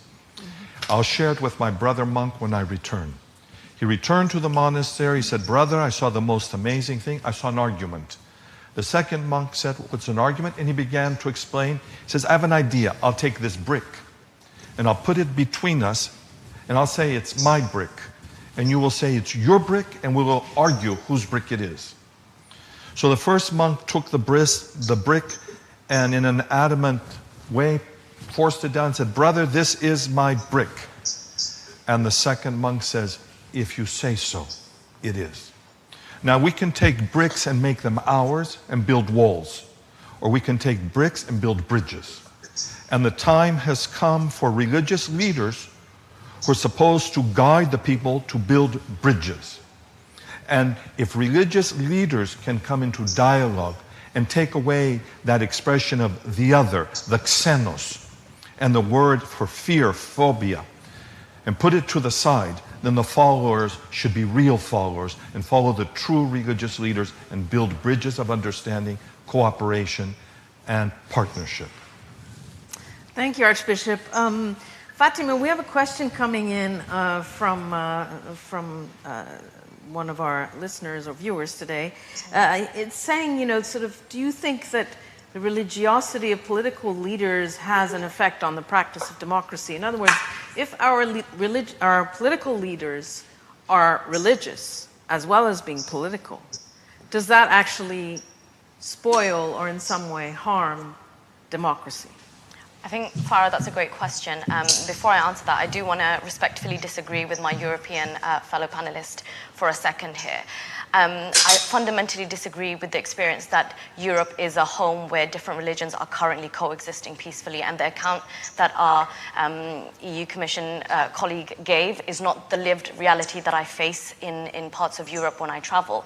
I still feel unsafe to walk in parts of, Eastern Europe without getting dirty looks, being called, very racially abusive remarks, and being threatened with violence. So I invite him to walk the streets of Europe far more often than perhaps he may have recently done so, and leave the comfort of Brussels where everyone is in a diplomatic community and feel very safe, and to try and answer that question more truthfully, because I do fundamentally disagree that Europe is currently a place where I don't experience Islamophobia, almost every day. Okay, So, I think it would be fair to go back to Mr. Skinas, because you're saying to Mr. Skinas that he doesn't have a real experience of life, which I'm sure he does. People in Brussels are also human beings, I think. No, I didn't say they're not human beings. No, but I think he's not. I don't think he's in an ivory tower. So I think we need to. Thank you. So I'd like to bounce back to you, Mr. Skinas, and ask you this very real and true question, because this is a reality for many people in the European Union. I'm from Iran myself. Fatima is just describing her experiences. It is not easy for, people from different communities. We've discussed anti-Semitism. There's also the problem of Islamophobia. And so that's something that I guess Fatima is referring to. So what is the EU doing about that? I must say that I have heard worse things during the Brexit referendum on Europe and Brussels. So I'm sort of immunized to this sort of argument. Although the people who were using this argument in Britain, now they have to find a way to explain the mess they created to their compatriots, but that's another that's another issue. So, the European Union is a union of democracies, where the rights of minorities are protected under constitutional arrangements and community law, where we have universal systems for health and education covering everybody, where the role of women is safeguarded in family, in society, and in the workplace. Europe is the world champion of human rights, of data protection, of privacy laws. We take care of our elderly. And we do not have the death penalty. And we do not have the death penalty. We know, we want to know, what are you doing about it? What are you doing about? Feels unsafe in the European Union, I would invite her to tell us in which other block of the world she feels more protected. I do not like to engage in this sort of us against them. We are working on a project of peace and peaceful coexistence. We will not allow the forces of evil that tarnished our history and stained Europe twice in the past century to win again. But frankly, to be accused of being intolerant in Europe is mind-blowing. But you cannot deny that intolerance exists in Europe. I think it exists. You must acknowledge that intolerance exists in Europe. You can quote constitutional arrangements, but they don't necessarily apply in the lived experiences of people of color, people of faith, and minority groups. You haven't answered my question, and I'm going to satisfy. Let's go to the Archbishop, who might be able to arbitrate in this discussion. We're pushing a religious issue of tolerance, understanding, acceptance, and humanity to politicians. And politicians cannot force communities to implement law. They do their best to try to provide truth, understanding, and there is intolerance everywhere. I was born in the United States. We have lots of intolerance there, as you know. I lived in Southeast Asia. There's intolerance there. And it's not only Muslim, Christian. We know the Buddhists, the Hindus, the problems in Thailand, India, and all sorts of places. But religious leaders are the ones who have to guide the community and say, put down your swords and your weapons. And as Scripture says, and build them and make them into plowshares. Okay, the issue that of course, is faced by most Western democracies nowadays is the fact that religion, organized religion, is not as strong as it used to be, and it has much less impact on the people. You yourself lent me a very, very, very good book called Bad Religion by Ross Douthat of the New York Times, actually. And in it, he talks about how Christianity is basically kind of, falling by the wayside or being receding, even though there's so much faith in America. America is still the most religious country of the great Western democracies. The official religion is receding, and you get people like Oprah Winfrey and people like, Elizabeth Gilbert and these people and Eckhart Tolle, who are kind of occupying the ground that official religion used to occupy. I wondered whether you agreed with that and whether you experienced that, which is to say your authority receding and people, sort of starting talk shows and TV shows and taking your place. I'll make it very fast and simple. It's in that phrase that everyone uses, oh, I'm spiritual, I'm not religious. Right, okay. And I want spirituality in my own way, my own understanding, and what suits me and makes me feel good. Right. It's not that way. So what way is it? Well, first of all, it depends on the faith tradition. But it all comes down to truth, values, acceptance, love. I use the example in the United States, on one street, one person could be Muslim, Buddhist, Hindu, Christian, atheist, and all the children play together. You take those same families, put them in the old world, and they want to shoot each other. The old world, what is the old world? Well, Europe, in many ways, some Southeast Asia in other ways. So we put people at odds. People can live together. Mr. Skinas, do you agree with that description of Europe as a place where, kids from different religions wouldn't be able to play together in the same street? Look, I think one has to distinguish between the fact that Europe and both our European and the national systems in Europe offer the most comprehensive guarantees for peaceful coexistence, values, and fighting hate and promoting understanding. Europe is the epicenter of all this. Now, there is, and I concede, an issue of implementation on the ground. There are issues where local and sometimes regional, national governments would have to assume the cost of enforcing these principles and values on the ground. This is not something that can be done from Brussels. And at the same time, what we should continue to strive for is an understanding of each other. Yeah, I have to interrupt you there because we've only got 1 minute left, and I wanted to go back to Fatima for this final minute. Fatima, you are saying that there is this xenophobia that's, according to you, rampant in Europe. What is your, in a very few seconds, what is your prescription? What do you recommend for us to, get rid of or minimize this problem? So, again, I stand by, the challenge that I put to this panel, in that I do believe that is the lived experience of many young people. Yep. So a couple of things. The depoliticization. So at the moment, I think religion is hyper-politicized in, not just in Europe, but as the Bishop said, in other parts of the world. So depoliticizing religion. For me personally, bringing it back to the element of faith, centered around common values, common ideals, and common leadership. So it's not, whether you're a red faith or a blue faith or a green faith, to pick colors.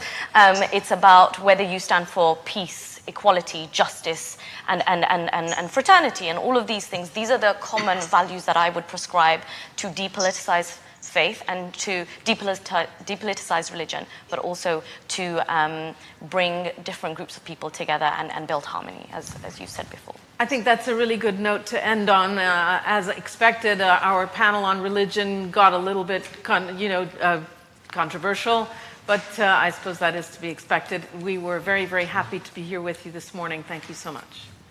Thank you.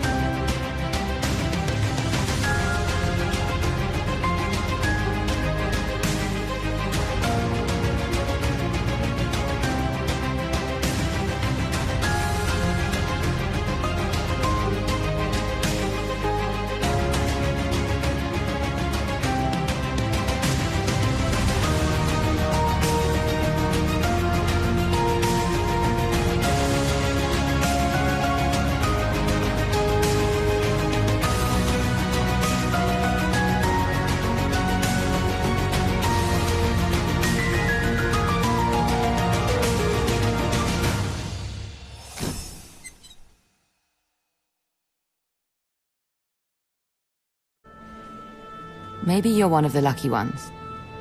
Maybe you still have your job. Or maybe you need to find something new. Maybe you're your own boss, who built a business from the ground up. A business that, in spite of everything, is still open for business. And maybe you're trying new ways to be found. But maybe things aren't that simple. Maybe you need to start over. Build on the skills you already have. Or maybe take the opportunity to learn something new. Maybe this, or this aren't your strong points. But with a little bit of help, maybe, just maybe, things will be better.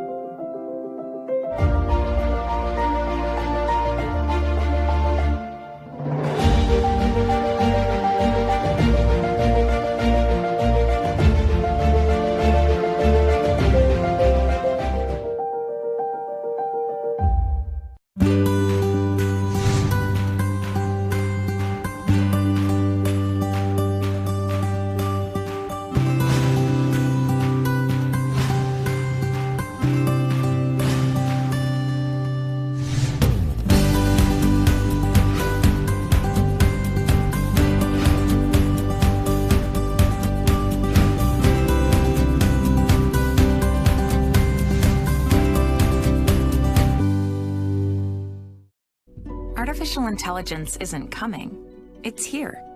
It's the defining technology of our time. But it's human ingenuity that makes it so powerful. Jane started losing her vision when she was 12. California Street. She uses Seeing AI. I crept down the stairs and out the door, which enables her to read and navigate her world. Microsoft AI is helping farmers adapt to climate change. We can use technology to help feed the world without wrecking the planet. Enabling wildlife conservation. The ability to use AI really democratizes science. WildMe uses images from any source to help study endangered species.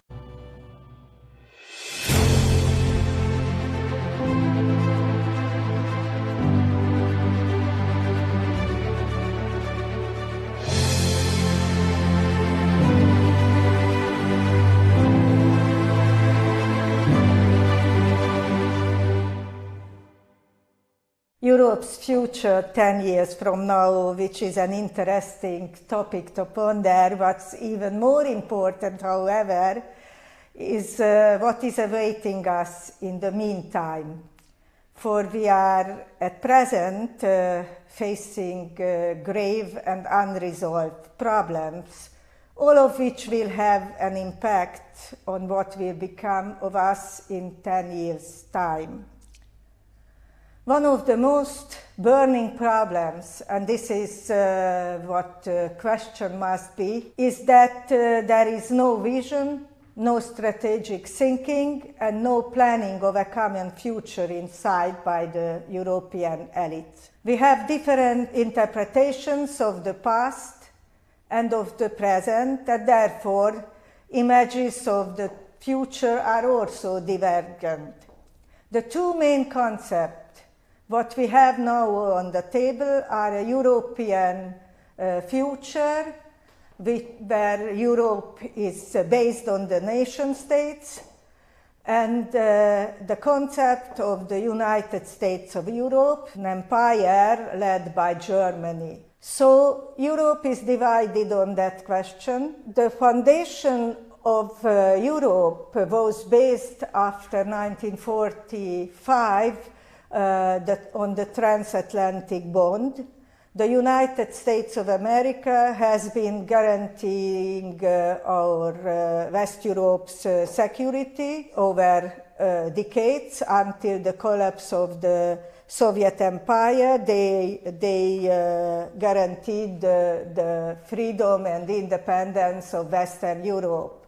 After the collapse of the Soviet Union, it continued to guarantee the security of the old continent, but in the last years the US have posed some questions. It's because Europe's role changed. We are not so important anymore. And secondly, because there are no challenges which the United States of America has to face. Therefore, the question is, what will happen with the Atlantic relationship, and what will Europe do when the security umbrella of the United States of America will not be there? The answer is that we need an autonomous defense policy. If we say yes to this point, then we have to discuss who will create it and by what time. If Europe's security could not be guaranteed, then the important role Europe is playing right now could not be maintained. The second most important thing, what should be Europe's answer on the question of Russia? Is Russia part of Europe or it is not?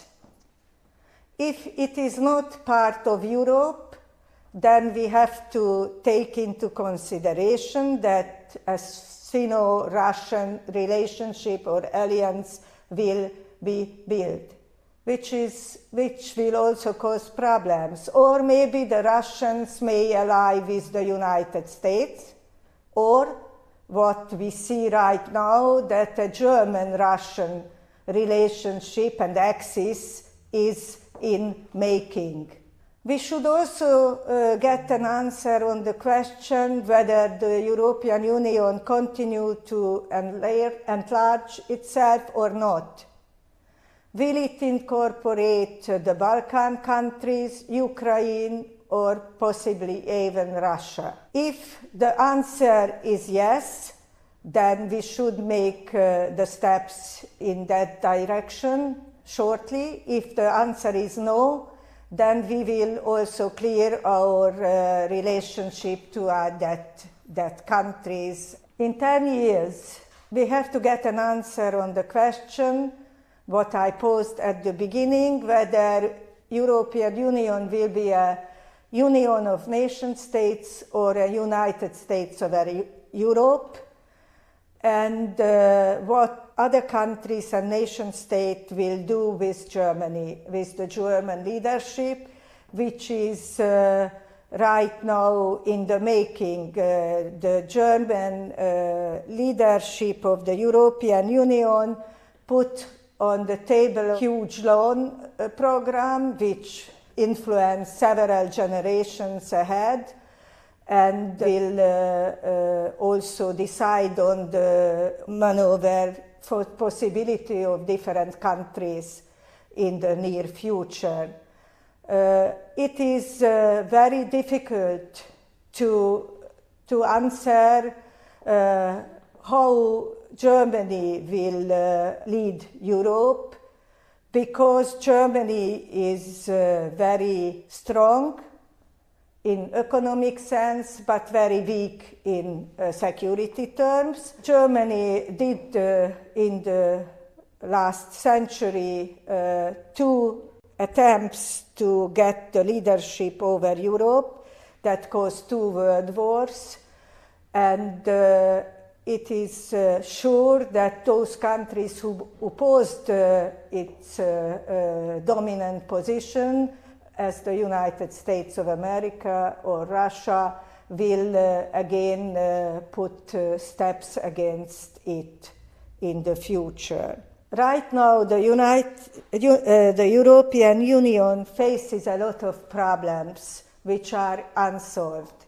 Since 2008, from the financial crisis, there is discrepancies, grave divergences between the South European countries and the North European countries, which was caused by the euro. It is Italy, Portugal, Spain, Greece, and France, even France. Now this discrepancy is not so severe because it's only money, so they can easily put a compromise and came to a compromise on it. But the 2015 migration crisis is a much severe situation. Between East and West, there is a difference, which is a much graver one, because it is not about money, but about values, culture, emancipation, and identity. A compromise or agreement seems impossible there, because it is about life and death struggle. The difference is based not just the 45 years of communism, but also on the older historical experiences, because Western Europe is colonized the whole world, and Eastern Europe did not colonize. Therefore, we have no feeling for remorse or solidarity with the people who are coming from the colonies. That is the task and the matter for Western Europe. What is very important, and the Western European did not understand, that in 1990 the nation state was fighting against the last colonial empire, the Soviet Union, and we were successful and created again our national state. So we want to keep our independence and our sovereignty. What is very important to understand that if the Western countries, after 30 years, call us as new democracy, and after 16 years membership in the European Union, we are still referred to as new member states, that is a sign that they are not seeing us as equal partner in their club. Western Europe should understand that our experiences of the communist period for 45 years is a basis for mutual understanding in Central Europe and Eastern Europe. We have our own value system, and we refuse to get lectures from Western European elites who never ask us questions, but only wants to tell us how to behave and what to do. We have to solve the problems of the 2008-2010 financial crisis.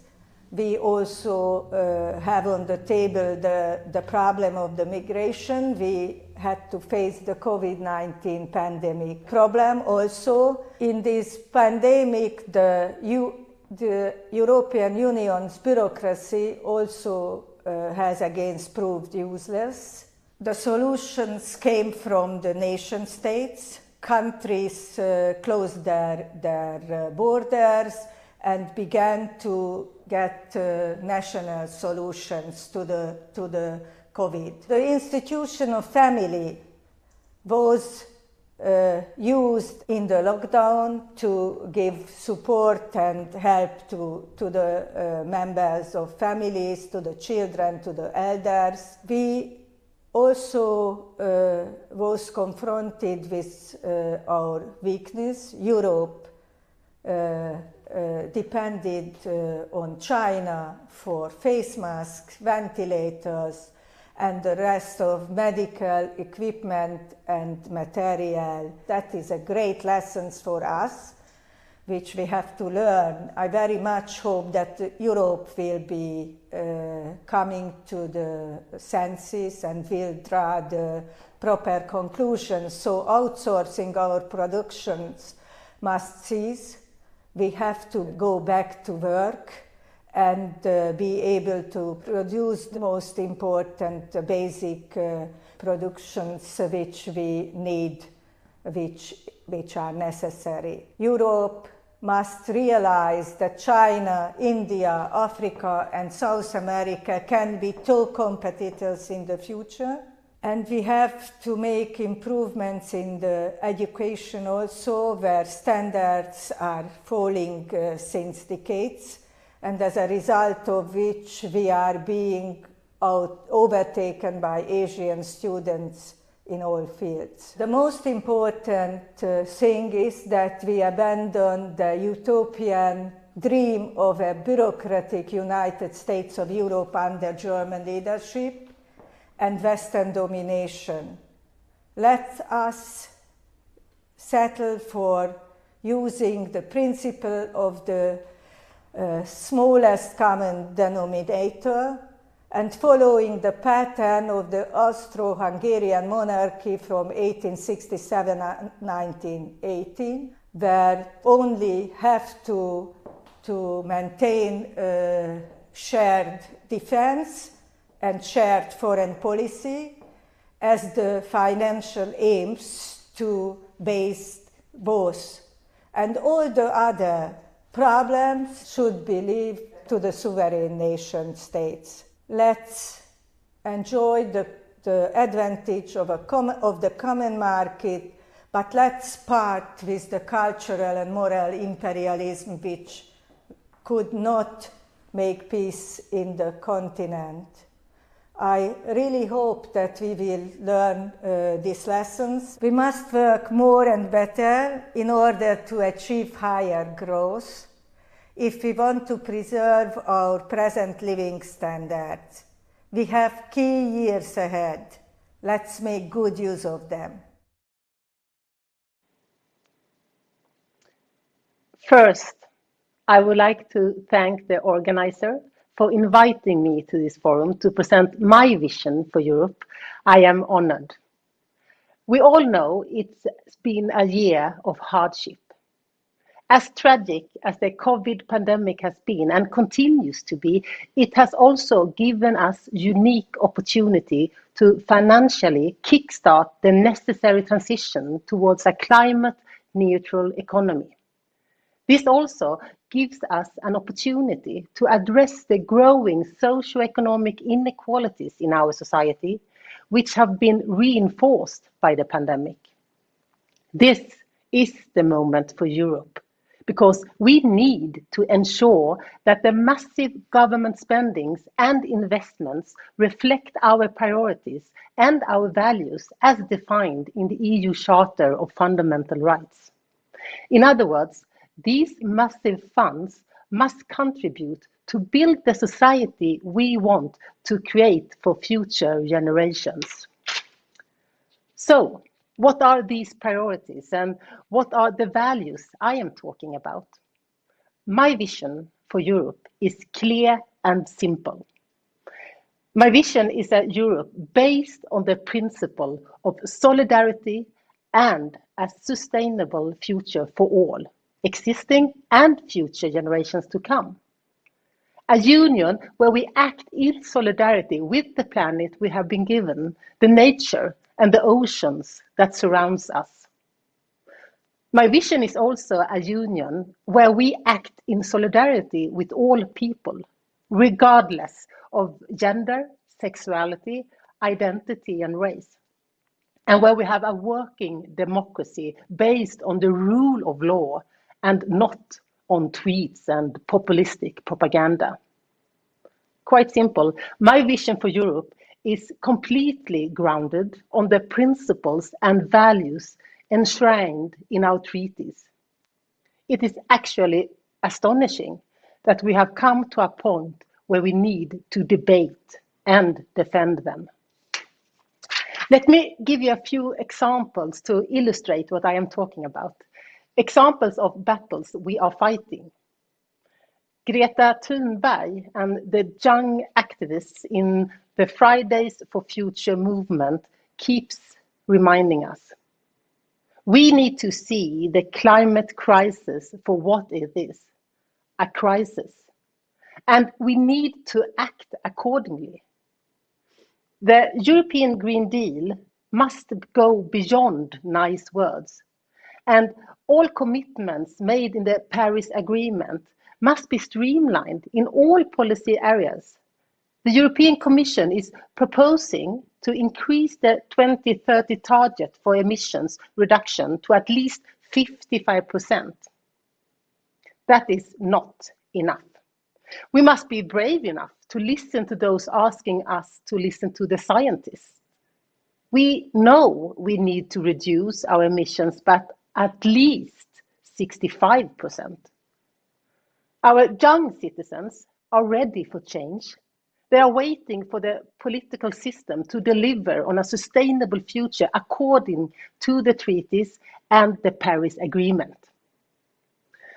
Another disgraceful battle concerns the right to be who you are.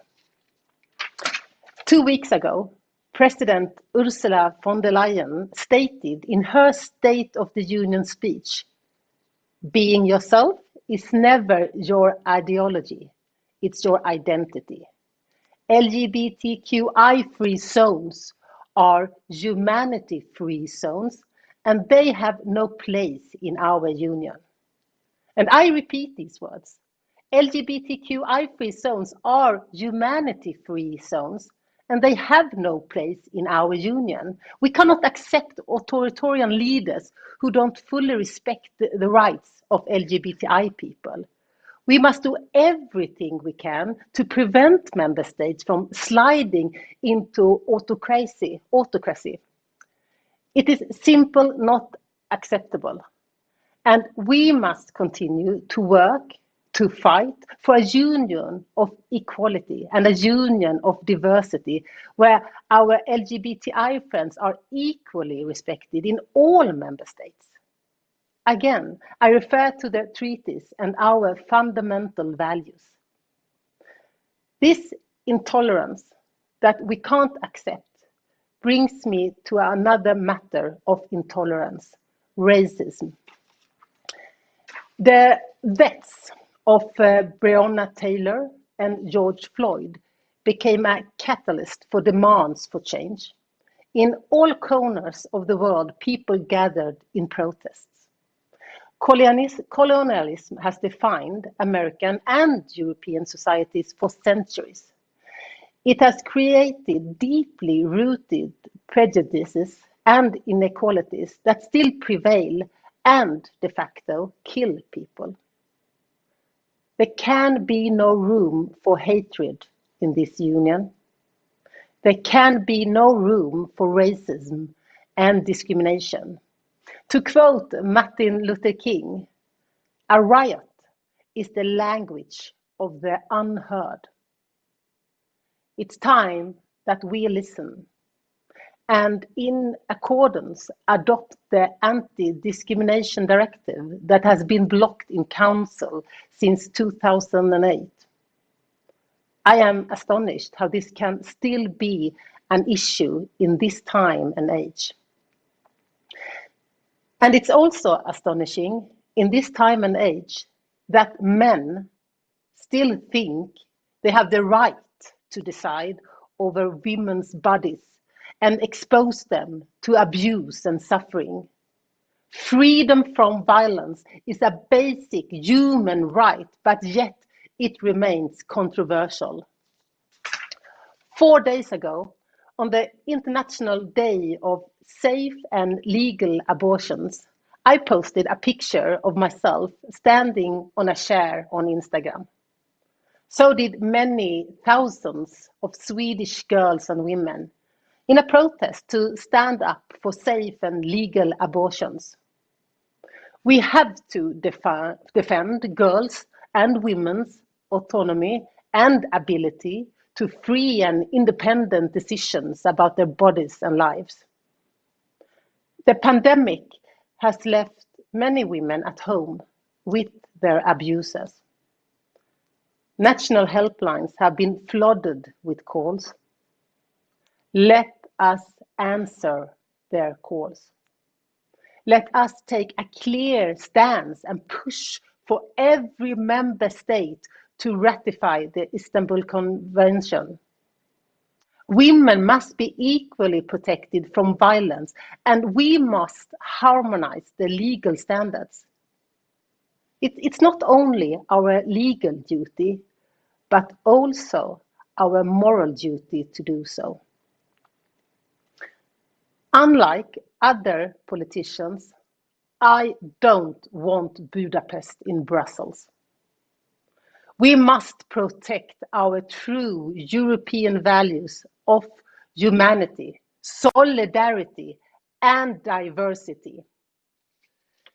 There are strong forces questioning these values. The EU is currently witnessing a backlash against gender equality and women's rights, a backlash against our democratic European values. To these forces, I say, our European values are not negotiable, and the Commission must firmly stand up as the guardian of the treaties. So, my vision for Europe is clear and simple. We must deliver on the European Green Deal and the Paris Agreement, not only because of our children, but also to ensure a fair climate transition, a just transition that secures jobs and strengthens the competitiveness of our industries in a global context. And we must also ensure a union that doesn't compromise with the rule of law, our common values, and our democratic principles, as defined by the treaties. There can be no compromise. This is my vision for the kind of society that I would like to pass on to our children. Thank you.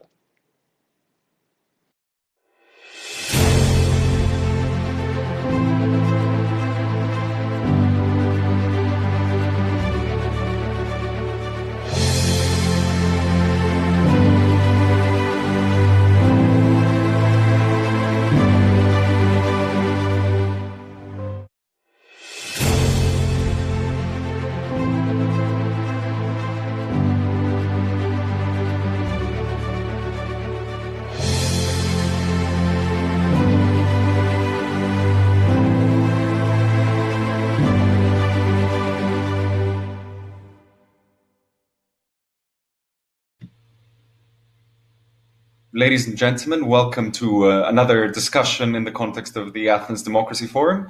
And today we're going to be talking about online search and responsible innovation. I couldn't be more thrilled and honored to welcome Kent Walker, Senior Vice President for Global Affairs at Google. Kent, very happy to have you on board. Join, Nico. Thanks for the opportunity. So Kent oversees the teams responsible for legal matters, government affairs, content policy, and philanthropy, and for nearly 30 years has focused on the intersection of technology, law, and policy. And I also hear from his team that he's an avid fan of history. So I think we're going to be having an excellent conversation today. Really looking forward to it. The back and forth of our current crises against the longer warp and woof in history, it's fascinating, but we continue to be optimistic about the direction of travel and would love to talk about some of the issues we're seeing. And just to preface this, it's really interesting that I'm currently in Lesbos, in the island of Mytilene. You yourself are in California, but together we're in the Athens Democracy Forum. I think this is already sort of an indication of what a transformational year it has been and how online and offline worlds are merging. And I think in that context, we're going to have a lot of interesting things to talk about how fast the world was already changing, but is changing even in a more accelerated pace this year. Yeah, how quickly it's changing and how interdependent we are in so many ways. Trade, not only goods and services and trade, but ideas and technology tools as we deal with a global pandemic. I think those kinds of interconnections have never been more important. Absolutely. So let's take it a step back to begin this conversation. So the theme of this year's Athens Democracy Forum is the new abnormal. And I can't think of something that was more abnormal this year than the marketplace of ideas and the information game. So COVID-19 caused a number of challenges when it came to information, from the fact that scientific knowledge was evolving all the time to a rise in conspiracies and misinformation. Given the fact that Google's mission is to organize the world's information and to make it universally accessible and useful, what were the challenges that were caused by the pandemic and how did Google tackle them?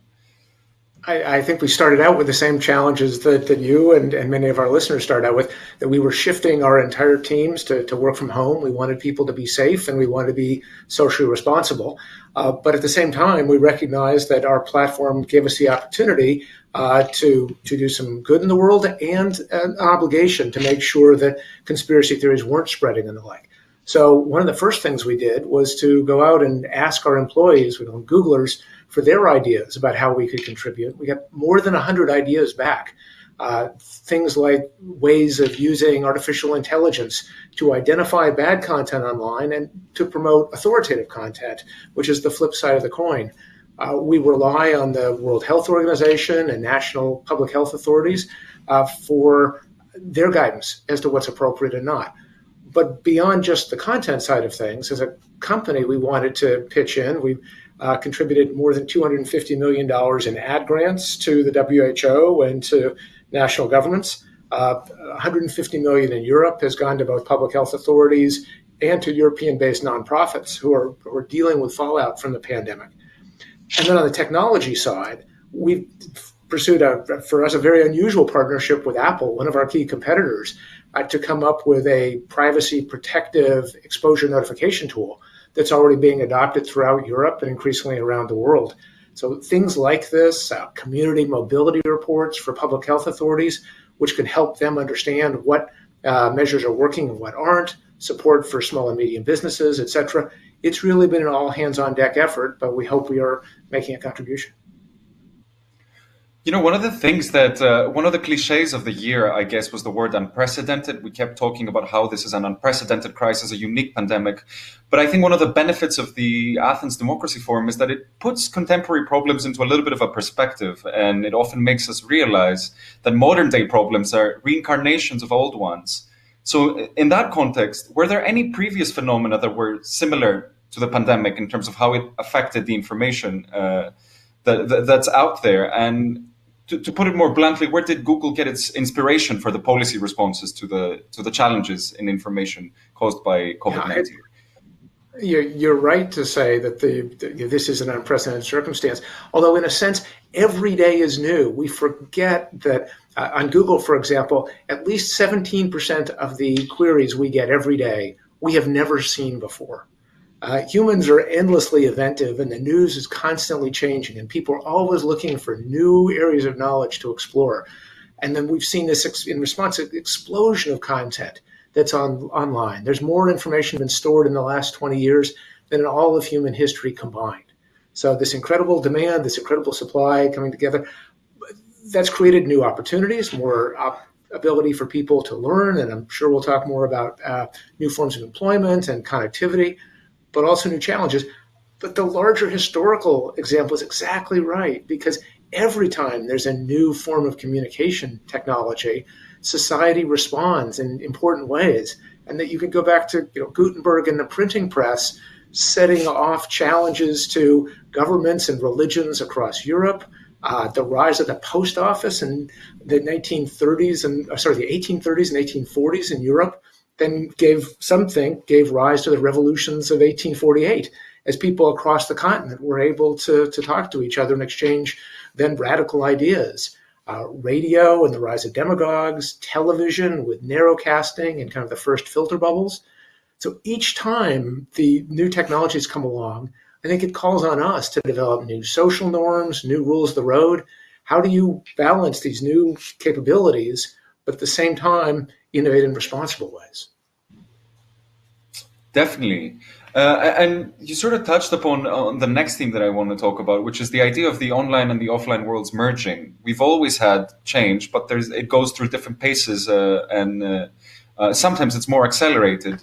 And as is true with every crisis, the pandemic was also an accelerator of change. It caused a digital transformation in multiple countries across the globe, including Greece itself. So as the online and offline worlds are merging, as we're moving, even with a more accelerated pace in this fourth industrial revolution, how is Google's role and mission evolving? How is it catching up with this accelerated change caused by this year that we are experiencing?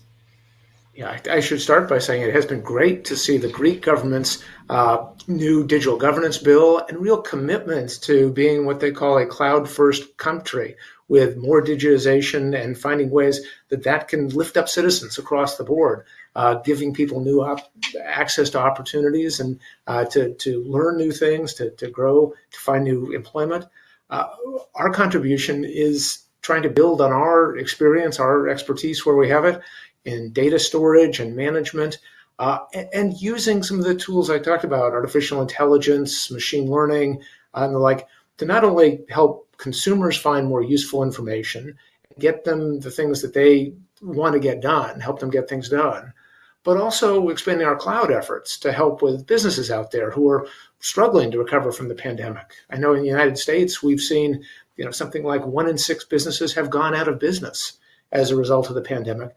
How do we build back better? How do we help them get back to work? How do we help new people who are trying to start businesses move forward? So that's, things like making our Meet tool for video conferencing, or tools or credits or grants available, but also working with our partners and listening to governments to find out what people need, because every country is going to be different on this.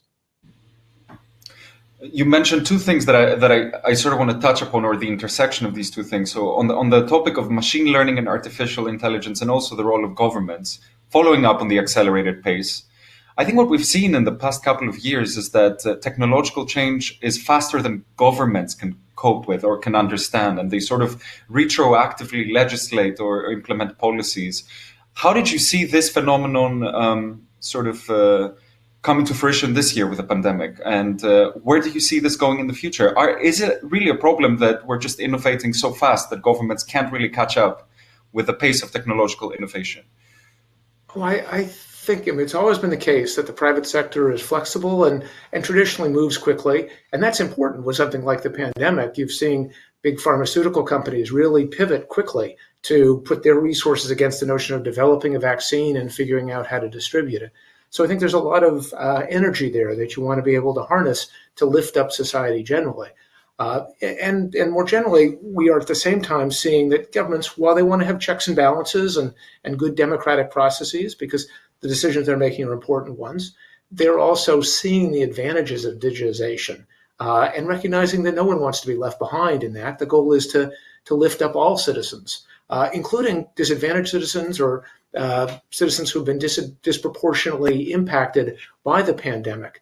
Number of women who have been forced to, who have lost jobs or been in situations where it's harder for them to stay engaged in the economy.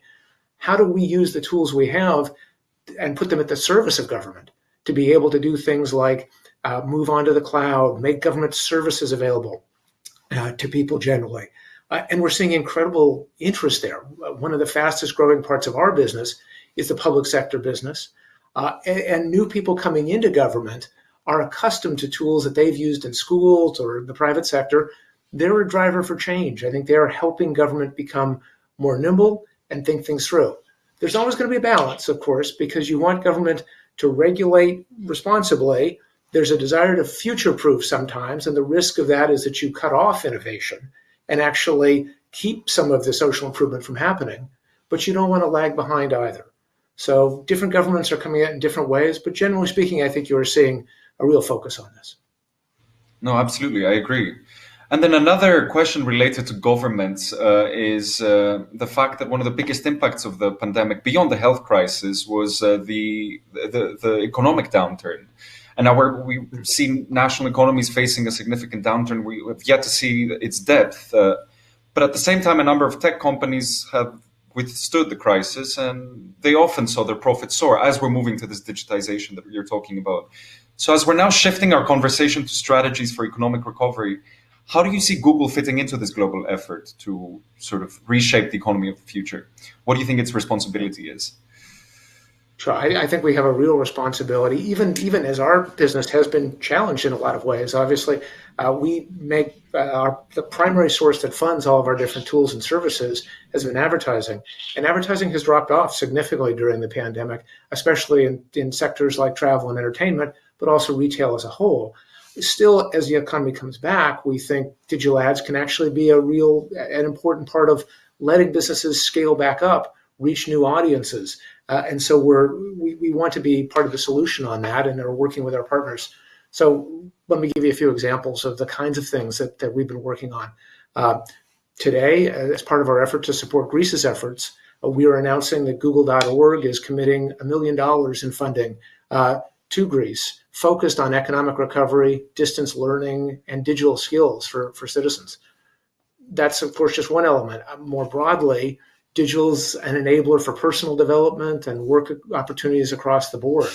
With the pandemic, we've seen highlighted the critical role that technology plays in our daily lives.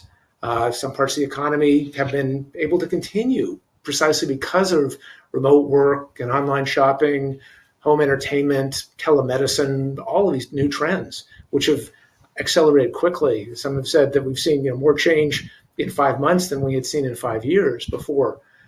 So that accelerates one of the big trends of our generation. That's the new access to information. It's important to step back sometimes and think about it from a global perspective. More than half of the world's population has access to an internet connection. That's arguably more people than have access to decent sanitation. The internet is what gives a farmer in the mountains of Crete the same kinds of access to information as a fund manager in Athens has, or for that matter, a pupil in India, the same access to information as a professor in Oxford has. So that's a remarkable state of affairs. It's never been true before.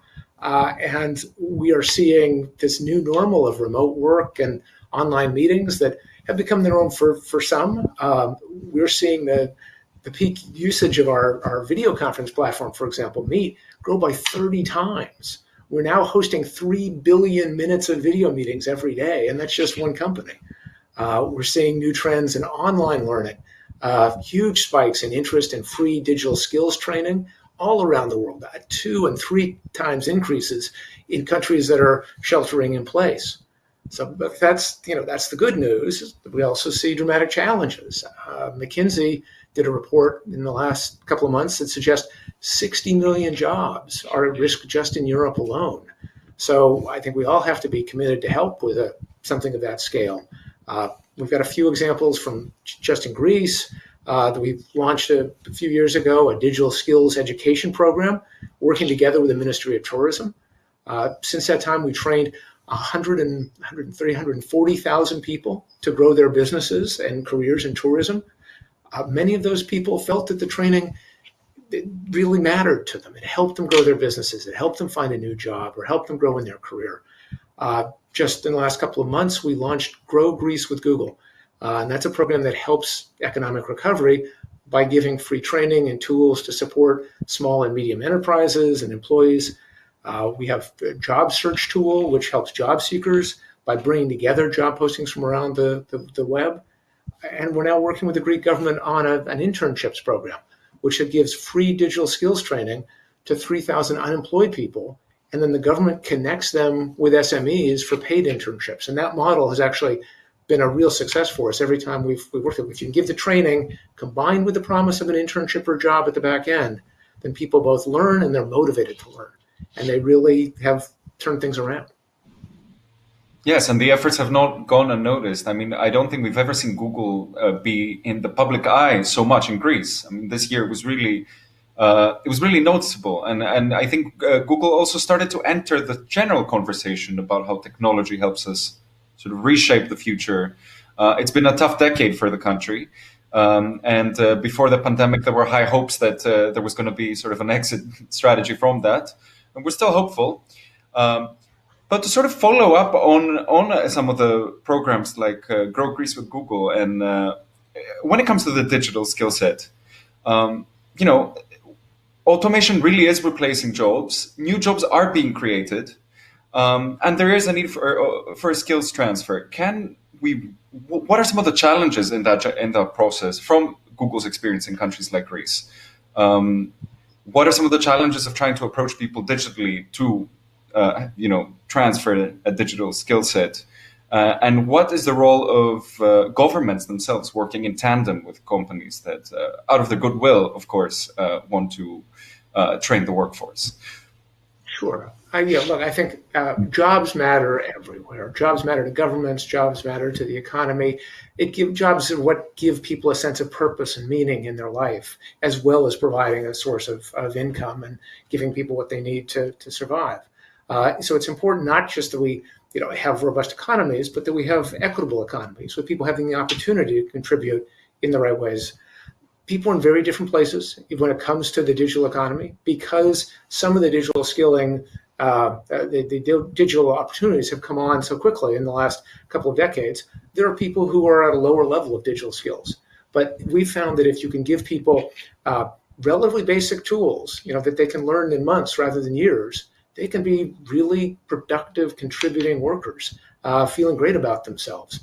We pioneered something called our IT certificates in the United States, and then maybe ultimately around the world, where you can qualify to be an IT support professional, get a certificate, and then you can ultimately use that in lieu of a college degree to get a job, whether with an NGO we can partner or with companies down the line. And that combination of being able to say, again, it's not just the training, and training can range from being, a few hours to help a business figure out how to get its website up online so it can reach audiences around the world, to this very, month-long or multi-month-long program where you actually get a lot of deep skills. That range of things is important. It's not a one-size-fits-all situation. We have to be very smart and savvy about how we reach people where they are. And at the same time, I've been talking about digital skilling in the sense of education, of the economy. There's also an important part when it comes to distance learning. You're seeing education systems around the world attempting to shift to more distance learning. sometimes because they have to, sometimes because there are advantages. But kids who are on the wrong side of the digital divide could really fall behind here. So we're supporting groups like in Greece there's SOS Children's Villages or the Melissa Network that are helping underserved children who can pursue schooling without having that disrupted by the pandemic. Since you touched upon remote working, distance learning, generationally speaking, sort of as a representative of a younger generation, it's been quite a journey this year in terms of how we tend to look at these things, because I think at the beginning there was a lot of excitement. I think the younger generation especially was really willing to embrace things happening more digitally. We don't necessarily have to commute to work every day. But as things have moved on, in general, the pandemic has caused that. There's also been a little bit of a fatigue about the fact that things happen digitally exclusively. So what do you think, where do you think the balance is sort of going to end? So there's definitely excitement, there's definitely fatigue at the same time. What do you foresee the trend to be? Did we really sort of move a little bit too fast in the direction of distance learning and remote working?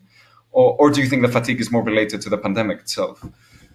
I think it's a little bit of both. It was funny. Just this morning, I saw a piece of spam in my inbox with the headline was "Work from home!" !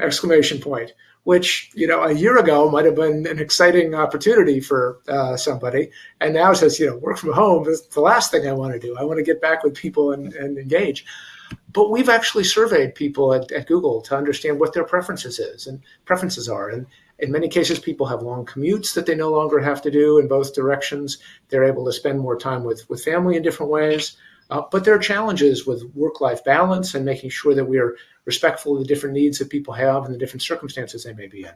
I don't think we will go back to where we were. The indication we've gotten is a number of our employees would like to work from home, a day or two a week, but they also value the notion of being in the office, to be able to see people, to have that sort of creative spark that you get when you bump into somebody getting a coffee, or just the human relationship that's so important, rather than just talking to people over screens all day long. So I think we were going to see new ways of working. I think in education, they talked about the flipped classroom, where you did your homework in school, where you had somebody to help you with the problems, and you watched the lectures at home over video when it was just broadcasting out to you. You can imagine in the same way a flipped office, where you take care of your email at home when you don't need other people, but you come in for events to connect with people in your team. I also think the technology tools are evolving quickly. I'm looking at Google Meet, and we've rolled out a dozen different enhancements over the course of the last 6 months. That's a lot faster than the normal course of innovation, even for us, and we pride ourselves in evolving our tools pretty quickly. So I think it'll be very interesting to see, but the one thing I'm confident in is that it'll be a different world we'll come back to than the one we left. Definitely. Since you mentioned surveys, one of my favorite things that Google does is the trends that sort of, represent, the Google trends represent sometimes very interesting insights that you wouldn't expect when it comes to what people search. So I can imagine a lot of expected trends that came up this year because of the pandemic, certainly a lot of interest in COVID-19, the measures, etc. What were some of the unusual trends, if you're familiar with any, that came up in 2020? Yeah, I'm not as deep on that as I should be. I think it's one of these fascinating things where you see the long-term evolution. We have something called Ngrams, which looks at book searches and the different uses of words over time, and those shift. The trends tend to, depending on how you cut them, still, I think it's human nature. You see celebrities or what's in the news immediately or what's in the news in your country. You saw different spikes during the pandemic about do masks work or not, or when will a vaccine be ready, or what shutdowns are coming to our community. But I'm not sure of those what would break out and be dramatically surprising to people. Unusual, yeah, for sure. No, let's move to a different topic that we sort of touched upon before when talking about commuting and sort of some of the benefits of remote working. Kent, I think there are two things that are really certain about the future. One is that technology is becoming more and more embedded in our lives. And the second is that, unfortunately, our planet is getting dangerously warmer and is sort of walking towards its destruction. it's sort of becoming clear that the two must have some sort of symbiosis. So I'm wondering, how do we shape an eco-friendly technological future? And specifically, what's Google's responsibility towards climate change? Yes, well, I think we all have a huge responsibility. Since our beginnings as a company in California, we've been focused on the risks of climate change and how we could operate as sustainably as possible. So we internally talk about 3 decades of progress. So by 2007, we were among the first major companies to be net carbon neutral with offsetting our carbon footprint. We recently announced that in 2020, we are meeting our what I think is an industry-leading commitment to offset our entire carbon legacy back to the earliest days of the company. And we've announced a fairly audacious goal that we are, by 2030, going to be using carbon-free energy for all of our operations. So, we are trying to go beyond these high-level goals to actually do tactical things that create facts on the ground. We are the largest corporate purchaser of renewable energy in the entire world. We have done just in the last couple months, the largest green bond deal ever to support investments in renewable energy facilities. I believe we're the only company of our size to have matched 100% of our annual electricity consumption with renewable energy, and for the last 3 years in a row. So, we're hoping that more governments and companies adopt these kinds of goals. But also, I think it's important to say, we're fundamentally a science and technology company. Half of our employees are engineers. And our largest contributions may actually be in progressing work on artificial intelligence, machine learning, quantum computing, and these other advanced technologies that could fundamentally transform energy efficiency, help us develop new alternative energy sources. A couple of years ago, we started using AI to analyze the energy that powers the data centers that helps you do your Google searches at home. And we already had very sustainable data centers, but by using artificial intelligence, we were able to reduce the amount of energy by a third. So those kinds of improvements, I think, will be very important, not just for us, but for other big companies and people around the world. So following that, from organizing our information to managing our data to potentially helping, cut down on energy, technology companies have really become key players in the way we live our lives. And in a way, Google is grappling with a lot of challenges that democracies have grappled with for ages. Questions like, how do we balance privacy and security? What are the rules of the marketplace of ideas in its digital form? So it's kind of an abstract question, so feel free to take it anywhere. But what is Google's role in democracy today? Look, I think you've hit on a key theme here, which is that there's always been this dance of technology and democracy. Technology is the engine of progress. It raises living standards around the world. It's been incredible over the last 30 years. More than 1 billion people have come out of extreme poverty.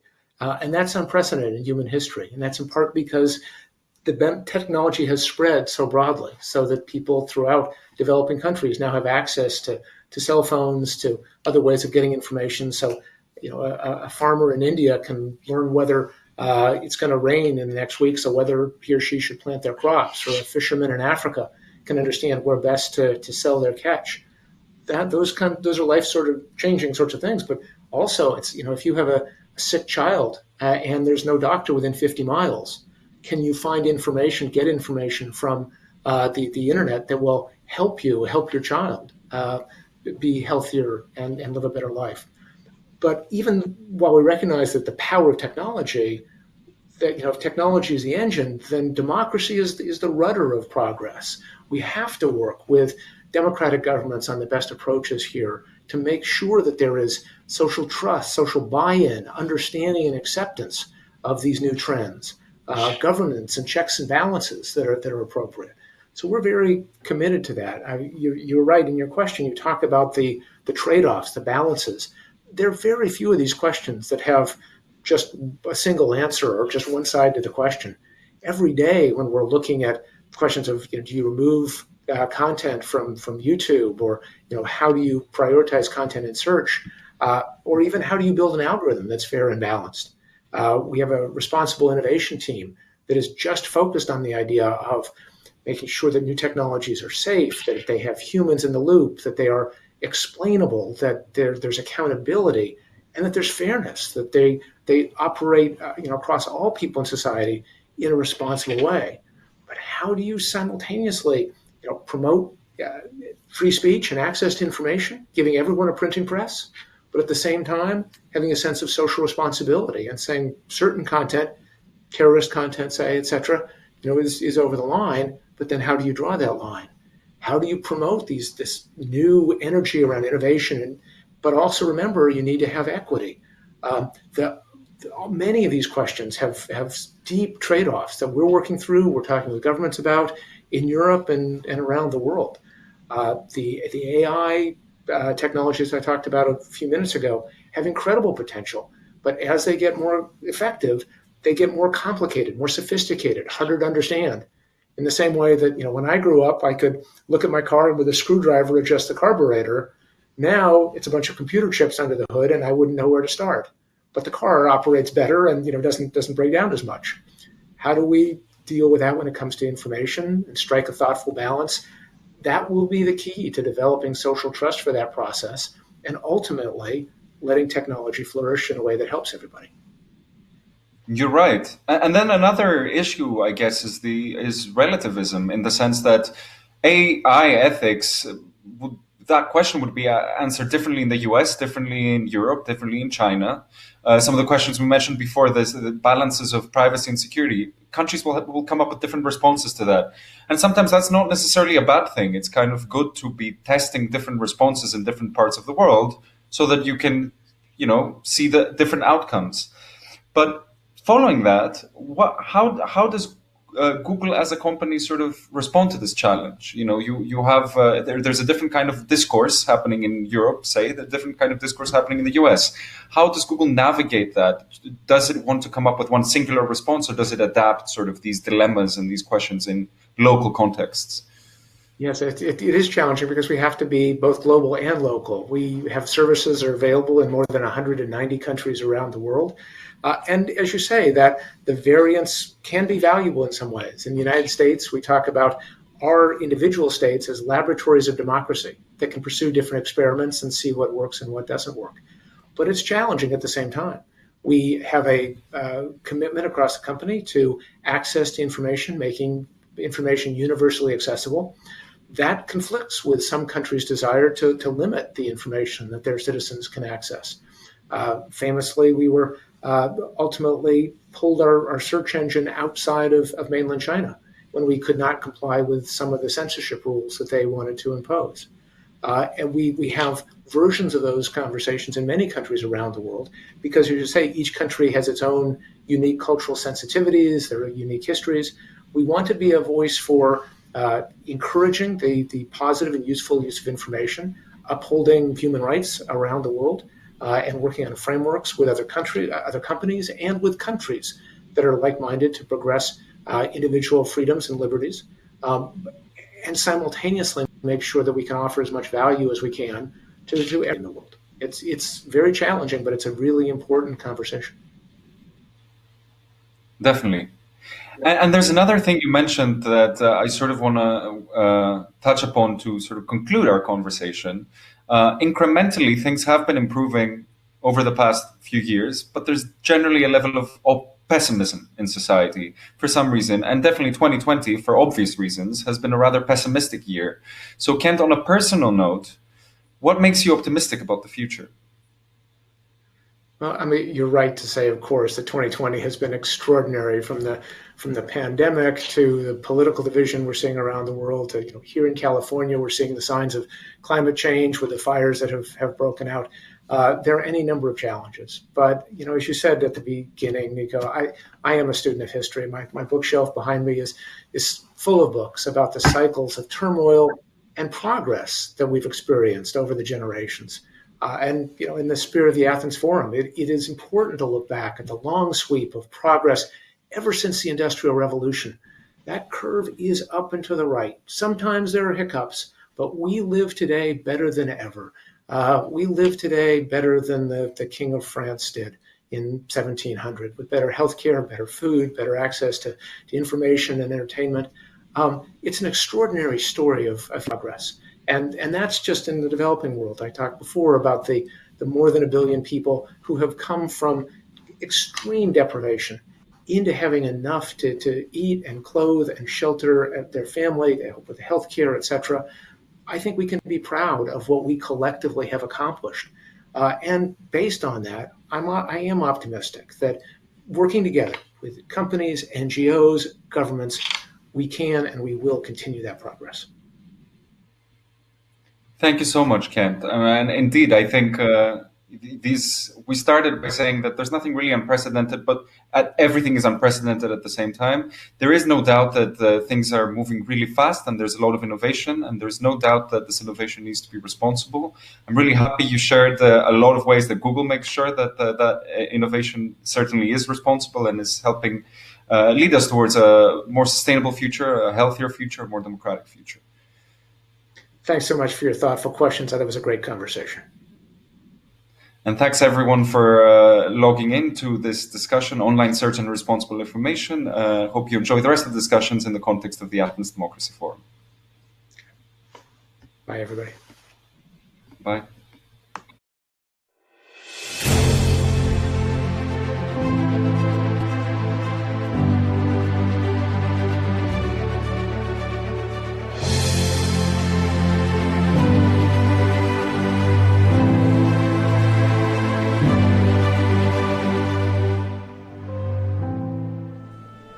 Maybe you're one of the lucky ones.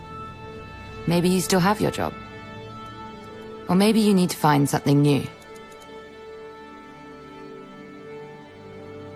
Maybe you're your own boss, who built a business from the ground up. A business that, in spite of everything, is still open for business. And maybe you're trying new ways to be found. But maybe things aren't that simple. Maybe you need to start over. Build on the skills you already have. Or maybe take the opportunity to learn something new. Maybe this, or this aren't your strong points. But with a little bit of help, maybe, just maybe, things will be better.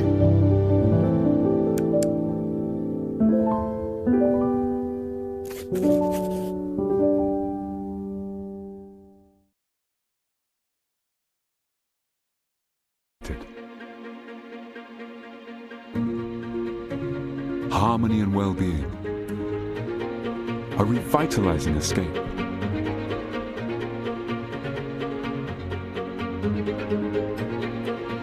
Landscapes of exceptional beauty, unchanged forever. Authentic simplicity.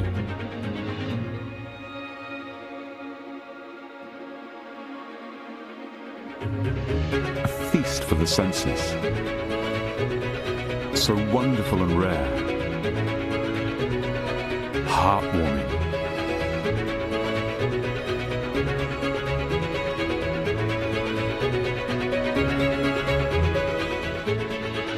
Unexpected. Greece. Always epic.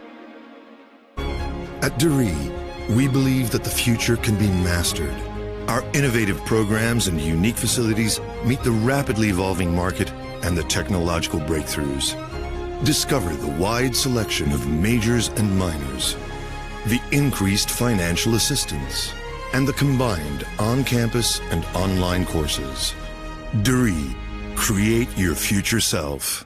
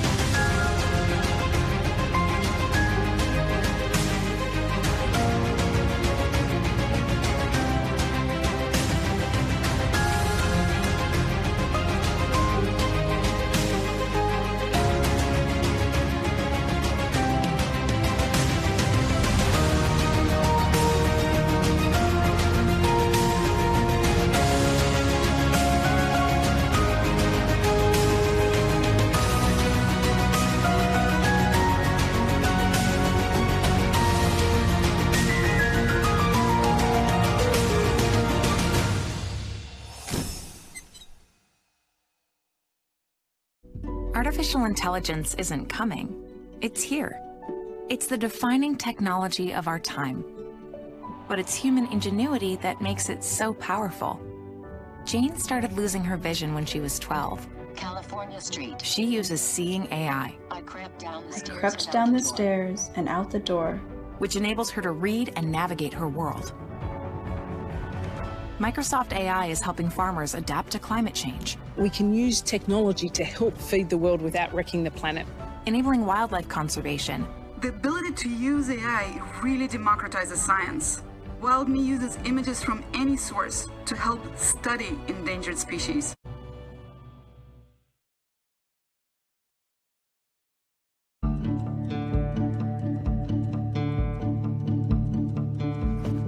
At Facebook, we have a responsibility to help protect elections because we believe our apps should be safe for you to connect and share. Since 2016, we've tripled the number of people working on safety and security to over 35,000. We focus on three main areas to help protect elections: preventing interference, fighting misinformation, and increasing transparency. In 2019 alone, we removed over 50 networks engaged in coordinated inauthentic behavior. And we are working closely with other technology companies and law enforcement to stay ahead of new threats. Every day, we remove millions of fake accounts before they're on our platforms. In 2019, we removed 6.5 billion fake accounts. 99% of those we found proactively. To prevent misinformation from spreading, we've got more than 60 fact-checking partners working in 50 languages debunking false claims, and we label them as such to reduce their spread. We take down content that interferes with voting, and we connect you with official election information. Facebook has an industry-leading level of transparency for political ads and pages, so you can see who's trying to sway votes. Every political and issue ad that runs on Facebook and Instagram is stored in a public, searchable ad library. And with one switch, you can choose to see fewer political ads. We are doing all this and more to prevent interference and help protect elections.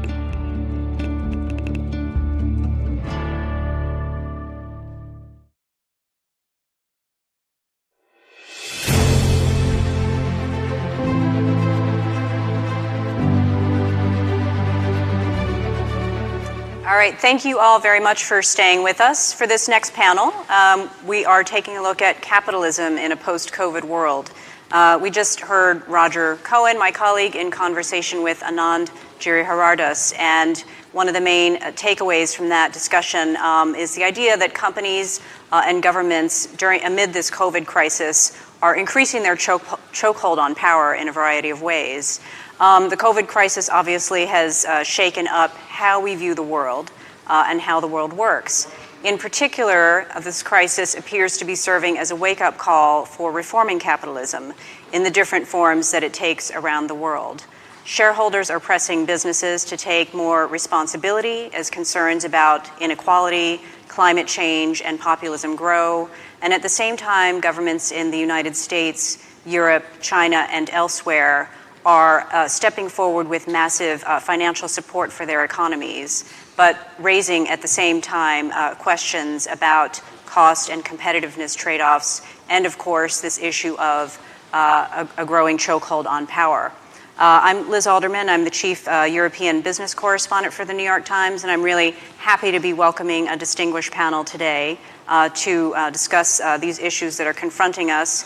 Beata Jaworczyk, I hope I'm pronouncing your name correctly. You're the Chief Economist at the European Bank for Reconstruction and Development. Thanks for joining us virtually. We've got Eric Lee as well joining us from China. You're a venture capitalist and a political scientist based in Shanghai. Valerie Keller, we're happy to have you here in person. You're the co-founder and CEO of Imagine.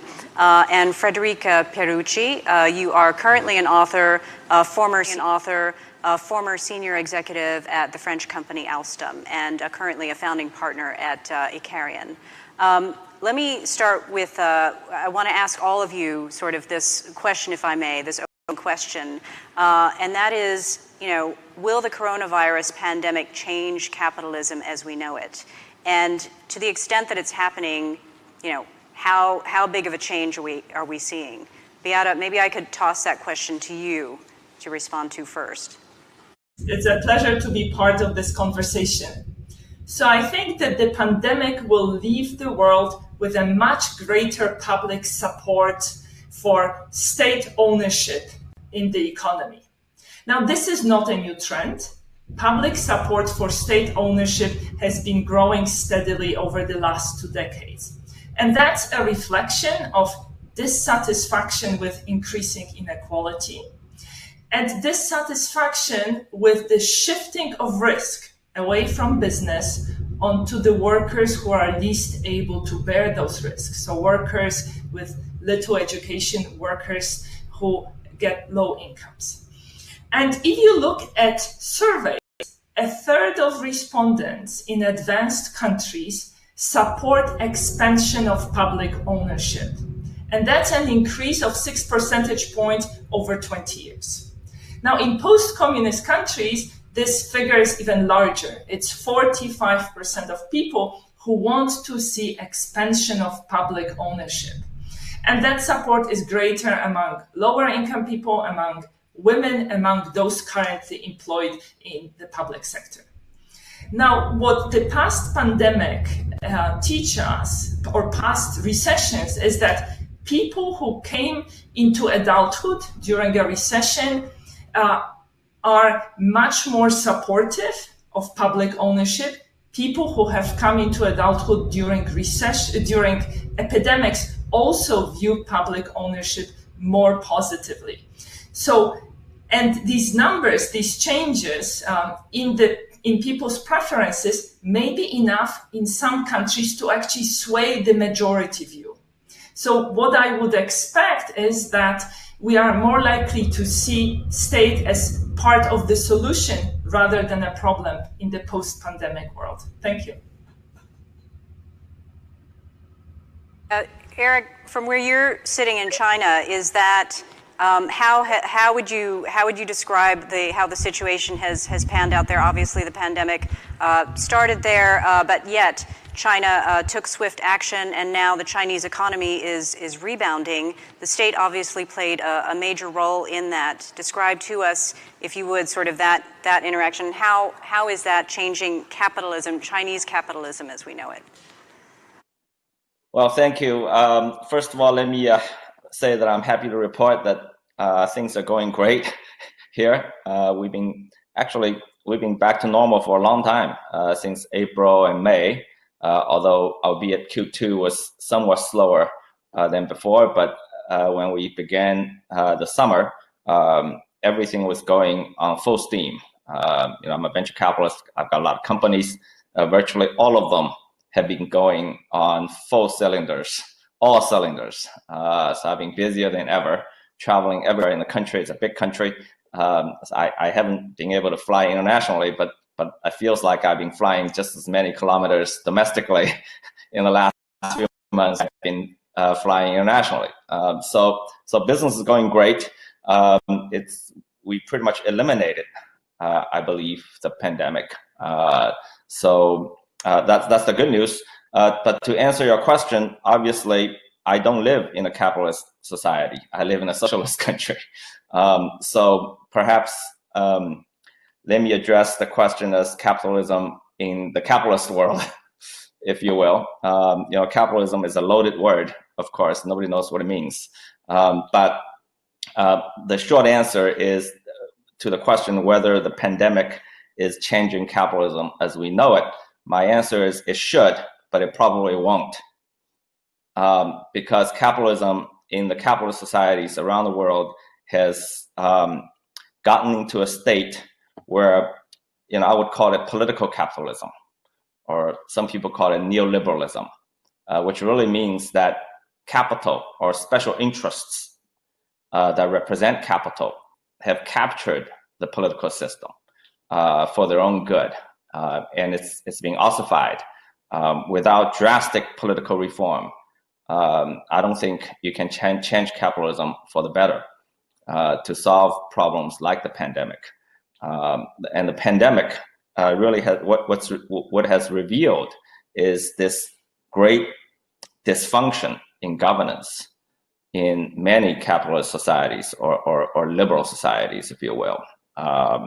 And we're seeing a total degradation of governance, of state capacity to solve problems for the collective. And I think it's a political problem, not an economic problem. So it'll be very, very difficult to solve. To solve. Let me turn, if I could, to our panelists who are actually physically here in the room with us. If I could turn to Frederic, a response to what Eric is saying. You were a former executive at Alstom. You actually recently came out with a book about a very unusual experience that you had in the United States when you were arrested for what you described as basically the actions that the United States was taking to try and to use law as an economic weapon. Anyway, the issue that Eric just raised is one that you yourself are dealing with. Tell us what your response is to that. Yes, thank you first of all for inviting me. I think the issue with the COVID is that it comes as a situation at a point in time where we had already a big crisis before, a big economic war between China and the US. So it comes at a time where it's a perfect storm, where basically we're going through a global leadership change in the world. And the COVID is just going to exacerbate what has been already planted before. And I think for capitalism to work, like for our democracy to work, you need three things. You need rules that everybody understands and obey. You need trust in those rules. And then you need to provide people with the hope that tomorrow is going to be better with this system and with any other systems. And in the past few years, I mean, each of those points have been changing. First of all, the rules are no longer obeyed by everybody. Everybody is trying to change the rules. We went from the post-World War II system with the World Bank Organization, with the United Nations, with the World Trade Organization, and so on. And as we see it, people try to change the rules and move from multilateralism to unilateralism. And that's going to be exacerbated by the COVID, obviously, because everybody is going to change the basic rules. And then people have lost trust as well in those rules, because those rules have been also changed. When we saw some issues with IPRs, when we saw issues with data protection, when we saw issues with use of the law as an economic weapon to destabilize countries or companies. So those basics, fundamentals have been changed. So therefore, we have lost the people in all this. We've lost the trust of the people, and this has been also exacerbated by the fact that the people who thought they were living for instance, in a democratic environment, realized that the state could no longer provide them with basic safety, health safety, but and economic safety, and so on. So unfortunately, I think we're going to go into a world much more chaotic, but not because of the COVID. COVID is just going to accelerate what's been planted for some time. Valerie, I see you nodding your head at that statement. I mean, imagine your group. You work obviously sort of with CEOs who are trying to respond in a better way, I guess, to increased pressure that stakeholders are bringing. For companies to act in a more responsible way. Tell us about, this issue of trust that is being brought up in this discussion. How can companies, especially at a time like this, get the trust of more people, also in an economic environment where, despite noble pledges that are being made, the economic reality is going to be very harsh. We're going to see rising unemployment, more social distress.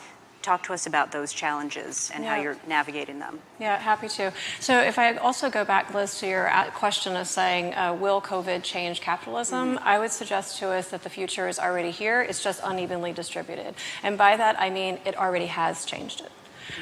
So if you look at essentially the fact that we are globally interconnected, we have realized that we can respond quickly to global challenges if and when we need to. But I think we've also realized that there's nobody driving Spaceship Earth, as Buckminster Fuller said as well. And so I think what we see is a realization that there is a concentration of political and economic power.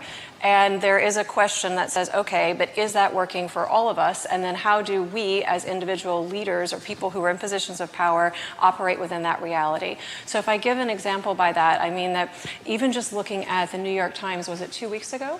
The special edition that you did on essentially the commentary on the Milton Friedman essay. 50 years on. And essentially that was a bit of a mea culpa that says actually that didn't work. It didn't work in terms of really making sure that we had people who could find safe livelihoods and also within our planetary boundaries. And so if you look at then saying that was a seminal shift, I believe, that is ushering in a clarity that there's an awareness that capitalism as we knew it, this Friedman ideology hasn't provided for freedom for human beings. We're here talking about democracy and the ability to live a great life as humans and find meaningful work and be connected. So what I see and we have seen is there is an awareness and an agreement that it hasn't worked. That's the starting point for understanding that it's different. I think of another seminal moment.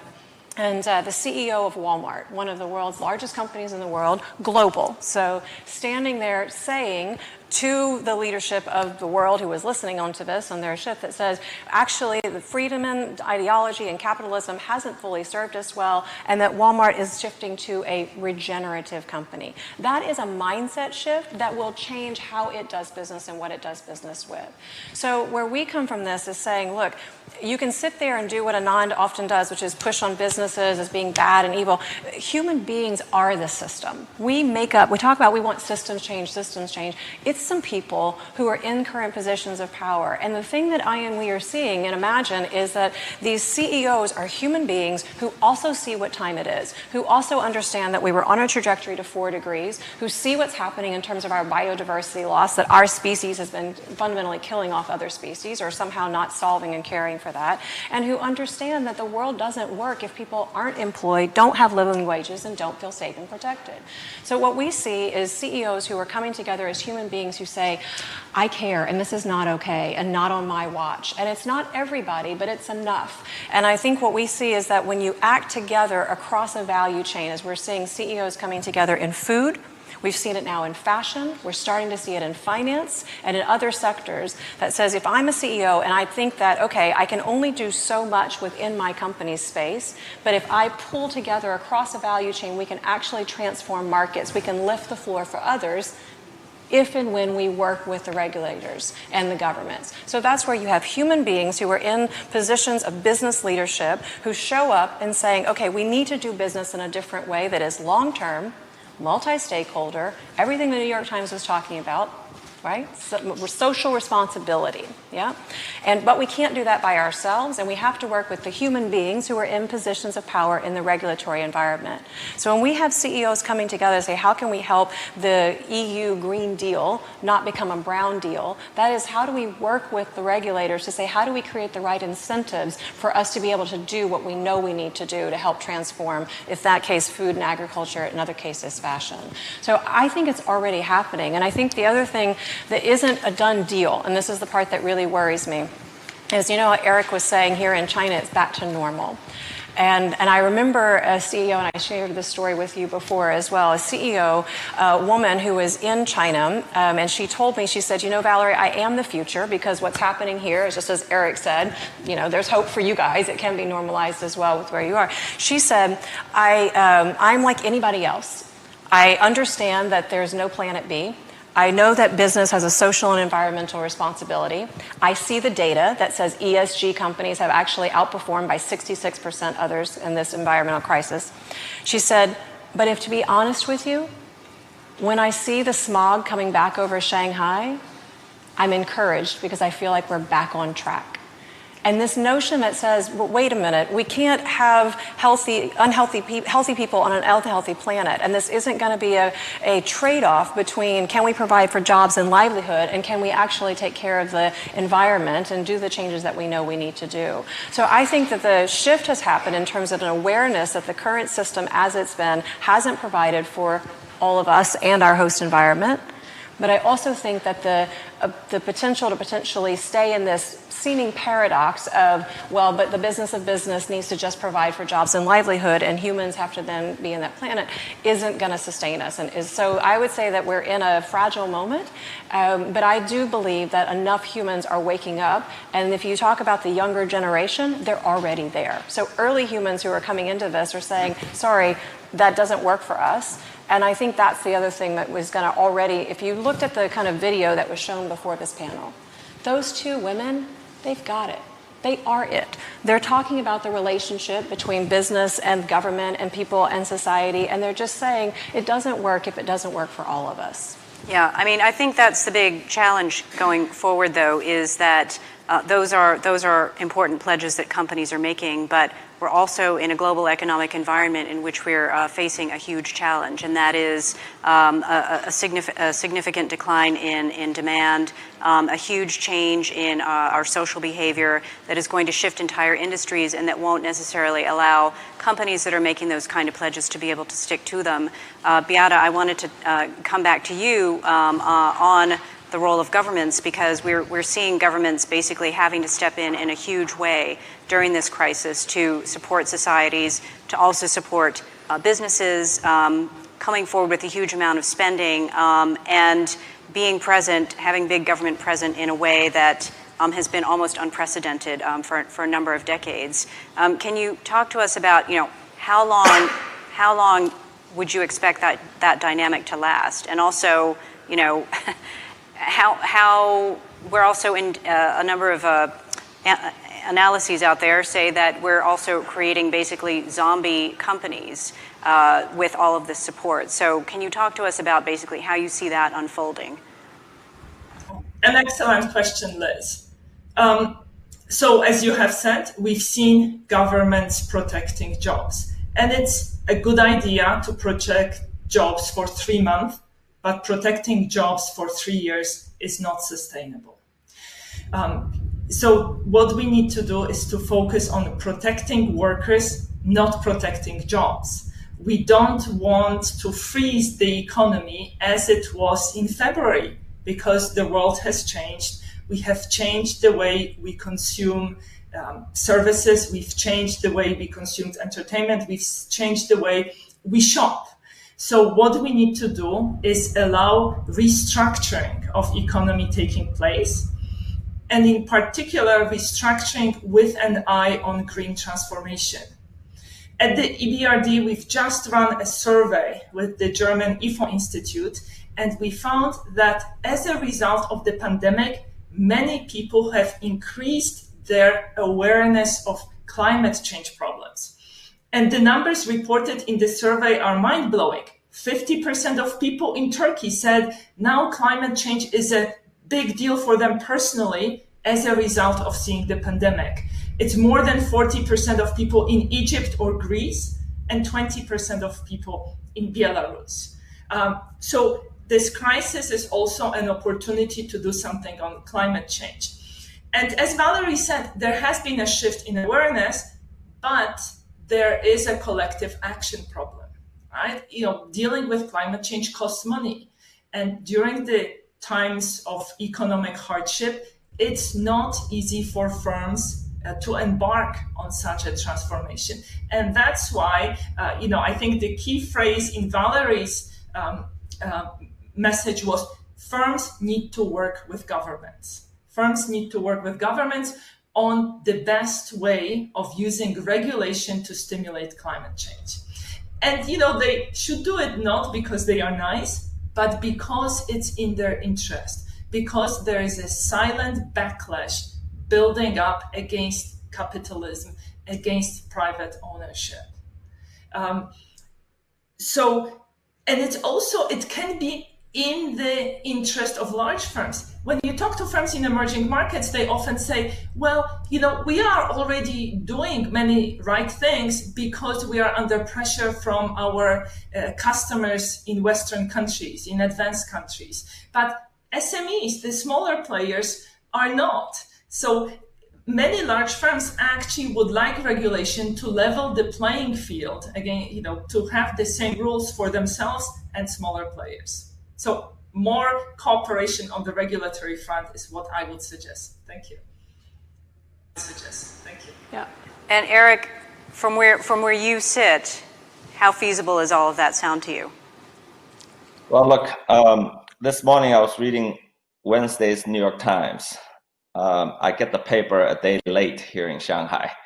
And on the front page, there's this big story and a very big picture, very sad picture, showing that the fashion industry in capitalist societies have destroyed India's rivers.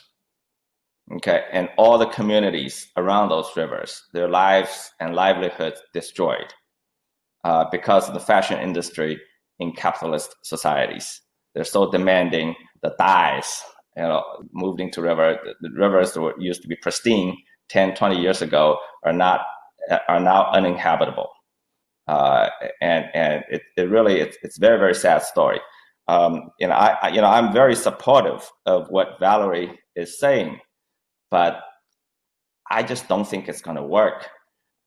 This corporate social responsibility idea, we've had that for a long time. We've been talking about that for 25 years. I remember back in the days when business school, we were talking about it, 20, 25, 30 years ago. If it works, it should have worked. Okay, it doesn't work.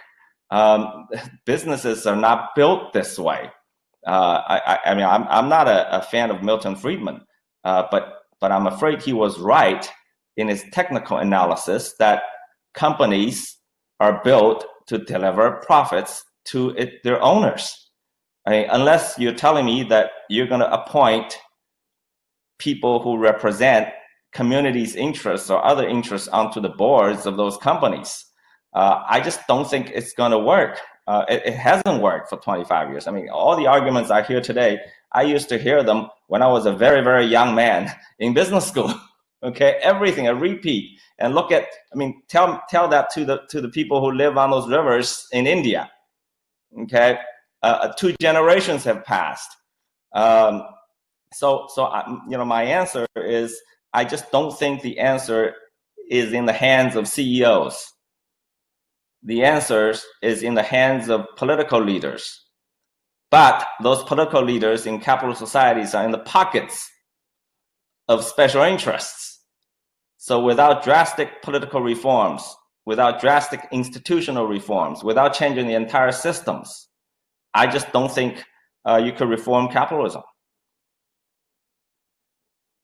That's a really important point that you're making. I do want to give Valerie in a moment a chance to respond, but before I do, Frederic, what is your view? You are somebody who, a former chief executive of one of the world's biggest companies, who yourself have also worked with governments. What is your view of what Eric just said?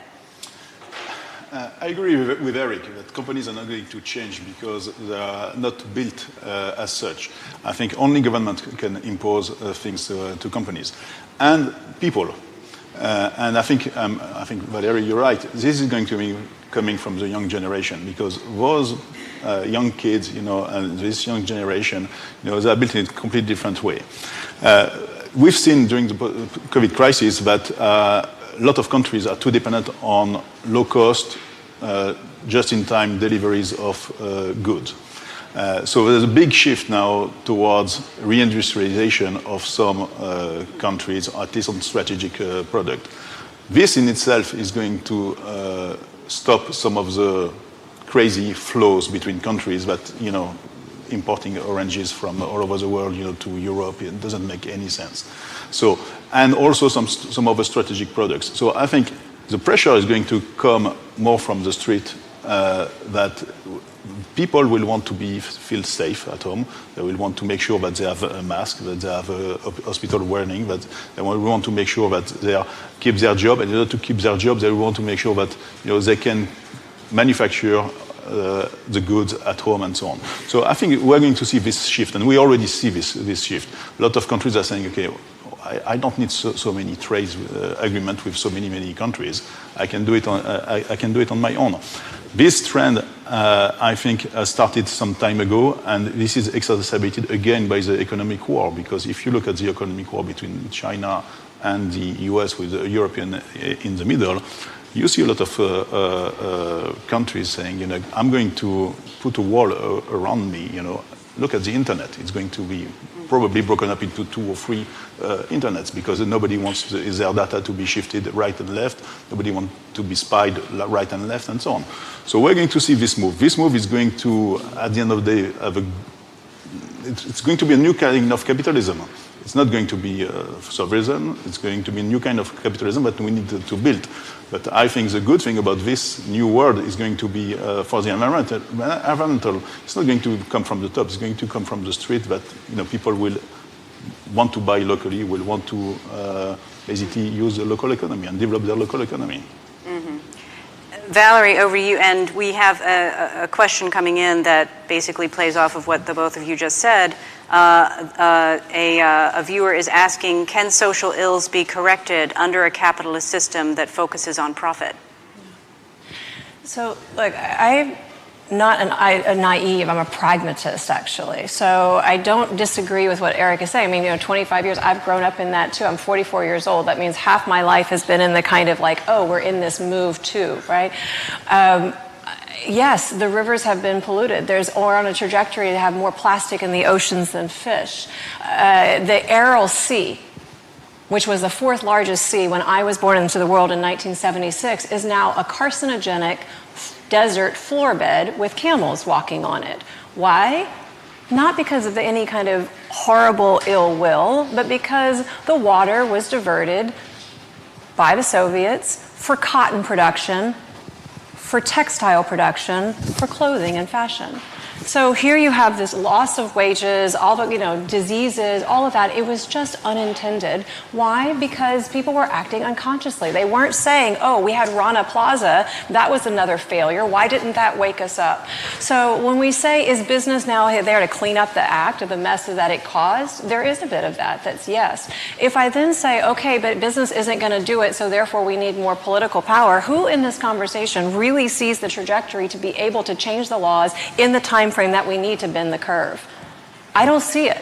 And so because we haven't seen it, we can't rely on the government, the business community. It's who is in power today. And the fact that we have concentration of hands in the power of big global corporations, there are human beings who are global, who are starting to take responsibility for their supply chain to say, okay, not on my watch. It's not okay that somebody dies in a plaza or doesn't get a living wage and a child is going hungry on that. It's not okay that the rivers in Indonesia for textile productions are purple when we have the money, we have the innovation, we have the technology and know-how. So I started in the social sector space. I was running homeless shelters at one point, had the option to go into government and said, okay, but where's the energy of how things can move quickly in this system? And if we've made up, as we're going to hear a bit from, I think Yuval Harari is here, with Sapiens, humans made up this notion of money. It was this thing for trust between us. But if we have made the search for money become the dominant thing that we're all living this life experience for, that's not going to be something that is able to then sustain us as we go. I think there is a consciousness shift and an awareness, and I'm not saying that business is the answer. I'm saying that human beings who say it's not okay that we are actually connected to each other and we are actually connected to our nature and to our natural environment, and it doesn't work the way that it's been working. And because those people are in a position to tomorrow change their business behavior, if their mindset shifts, I have hope. Because they are coming together, and this isn't theory, this is practice. This is within 3 weeks of being able to put out a call, we asked 27 CEOs across the full food value chain, and they showed up as fathers and mothers and as human beings who care. And that is the part that gives me hope. And then when they say, you know what, we do need a new regulatory standard, we're asking the political regulation to help incentivize us to do the things that we know we need to do. If we know we can sequester carbon in the soil, but how do we help create the enabling environment that does that?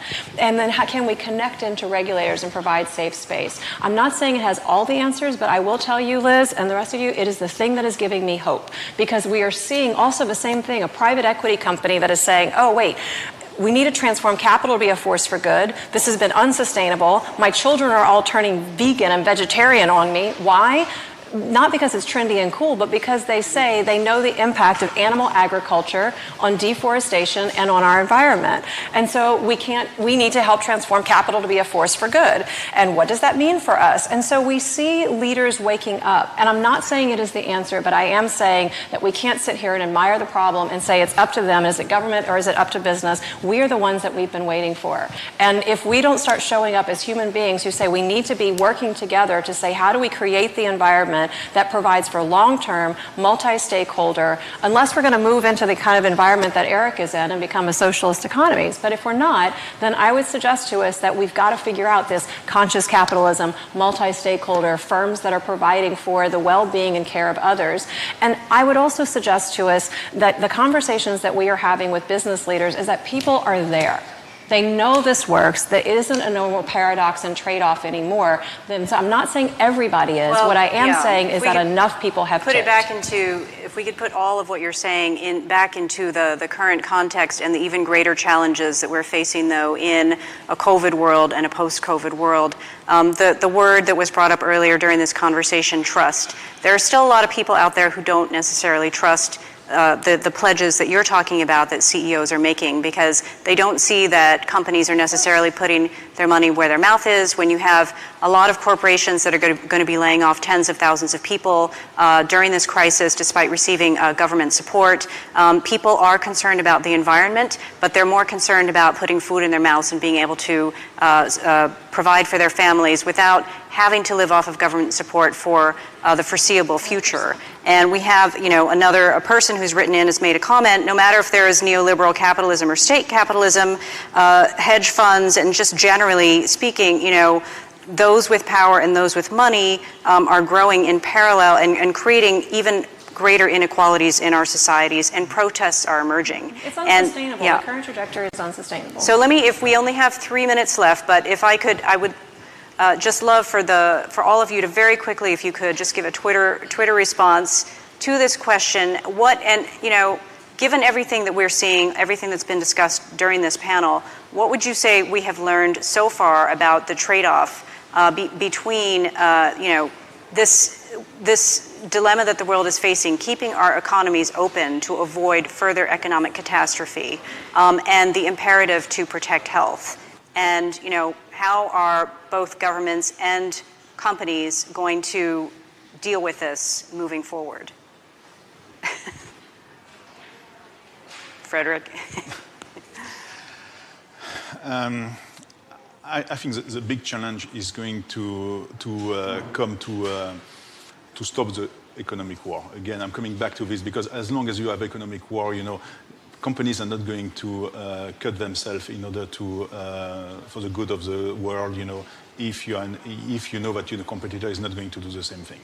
So, and if you're going to talk about ESG norms, okay, maybe, but if people believe, again, I come to the same thing, if people believe in the rules that are being laid out, yes. If people believe that nobody's going to cheat, yes. But right now, if you don't have the trust, and right now we are not in the moment where trust is there between big nations.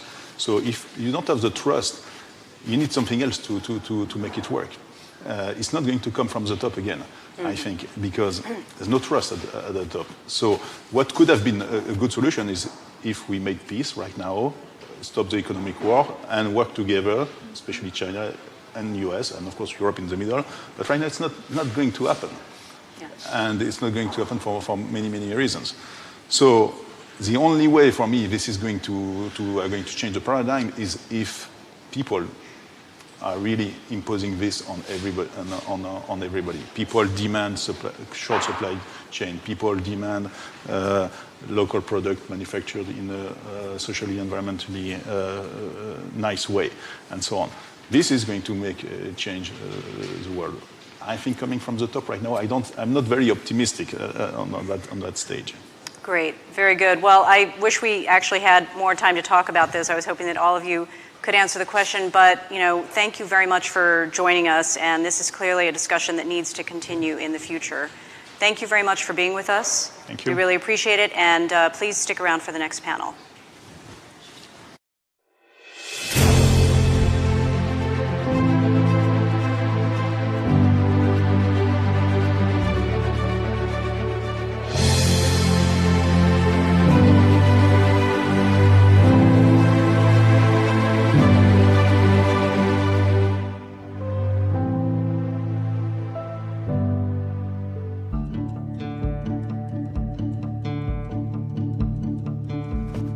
At Facebook, we have a responsibility to help protect elections because we believe our app should be safe for you to connect and share.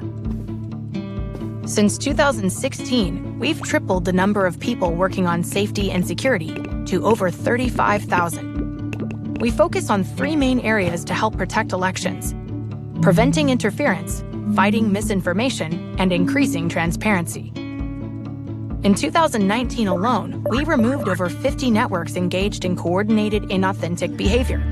And we are working closely with other technology companies and law enforcement to stay ahead of new threats. Every day, we remove millions of fake accounts before they're on our platforms. In 2019, we removed 6.5 billion fake accounts. 99% of those we found proactively. To prevent misinformation from spreading, we've got more than 60 fact-checking partners working in 50 languages debunking false claims, and we label them as such to reduce their spread. We take down content that interferes with voting, and we connect you with official election information. Facebook has an industry-leading level of transparency for political ads and pages, so you can see who's trying to sway votes. Every political and issue ad that runs on Facebook and Instagram is stored in a public, searchable ad library. And with one switch, you can choose to see fewer political ads. We are doing all this and more to prevent interference and help protect elections.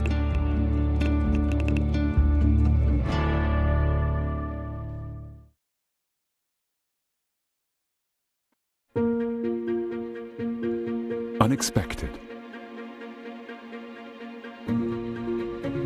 Harmony and well-being. A revitalizing escape.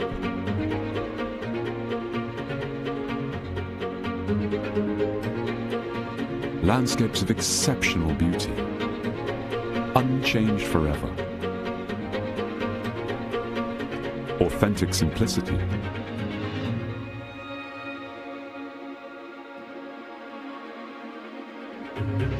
A feast for the senses. So wonderful and rare.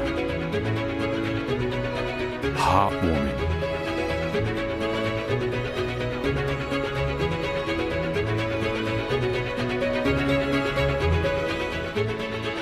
Unexpected. Greece. Always epic.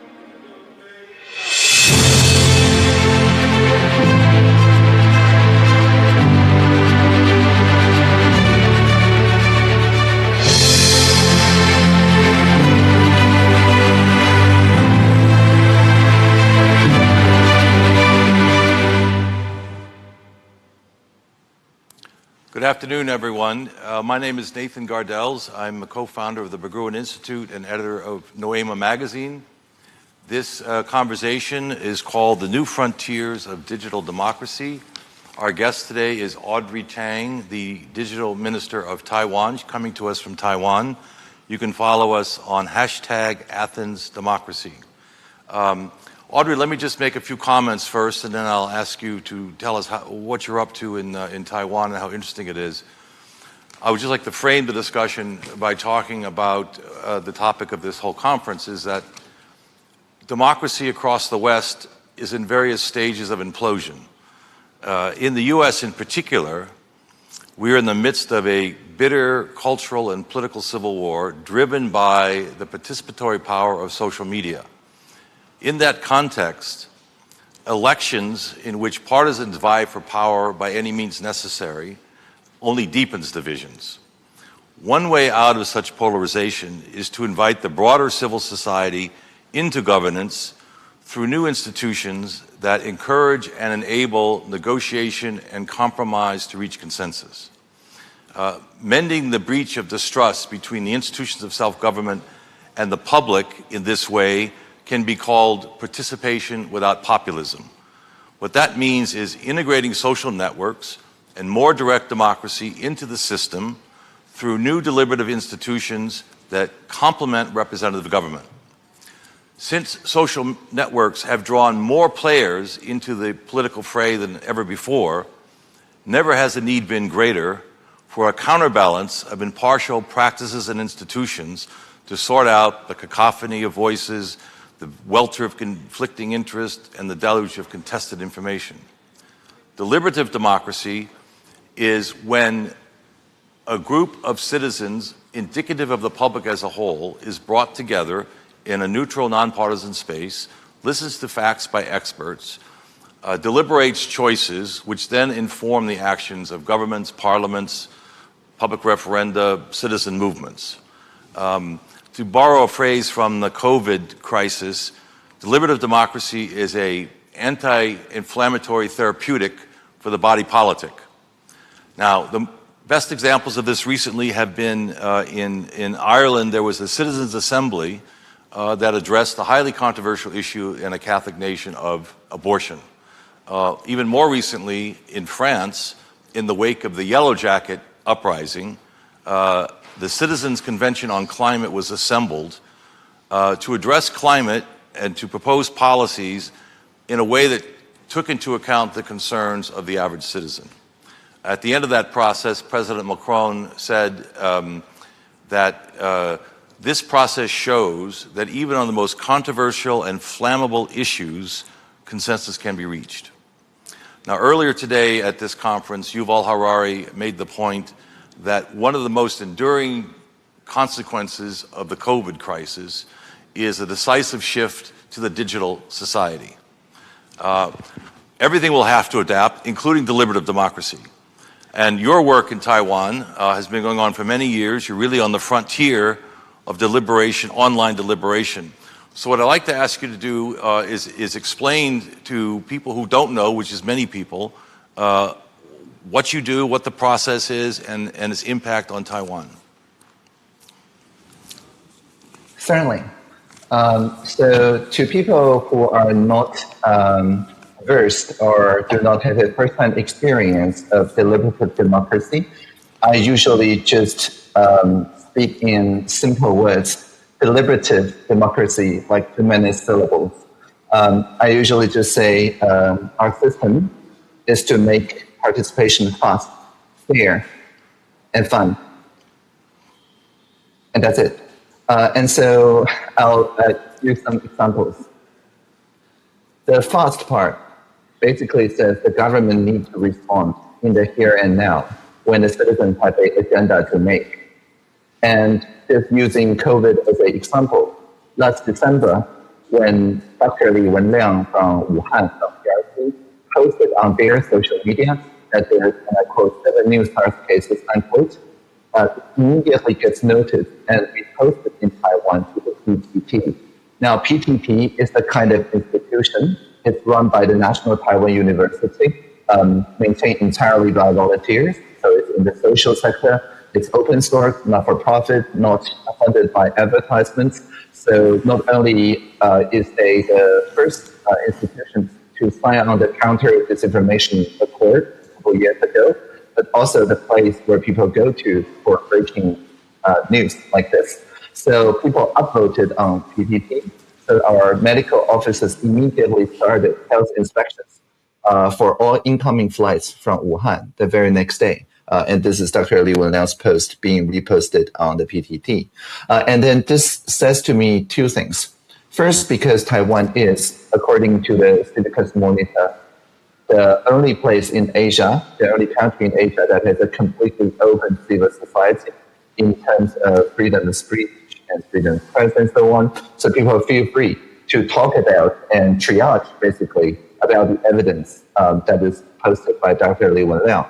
And second, that the CECC, our Central Epidemic Command Center, trusted this collective intelligence very quickly and set up a toll-free number, a landline, that's 1922, that everybody can call. Of course, there's more digital ways, such as chatbots and so on, but the easiest to access one is just a toll-free phone number that everybody can call and ask their questions about COVID and get a real-time response from the scientists. And also, when there's a new idea from the society, it escalates very quickly into the daily press conference. For example, back in April, there was a young boy who called saying, I don't want to go to school. You're rationing masks. And I all get is pink medical masks. And my classmate may laugh at him, he said. And so the very next day, everybody in the live stream CECC press conference, including our Minister for Health, Chen Shizhong, wore pink medical mask. I think Minister Chen even said Pink Panther was his childhood hero or something. So the boy became the most hip boy in the whole class because only he has the color that the medical officers, the heroes, wear. And so that's radically trusting the citizens. And the iteration cycle, that is to say the response cycle, measured in hours, is very, very important because only then will the citizens get the agenda setting power that is the beginning of each and every deliberative space. It's also important that when we're delivering what the citizens want, we make sure that people can audit it in a very interactive way. For example, in the beginning, around February, when we're ramping up the production of medical masks from 2 million a day to 20 million a day in a country of 23 million people, we work with 6,000 pharmacists across the island, and each and every one agreed to display their mask availability. So when I click on the map here, I see the real-time numbers of all the adults and children's masks, their opening hours, and things like that. And so the civic technologists volunteer to create a map that I showed you, which spread to South Korea and so on, because it's open source. So everybody queuing in line can check after just 30 seconds at a time. For everyone queuing before them, once they finish a purchase, the number will go down by 9 for 2 weeks if you're an adult, or 10 if you are a child. Again, if there's anything going wrong with the system, if people see the number rather increase, they would call 1922 right there. And so the civic technologists, more than 140 teams of them, of course, didn't appear out of nowhere. They appear because, and I here quote our president, Dr. Tsai Ing-wen, 4 years ago in her inauguration speech. She said, before, we think of democracy as a showdown between two opposing values. But now democracy must become a conversation between many diverse values. So she initiated many deliberative spaces, including the presidential hackathon. I was going to ask you about that. In which people across the country are free to propose anything that forms what we call a data collaborative. It may be people measuring air quality together, like primary school people, like people learning about data stewardship, data competence. We don't use the term literacy in Taiwan, competence, producing data and media to detect air quality issues, water quality issues, repair the pipes together, and so on. Many interesting ideas around climate change, especially this year. And the top 5 teams of those civic technologists, after we coach them to be trilingual, that is to say, including public, private, and social sector participants, receive a trophy every year. So the trophy, which is handed out to 5 teams every year, when you turn it on, it's a micro projector. It again shows the president handing you the trophy, saying that whatever you did in the past 3 months will become public policy, national policy, with all the personnel, budget, and regulatory changes required in the next 12 months. So that's presidential executive power with its own regulation written into the institution, that we bind ourselves to whatever is co-created across the three sectors, as long as they correspond to the Sustainable Development Goals, of course. And so that shows the importance of a fair kind of binding power in academic speech, in deliberative spaces. But when we say, if the society likes the idea, what does that mean even? So we use a AI-powered conversation tool called Polis. And by AI, I mean assistive intelligence. And nowadays, it even has its own website at polis.gov.tw. A recent consultation we just did about ocean policy can be accessed at polis.gov.tw/ocean. So it's now part of our government institution. It was first used in 2015 when we deliberated about UberX. At the time, as you can see, all my Facebook friends and Twitter friends are all over the place when it comes to positions regarding the UberX practice. At the time, they were working with drivers with no professional licenses. And so we used a focused conversation method where we crowdsourced the facts, the objective parts from the sectors, published it for all to see. But critically, we built our own social media entry point. Instead of the anti-social media that divides people, we built a pro-social media interface that asks only, what do you feel about UberX? What do you feel about the situation, about the shared facts? And that's often missing from policy making. And on this online space, people are asked to write down statements that reflect their feelings. And we make a face-to-face, but also live-streamed meeting at the end of the consultation about feelings. And the agenda is set entirely by feelings that people feel that resonate with one another. So the best ideas are the ideas that take care of people's feelings. And each feeling may be simple ones, like I feel that passenger liability insurance is very important. And if you agree, you move closer to me. If you disagree, your avatar will move away from me. Okay. So that's how the system works. But there is no reply button. So there is no room for troll to grow. If there's a reply button to personal attacks, the distractions, I don't know, pictures that make people angry will dominate the discussion. But because there's no reply button, if you don't feel like pressing agree or disagree, you can also share what you feel and for other people to vote whether they resonate with you or not. And every time we run such a Polis conversation, starting from UberX in 2015, followed by Airbnb and drunk driving, and followed by even the hiking, mountaineering, ocean policies, even diplomatic policies like the US-Taiwan digital dialogue. We use Polis for that too. Every time, regardless of the topic, you see that this shape, and this may be the most important slide I'm going to show for this session. This is the shape of the polity. The usual divisive issues, ideological issues are there, but people do not spend a lot of time on it. Rather, people see that they actually agree with most of their neighbors most of the time on most of the issues. And this is not something particular to the country of Taiwan, but rather this chip is actually from Bowling Green, from Kentucky. And regardless of whether people feel Republican or Democrat,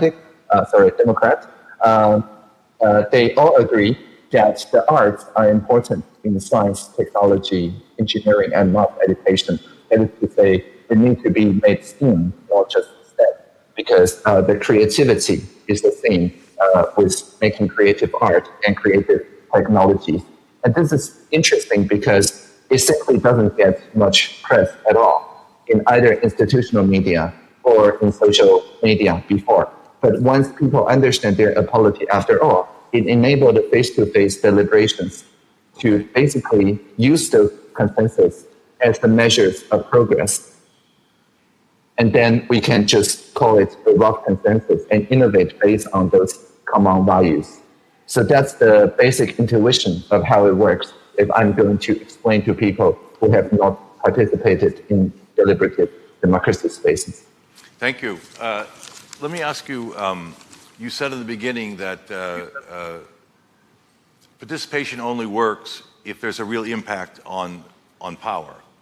So take the Uber example. Maybe you said this and I didn't hear it, but when you had the Uber discussion and consensus, and the reason I ask this is in California right now, we are having this battle between the legislature who passed a law that made everyone who was a Uber driver and a contractor into an employee. Now the Uber and Lyft have filed a referendum to overturn that legislation, and the battle goes on and forth, and there's no space for discussion or compromise. So what was the outcome of that particular Uber discussion, and what did the government do as a result of the citizen deliberation on that? Yes. So I talked about the consensus. The agenda at the time was that everybody is happy about the fact that taxi no longer needed to be painted yellow. So that's an unlikely consensus, but it's a consensus. If you call it through app, of course, it doesn't need to be painted any particular color. The plates are a different color, though. And also, people understood, regardless of whether they're Uber drivers or taxi drivers, that they need to compete on fair grounds. And so that means insurance, fair insurance, and also fair registration. That is to say, high-end taxis are free to operate. So the innovations by Uber, such as surge pricing and so on, are fine. But they don't undercut existing meters, because the meter is the basis of fairness, and that's fine. And app-based dispatch systems are, of course, fine. So as long as they're registered, their insurance is taken care of, the competition is fair, people are happy with that. And the result is that we put that into legislation. And Uber threatened to quit for a couple months, but because the consensus, the norm, was pretty strong, as was the case when we negotiated with Facebook about transparency in advertisements for political issues during the election, we see the same pattern, because the social norm here is so strong that they don't have much other choice than just register, like in Uber's case, as a local fleet. So I just took the Uber today, actually, and they're now the Q taxi. They're a taxi fleet of its own. And existing taxi fleets, including companies and co-ops, are also now free to take advantage of the surge pricing and no longer need to be painted yellow and other more dynamic meter choices. So to be real clear, was the legislature or the parliament bound to take up the recommendations, or did they just do it because it was a consensus? I mean, the consensus is what leads the legislature to say, we should do this because that's clearly what people want. Yeah, in Taiwan, we have a system where the administration prepares the draft for the legislature to pass the draft. And the administration operates in a largely nonpartisan space. I mean, in the cabinet, there's more independent ministers, including me, than members of any particular party. So we work in a place where we can be accountable to not just our constituents, but also future generations when we talk about environmental impact and so on.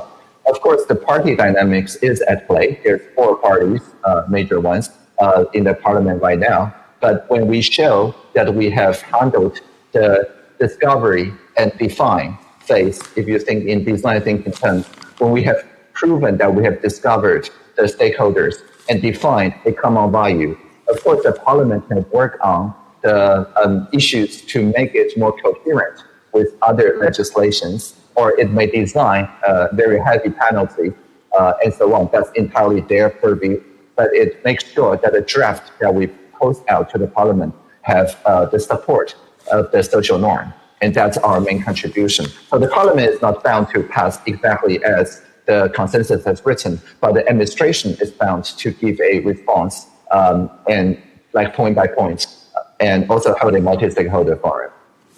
So would you say that this process works as well for, I wouldn't call the Uber thing a small issue, but for really controversial issues? Like, I remember there was a initiative on, when Taiwan got the Citizens Initiative, if I remember correctly, there was a ballot measure for same-sex marriage, and it failed at the public vote. There were two. So I guess my question is, on that kind of controversial issue, does this process work as well? Yes, definitely. The participation officers, that is to say, people dedicated to talk to hashtags in each and every ministry, are specialized in tackling this kind of issue.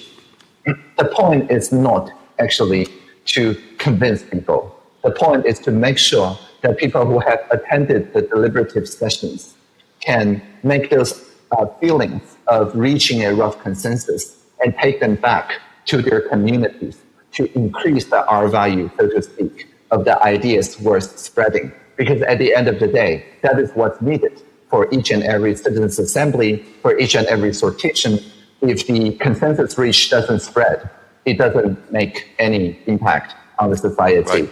And so the participation officers make sure, for example, when the people who are for marriage equality and for people who are more into this traditional value of marriages between two families, and individuals who met are just representatives of the families. So a individualistic view and a family-to-family view on marriage, that was the main contention point in the referenda that you just pointed out. Yep. But we made sure, using the theory of overlapping consensus, we can invite them to talk about, for example, what about the legislation to give the right of artificial reproduction to women that have not entered into a heterosexual marriage.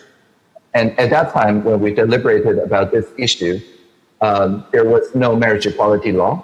So essentially, it's talking about single mothers. And the people who attended from both actually come to see eye to eye and agree on a rough consensus that we need to prepare the society so that it's in the best interest of the children that is born into a not traditional family-to-family family to enjoy the same opportunity and free from discrimination. That's the kind of value that both sides do agree on. And at the end of the day, when we legalized marriage equality, we made a special act nicknamed the Hyperlink Act. And it hyperlinks to the parts of civil code that pertains to the bylaws, the rights and duties, but not the in-laws. So when two same-sex couples wed, they form the same rights and duties relationship, but their families do not magically become in-laws as heterosexual couples do. And so that took both sides' positions, created a common value, innovated to deliver the common value.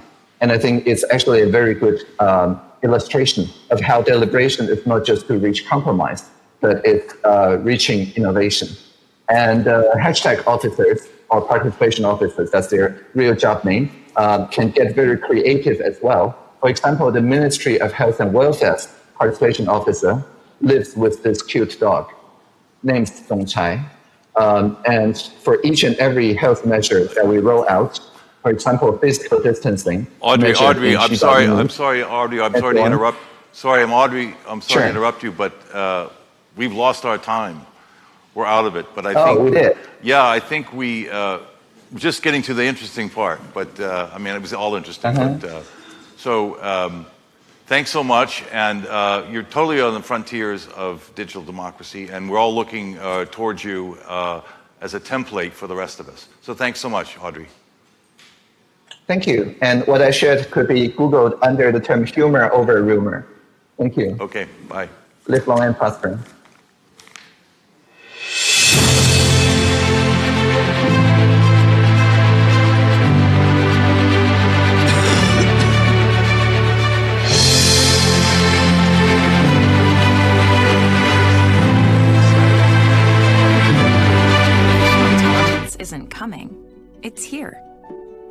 defining technology of our time. But it's human ingenuity that makes it so powerful. Jane started losing her vision when she was 12. California Street. She uses Seeing AI. I crept down the stairs and out the door, which enables her to read and navigate her world. Microsoft AI is helping farmers adapt to climate change. We can use technology to help feed the world without wrecking the planet. Enabling wildlife conservation. The ability to use AI really democratizes science. WildMe uses images from any source to help study endangered species. Unexpected. Harmony and well-being. A revitalizing escape.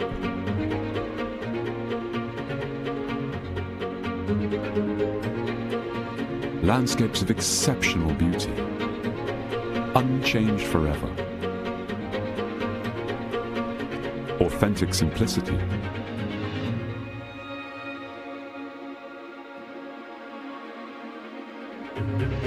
A feast for the senses. So wonderful and rare.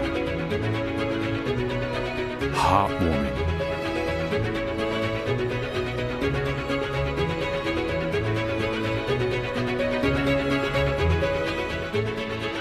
Unexpected. Greece. Always epic.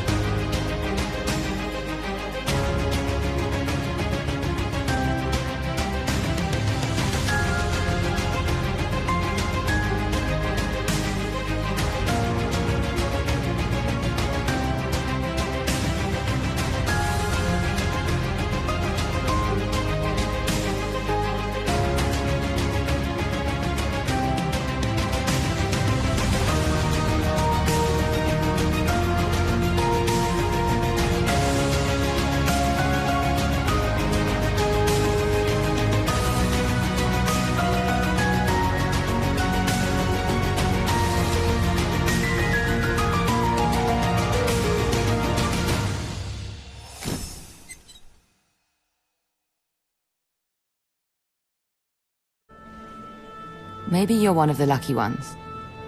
Maybe you still have your job. Or maybe you need to find something new. Maybe you're your own boss, who built a business from the ground up. A business that, in spite of everything, is still open for business. And maybe you're trying new ways to be found. But maybe things aren't that simple. Maybe you need to start over. Build on the skills you already have. Or maybe take the opportunity to learn something new. Maybe this, or this aren't your strong points. But with a little bit of help, maybe, just maybe, things will be better.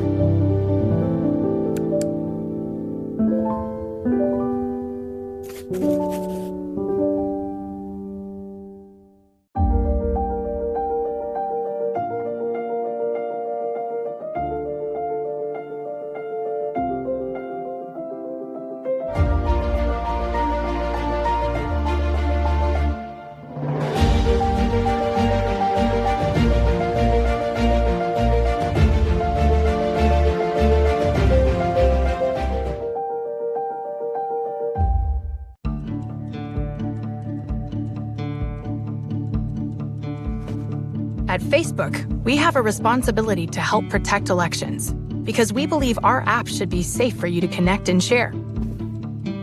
Since 2016, we've tripled the number of people working on safety and security to over 35,000. We focus on three main areas to help protect elections: preventing interference, fighting misinformation, and increasing transparency.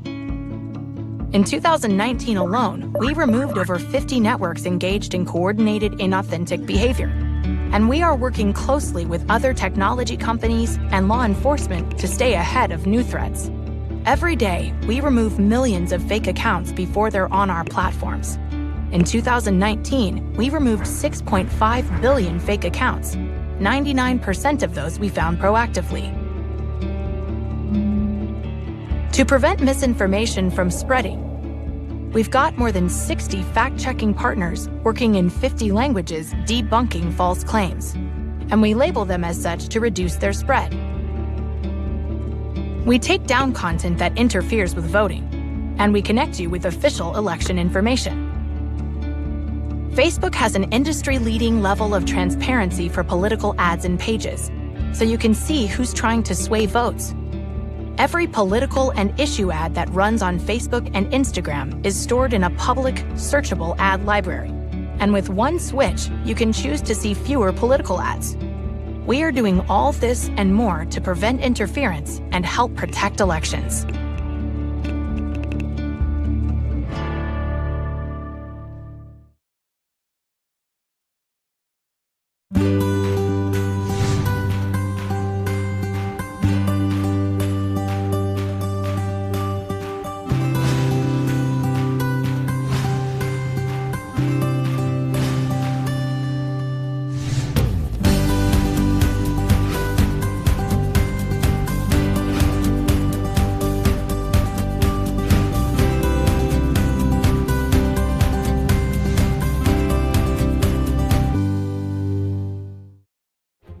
Unimaginable. I am at the heart, where it all started. I see ingenuity. I take in all wisdom that I heard and learnt.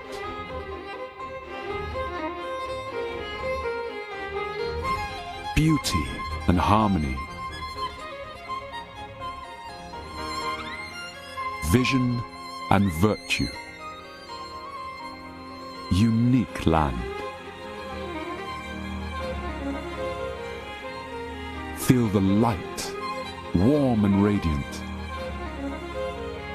Inspired, I rediscover unimaginable Greece, always epic.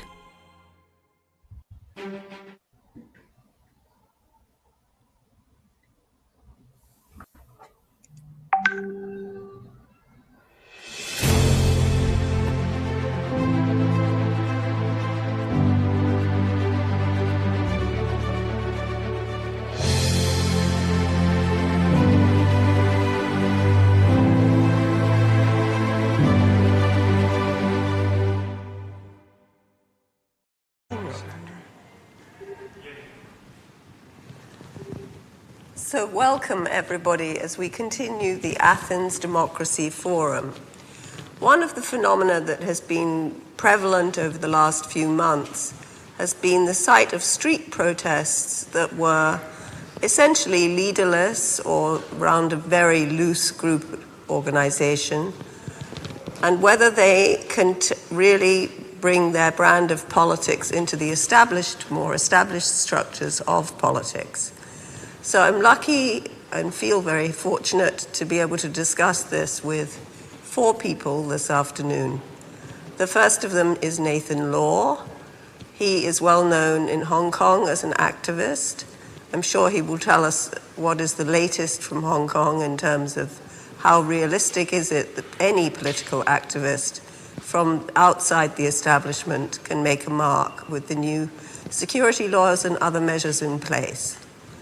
We also have with us, I believe, I'm told, Farida Naburema, who is an activist from Togo. I don't know how many of you have had a chance to see her protests and those of her fellow Togolese on the internet, but it's very moving and very passionate and very expressive.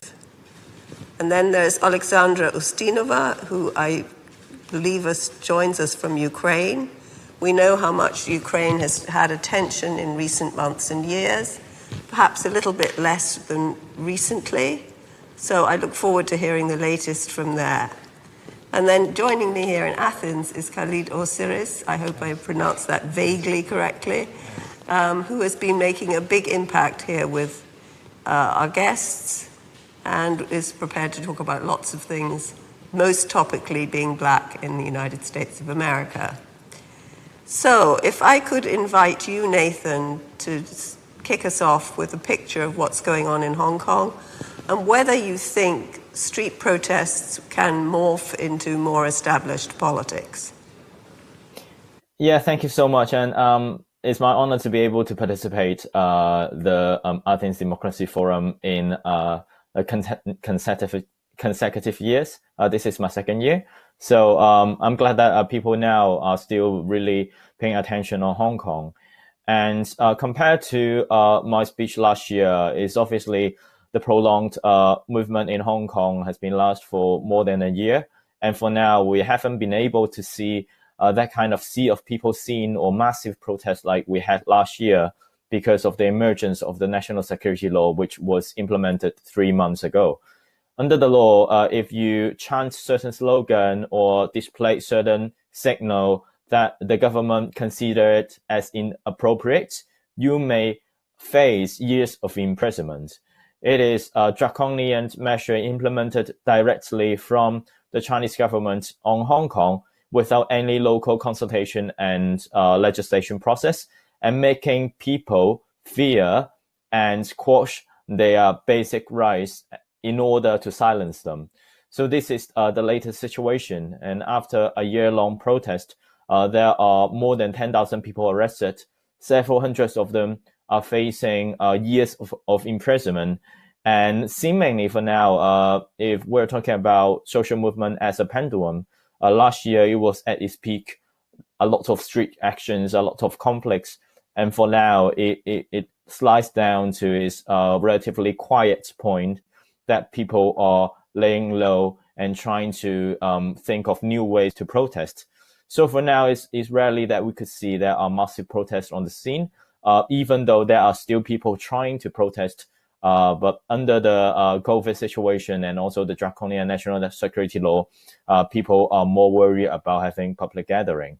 So for now, the power of street movement indeed not as obvious as the one last year. So we have been seeing fewer and fewer news about Hong Kong's protest. But for now, there are still people struggling, and we are trying to find ways to gain the international attention and also climbing up pressure towards the Chinese government. And what's more important is, compared to 1 year ago, the consensus in the international stage to be more critical and assertive towards the Chinese authoritarian expansion power has become more and more prominent. And we've generated more and more pressure to put to the Chinese government to tackle its gross human rights violation in its country more than a year ago. So for now, even though we have less street protest, but in terms of China's external pressure, international pressure, we have been managed to increase it and making a consensus across political aisles. So for me, our protest and the fight for Hong Kong's democracy has to rely on also local protest and the international pressure. And we are trying to combine these two tactics and make it work. So for me, in short-term future, it is very difficult to really comprehensively change China's heavy-handed tactics towards Hong Kong. But in the long-term future, I have hope and I have faith on Hong Kong's democracy. Okay, so for the moment, a more traditional approach, hoping that your friends outside of China can bring pressure to bear on Beijing. What I'd like to do now is to have Farida Naburema join us. I would also like to remind everybody who's watching and listening that we do take questions and you should feed in what you have. In fact, there is one already for you, Farida, that whether you can justify the safety of your friends and family for the greater prosperity of your country and its future. But if you'd like to tell us how your activity has looked so far, We're anxious to hear. Thank you very much. Listen, I will have you repeat the question because I missed the first part of it. But before we get there, in terms of Togo, we held masses in Togo from 2017 all the way to 2019. And to provide more background on Togo, for those of you who have never heard much about Togo has been ruled by the oldest military regime in Africa. He seized power in 1967 and he ruled the country for 38 years. When he died in 2005, California Singh took over in a military coup, and he has been president since 2005, making him the only president in West Africa serving the current form. For the past 53 years, the people of Togo have been organizing at different levels to demand change and democracy. And some of those campaigns have yielded to certain results. But in the last 3 years, the most consistent and most campaign was the one demanding the departure of Fonia Singh.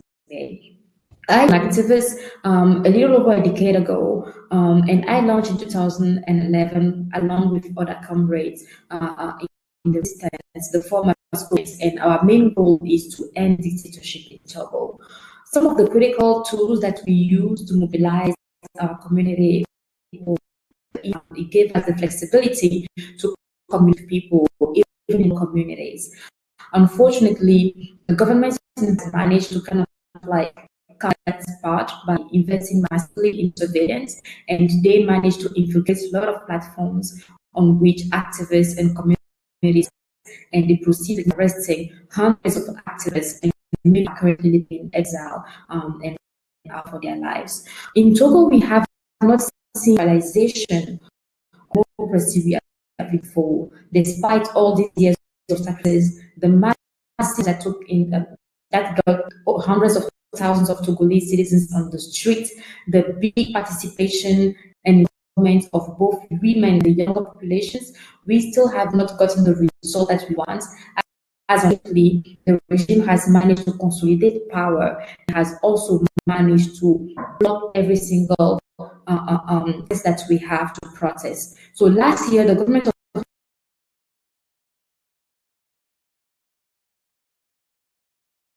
fear that we have lost you.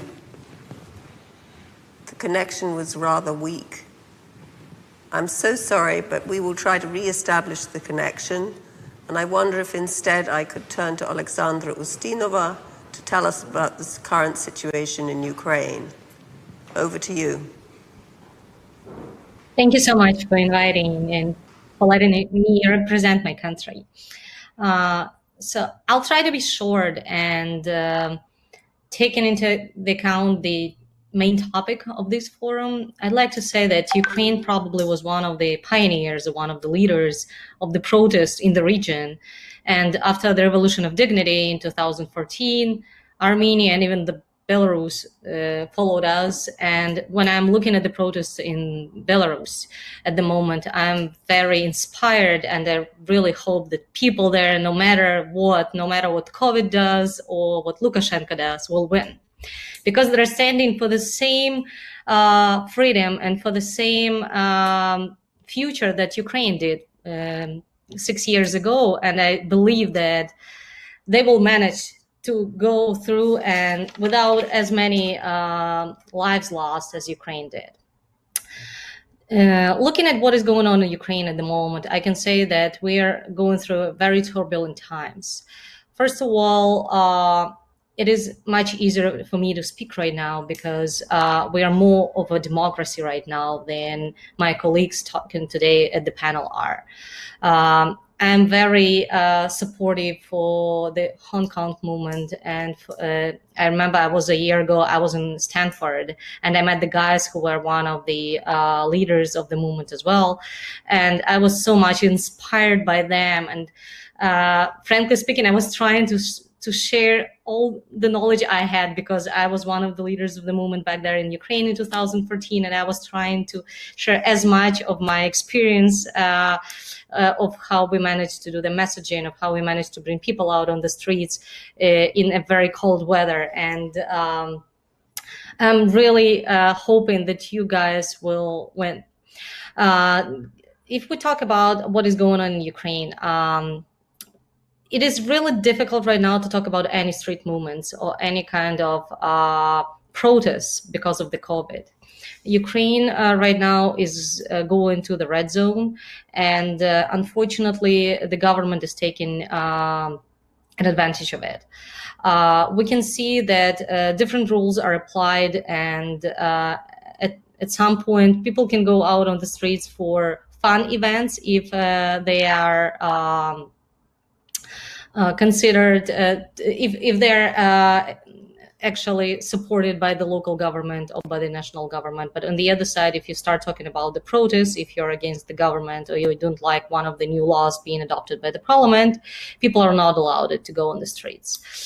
But again, it is not the same as it is as how my colleagues are talking at the moment, because we managed back 6 years ago to break the chain when we were shot in the streets, when we lost hundreds of lives in the streets, and we managed to end up in a war with Russia that occupied Ukraine, unfortunately.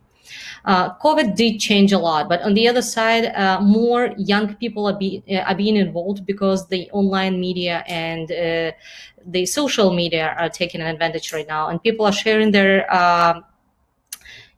sharing news, sharing ideas, and even making fun of politicians right now through social media more than they would do before that on the streets. More young people are being involved, even, I would say, even not adult, but really like young people. And this is one of the advantages of the situation right now. On the other side, I understand this is not enough. If the government needs to understand that people can go out on the streets and push hard as it was before in 2014. Okay, thank you so much for that fill-in. That answers a lot of questions. I'd like now to turn to Khalid and have you explain, amongst other things. We have seen not so rare, but not so often forceful protests from a cross-section of society in the United States in recent months. Can you explain a little bit what you think that means? Was it a surprise for you that Black Lives Matter and other protest movements have taken off?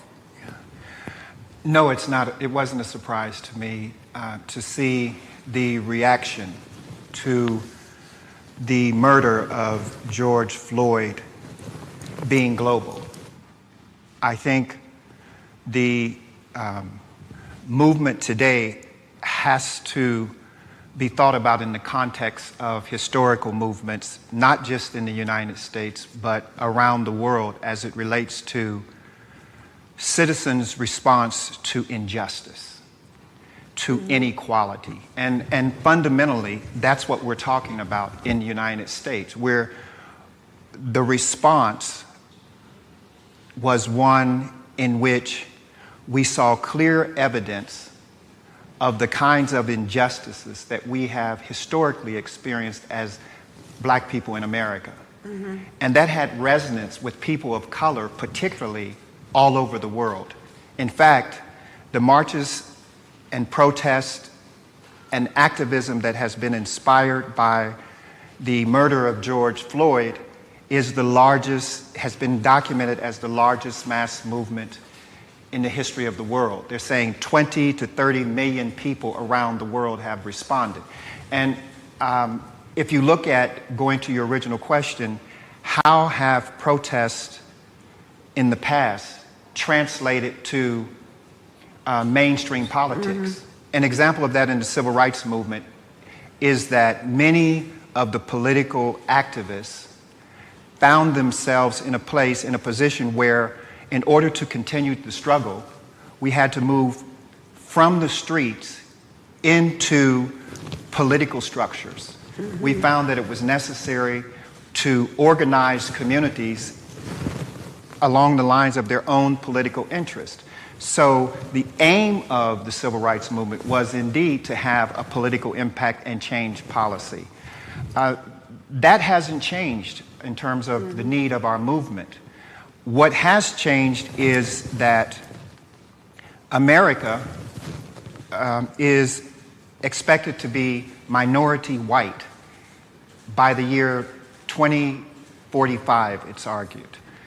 What I would say is America, if you look at our youth population, is already minority white. And so that dynamic has caused many more people to join the movement. And does it in a way diminish the role of identifying as white or black? Yeah, I think that ultimately what we hear is that people who enter the movement from a particular issue or a particular point of reference, i.e. black people in America arguing that we are not going to accept the injustices of structural racism anymore, we have a particular complaint to raise. We have a particular issue to address. Our particular historical issue will never go away by simply talking about general solutions to the injustices. And so I think that we're now at a stage where we can see a both and or a multi-issue approach to dealing with systemic injustice. Thank you. If I can swerve back from that, do a corona swerve here, as it's known in New York when you walk the dog and get out of the way of other people. I have a question also that moves this discussion in that right direction. Nathan, this is actually for you. What is your strategy for the coming times, asks Subhash Pacha, and will democracy ever be established in Hong Kong? I'd like to also, if it's relevant, you can reflect on whether the experience of Black Lives Matter in the US in recent months has any bearing on the situation in Hong Kong. Yeah, thanks for the question. And for Hong Kong people, we've been fighting for democracy for over 30 years. And that is the promise made by Beijing in the 80s. And when Hong Kong was handed back from the British government to the Chinese government in 1997. So we've got a strong legitimate grounds to ask for autonomy and democracy.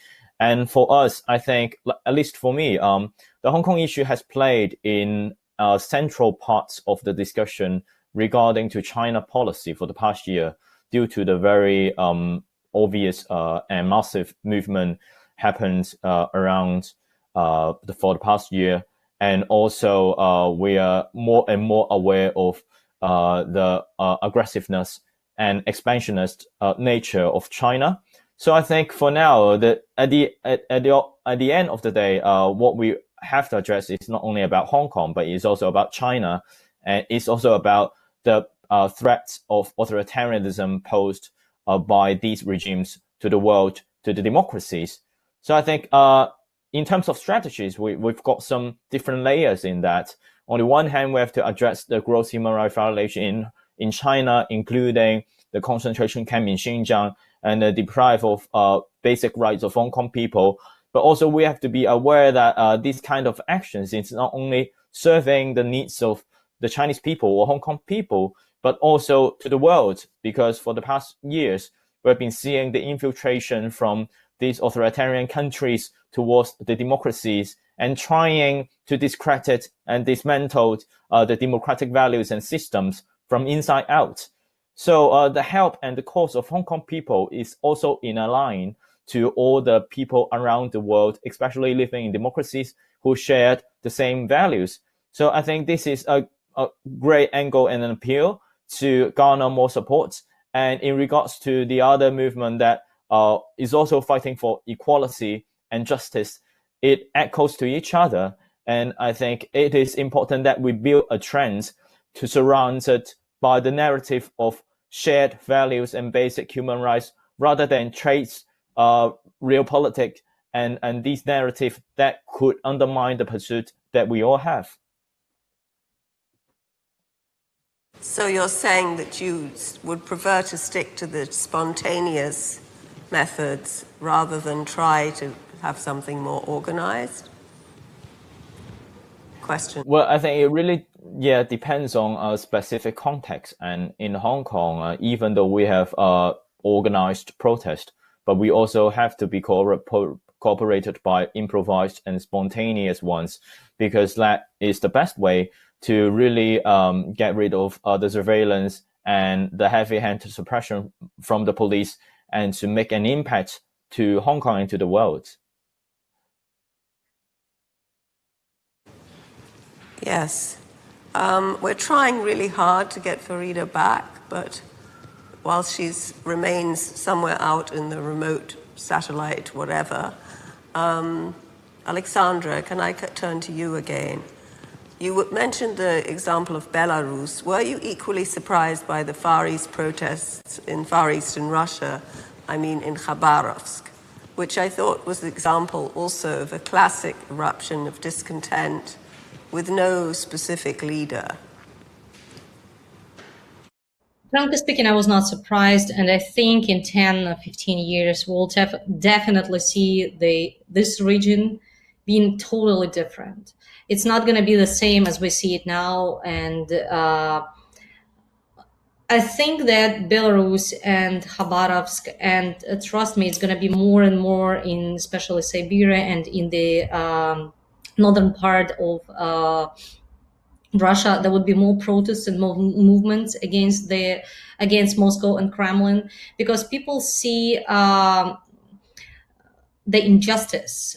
People see that Kremlin and the corrupt politicians are getting advantage of their own lives, and people live really poor there. If you look at the Khabarovsk, if you look at the other regions besides Moscow, Russia is a really poor country, and with everything becoming globalized and digitalized, people can see this difference, people can feel this difference, and people will not stay quiet anymore. Belarus was predicted, it was expected, and frankly speaking, I had some of my friends flew to Ukraine a few months before the movement, actually before I would say their revolution had started, and before people started going out in the streets, because they were because the majority of their friends were already arrested, and they were one of the top journalists in the country. And they said that these elections would be the turning point for Belarus, because people are fed up. And actually, COVID was one of the latest, probably, dots, I would say, in Lukashenko. So people realized that Lukashenko was terribly lying, saying there is no COVID, that nobody's been infected, and people kept losing their families, kept losing their friends. And once you turn this injustice from just, I don't know, losing money because of corruption to actually losing lives of your relatives, and the government is not doing anything about it, it was it was predicted, and people were saying that everybody knew that Lukashenko would try to take an advantage of these elections, that it will be totally faked. But everybody who knew this region and who knew Belarusians and the movement inside said that basically, if you compare to what happened in Ukraine in 2014, we had our revolution started in Facebook. They had their revolution started in Telegram channels. And people, when you see up to 300,000-400,000 people being gathered in different Telegram channels discussing Lukashenko regime and elections, it's obvious for everybody you cannot keep up with this. And I think Khabarovsk and the other parts of Russia will be only the beginning, and they will face the same, and Putin will face the same issues as Lukashenko is facing at the moment. Thank you. Khalid, would you say that there's any chance that the effect of those protests carries over in any direct way to the United States? I'm alluding to the fact that Americans traditionally have been not so interested in events outside their own borders, and there's certainly plenty to think about in the United States. Yes. But at the same time, does this contribute, what Alexandra is describing, to a general atmosphere of foment and discontent over inequality? I think it absolutely does. We're in a period where our global concerns are being surfaced. We're able now to see other people around the world in ways that we never have. We're able to be in communication, in relationship with struggles around the world in real time. One of the caveats I'd like to raise in this conversation is that it is not necessarily the intent of protest movements to enter directly into mainstream politics. It is also critical to understand that the resources of the ruling party and the establishment are absolutely vast in its response, in its reaction to protest. And one of the things that I think we underestimated in America, particularly in the Black Panther Party for Self-Defense, was the veracity, the absolute ruthlessness that our own government was prepared to act against us, to execute against us. And so as a party, the Black Panther Party itself made the effort to go from a vanguard movement to a mass-based movement and was fundamentally unsuccessful in doing it. Yeah. But we were in regular communication with movements in Africa. We supported the anti-apartheid movement. We sent soldiers to Angola to engage in frontline war. So our organization ultimately became part of a global movement for human rights and justice. Maybe we should just explain for people who are not as old as we are that what exactly the Black Panther Party stood for. Yes, so the full title is Black Panther Party for Self-Defense. The organization was established for the purpose of challenging the injustices, the police brutalities in our communities across America. Established in the 1960s. In the 1960s, 1968, with Huey P. Newton and Bobby Seale. And that movement was on the heels of the civil rights movement and very much inspired by the teaching of Malcolm X. And ultimately Marxist-Leninist ideology. Although that really has played very little role in American political life. Absolutely. Yeah. That's interesting.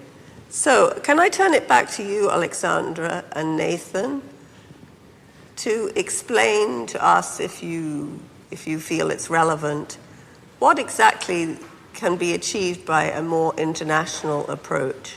And is that, in fact, what will bring new values and new practices? Or are we just all going to be utterly bewildered and slightly terrified by COVID and not be able to think further politically?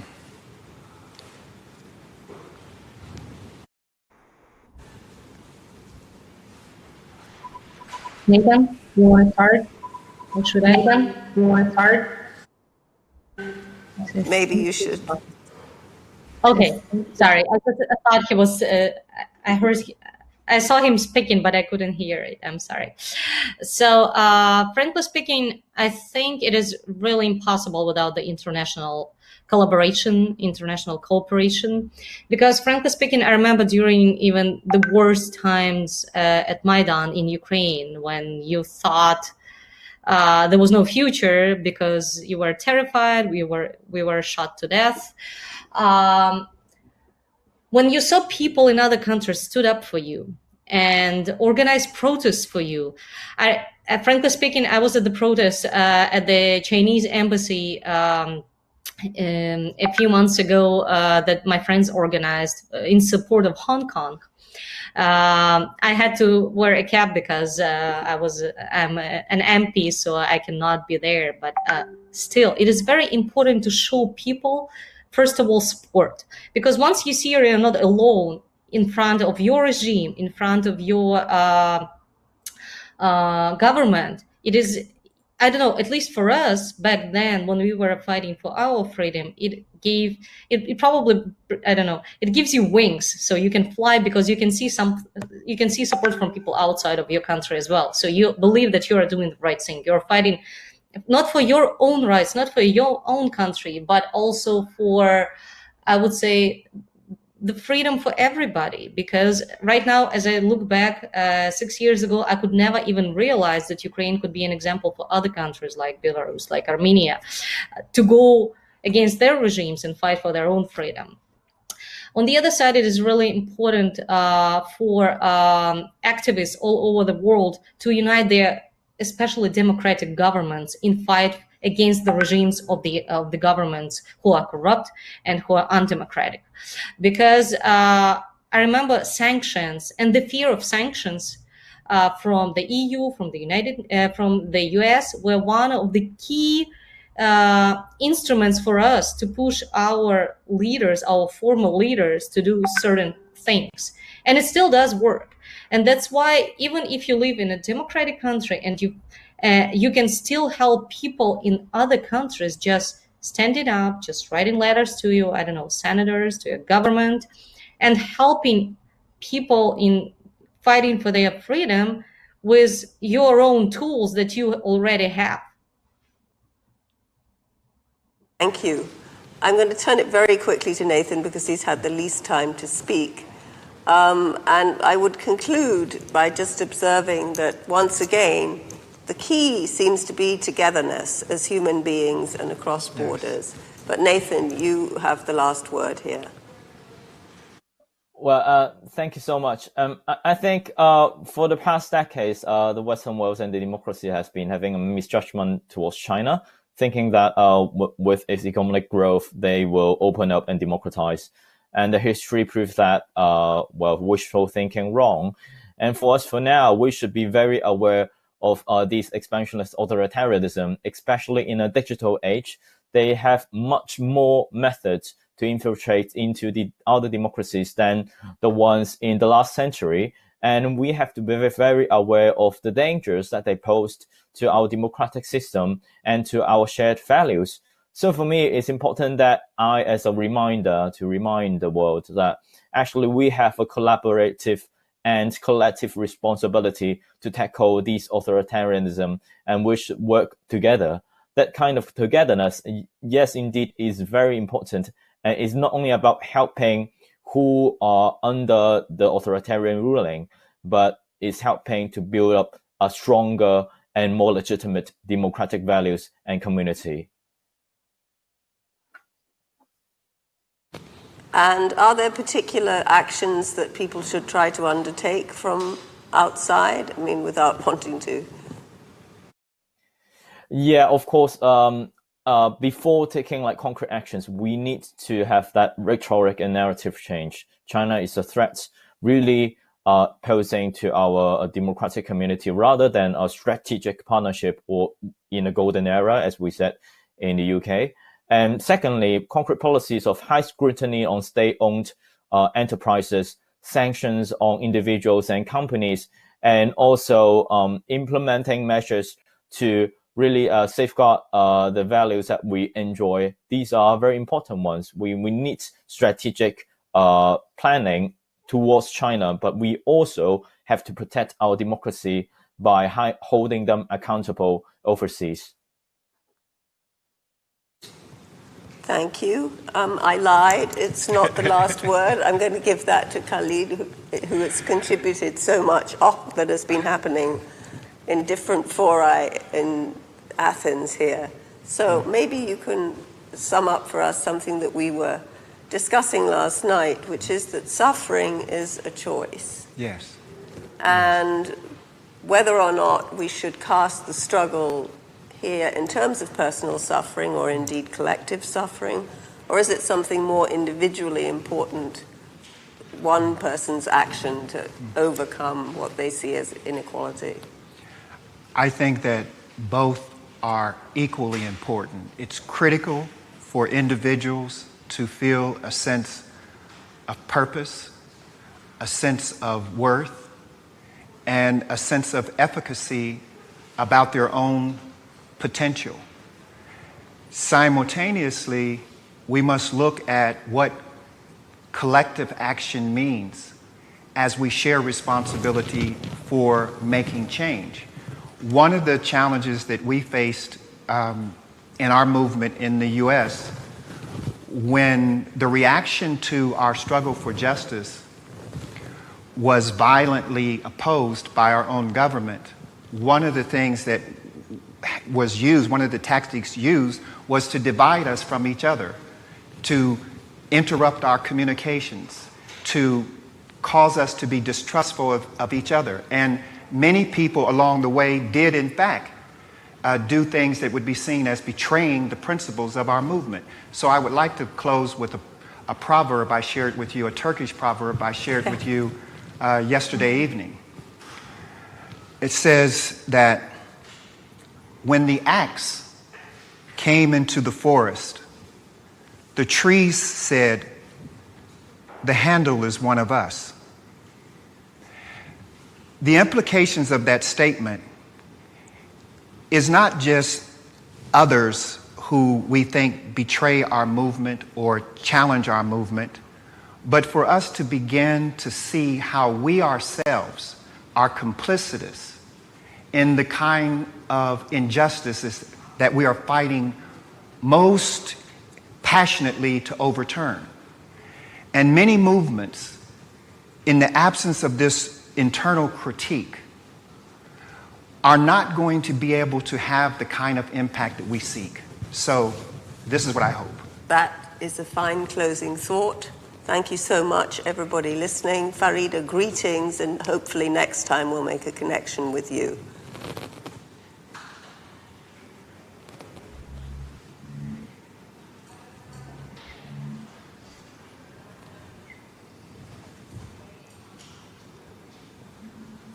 Sorry, I did it too quickly.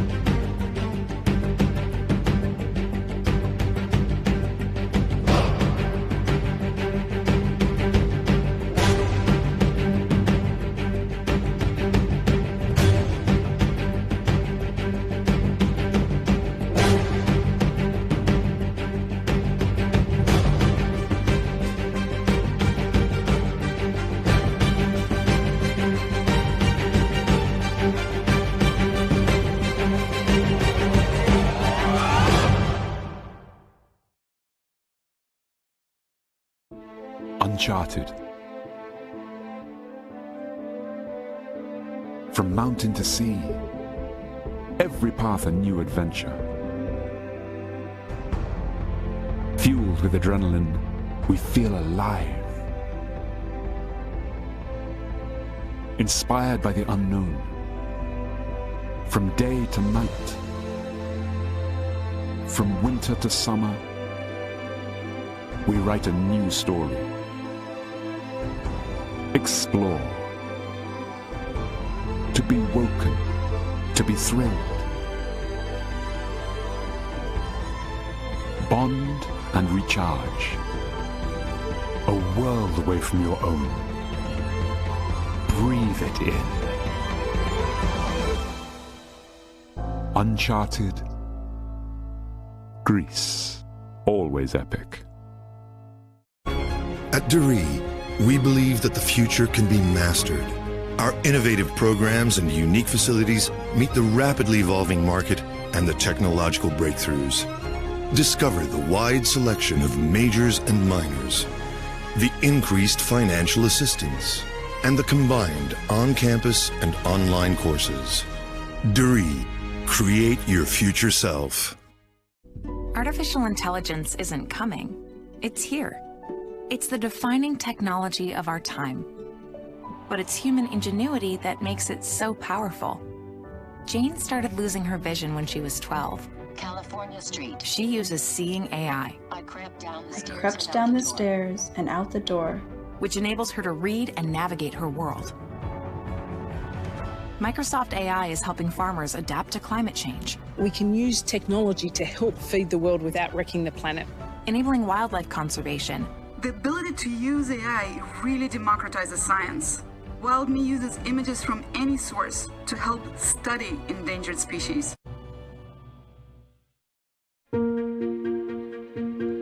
Unexpected. Harmony and well-being. a revitalizing escape.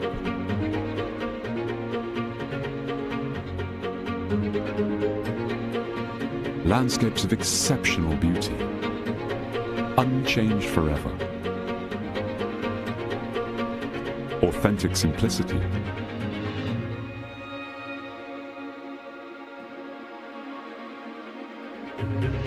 A feast for the senses.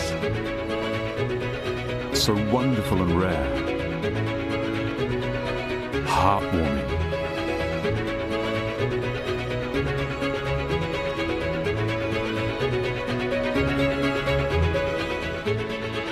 Unexpected. Greece. Always epic.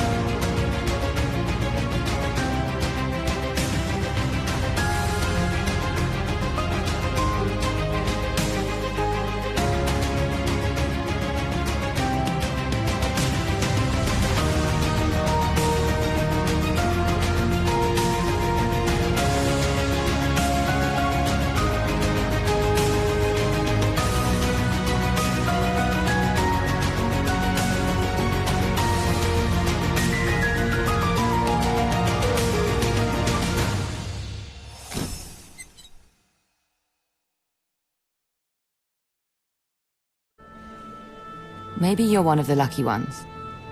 Maybe you still have your job. Or maybe you need to find something new. Maybe you're your own boss, who built a business from the ground up. A business that, in spite of everything, is still open for business. And maybe you're trying new ways to be found. But maybe things aren't that simple. Maybe you need to start over. Build on the skills you already have. Or maybe take the opportunity to learn something new.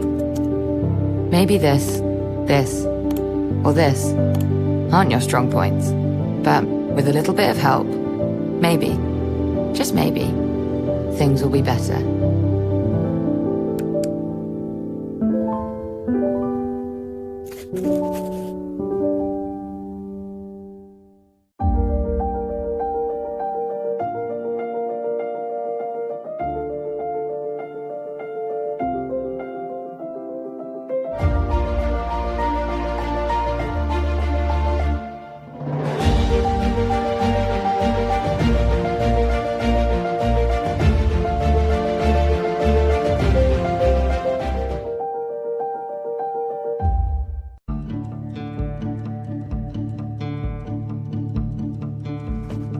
At Facebook, we have a responsibility to help protect elections because we believe our app should be safe for you to connect and share. Since 2016, we've tripled the number of people working on safety and security to over 35,000. We focus on three main areas to help protect elections: preventing interference, fighting misinformation, and increasing transparency.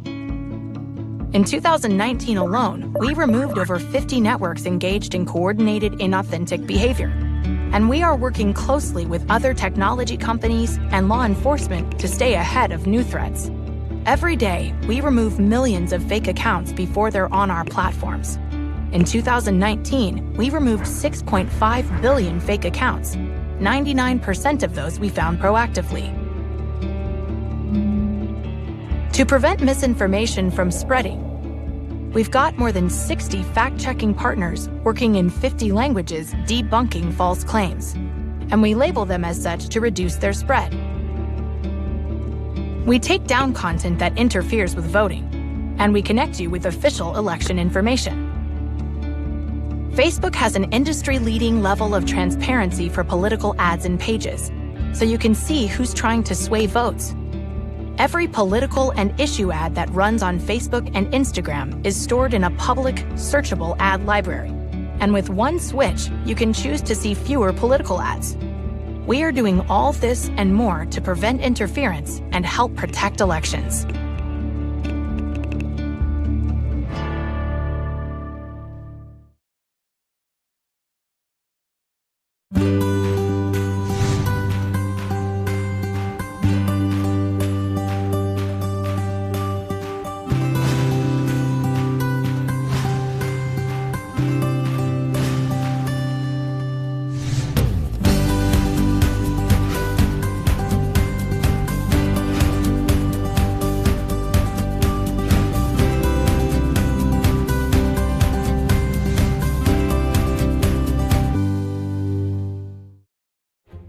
Unimaginable. I am at the heart where it all started.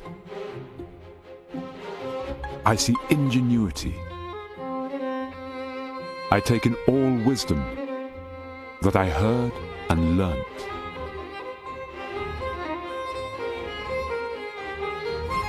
Beauty and harmony. Vision and virtue. Unique land. Feel the light, warm and radiant. Inspired, I rediscover unimaginable Greece, always epic.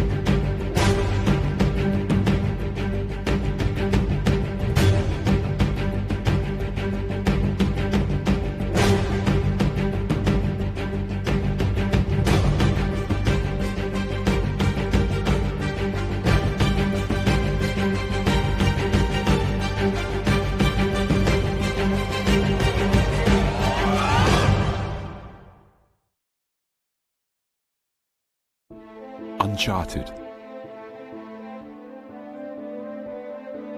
From mountain to sea, every path a new adventure. Fueled with adrenaline, we feel alive. Inspired by the unknown. From day to night. From winter to summer, we write a new story. Explore. To be woken. To be thrilled. Bond and recharge. A world away from your own. Breathe it in. Uncharted. Greece.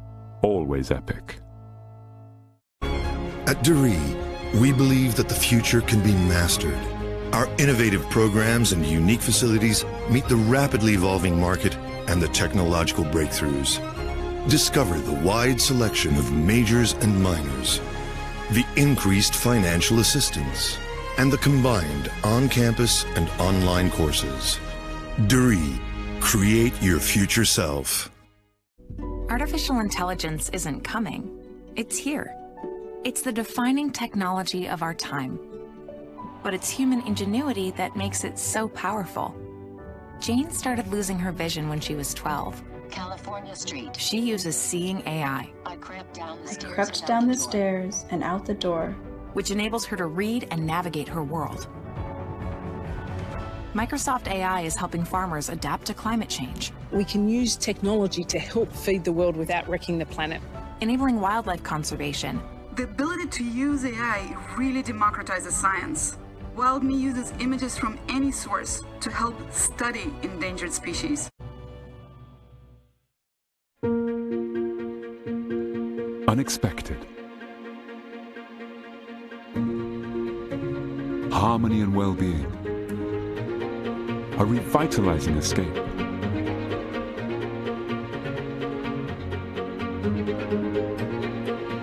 Landscapes of exceptional beauty, unchanged forever.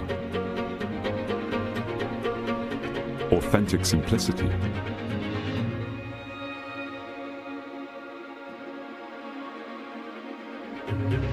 A feast for the senses. So wonderful and rare. Heartwarming.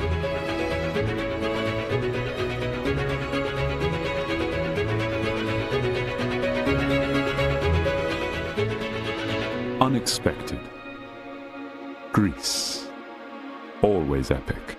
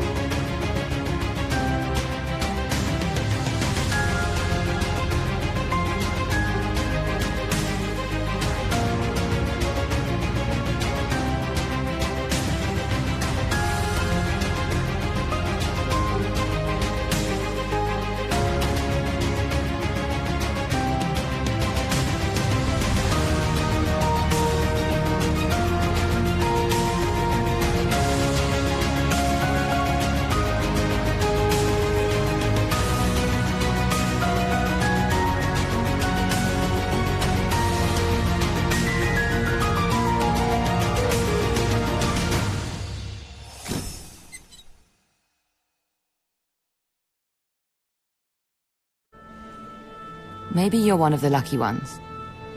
Maybe you still have your job. Or maybe you need to find something new. Maybe you're your own boss, who built a business from the ground up. A business that, in spite of everything, is still open for business. And maybe you're trying new ways to be found. But maybe things aren't that simple. Maybe you need to start over. Build on the skills you already have. Or maybe take the opportunity to learn something new. Maybe this, or this aren't your strong points. But with a little bit of help, maybe, just maybe, things will be better.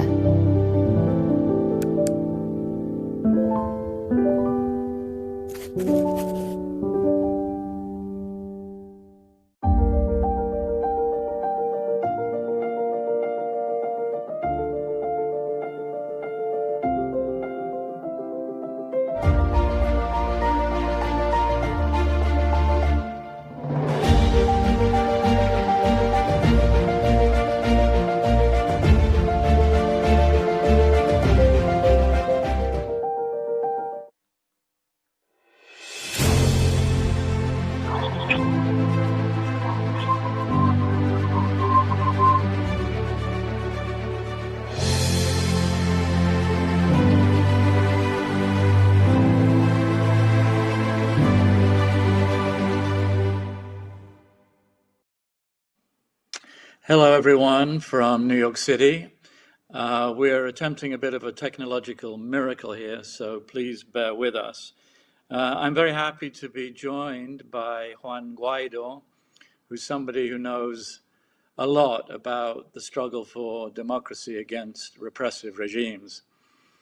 He is president of the Venezuelan National Assembly and has been recognized by more than 50 countries, including the United States and several EU nations, as Venezuela's rightful leader. So I'd like to begin by asking you this. After the massive protests of 2019, with hundreds of thousands of people in the streets, demonstrations that moved the world, it appears that your movement against President Maduro has lost momentum. Would you say that's true? And if so, what's the reason for that?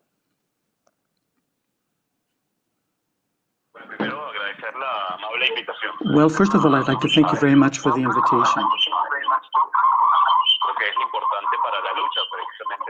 Events like this are very important for the fight for democracy in Venezuela, for democracy throughout the world, and very important for recognition, which is necessary at this particular point in time.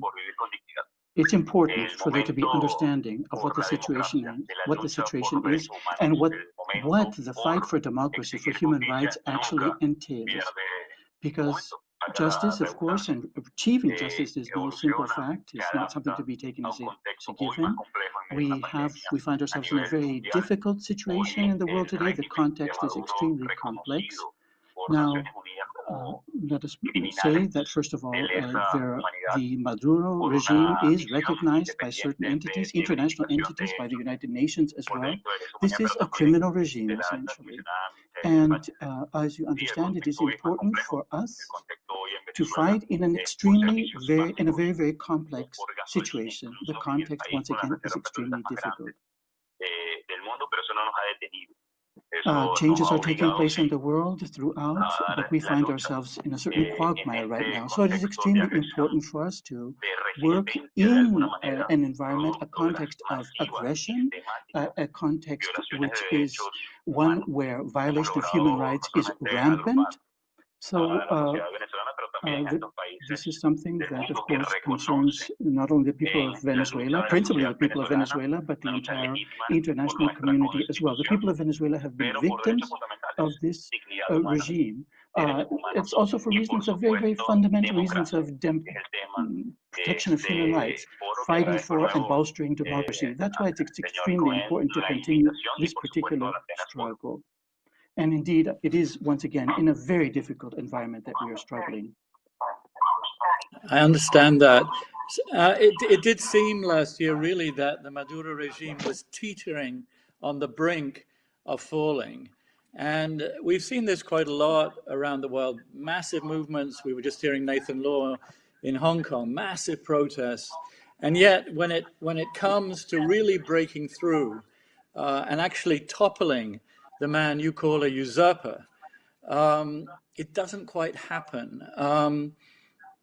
Did you feel, why do you think that is? Did you feel at a certain point that a mistake was made, or that he was somehow able to rally support? You approached the military, you tried to rally the military to your side, that didn't seem to work. Why is it you couldn't clinch the deal? I think we all recognize what a terrible, repressive, corrupt regime you're up against. Indeed, a United Nations Human Rights panel just last month found Maduro and other leaders of his government guilty of crimes against humanity, killings, torture, sexual violence. I think the world knows this, but why can't you clinch the deal?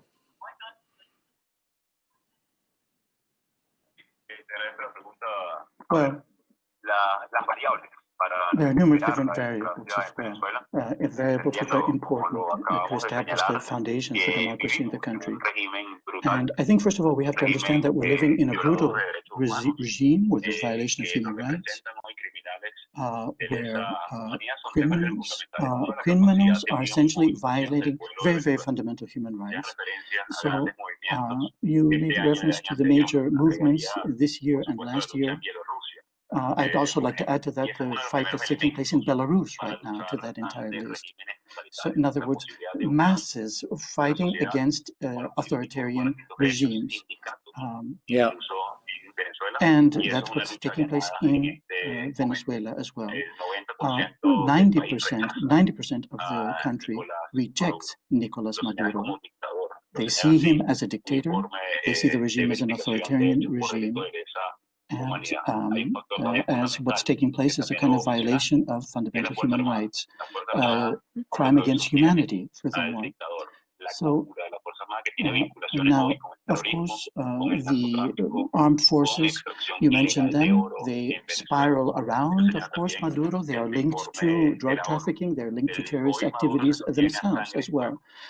Indeed, it's not the single individual. It is this conglomeration, if you like, Maduro and the armed forces.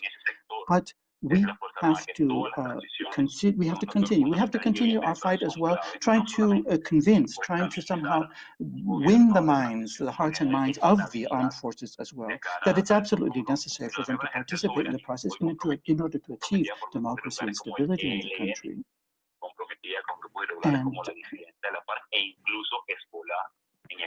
And of course, all sectors of society and all layers have to be included in this as well. Now, right now, there are a number of different external factors as well. Entities that have exchanged, that have some sort of contact with the Maduro regime and provide support, these parties are complicit in a violation and a human rights violation as well. So, indeed, once again, this very, very complex situation has led to great instability in the region, controversies developing, conflicts of different sorts between various different entities, so complex that it really blows the mind, essentially. And perhaps this entire web of situations is one that leads to these individuals remaining in power, these totalitarian figures staying where they are, entrenched. So I think what we have to do is we have to mobilize. We have to mobilize not only domestically, but internationally as well. And once again, bring all the layers of society into the game, be that social layers or, of course, the armed forces in this instance as well. Because what we're speaking about is a fight against a criminal who is responsible for crimes against humanity.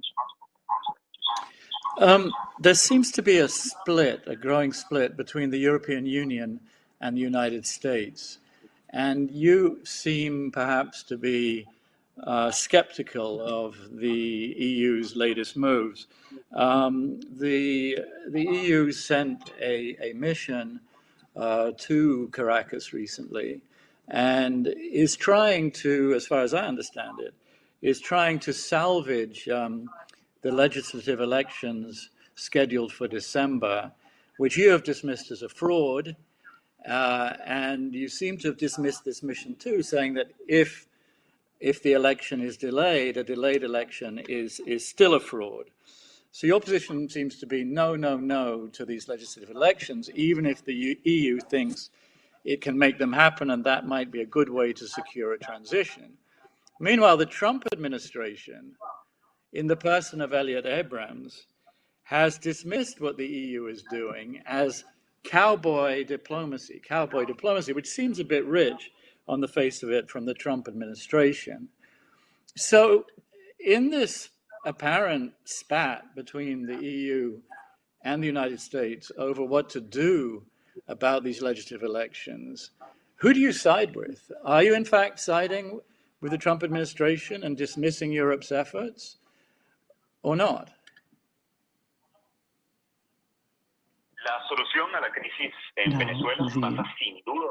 The solution to the crisis, of course, in Venezuela is linked to presidential elections and parliamentary elections.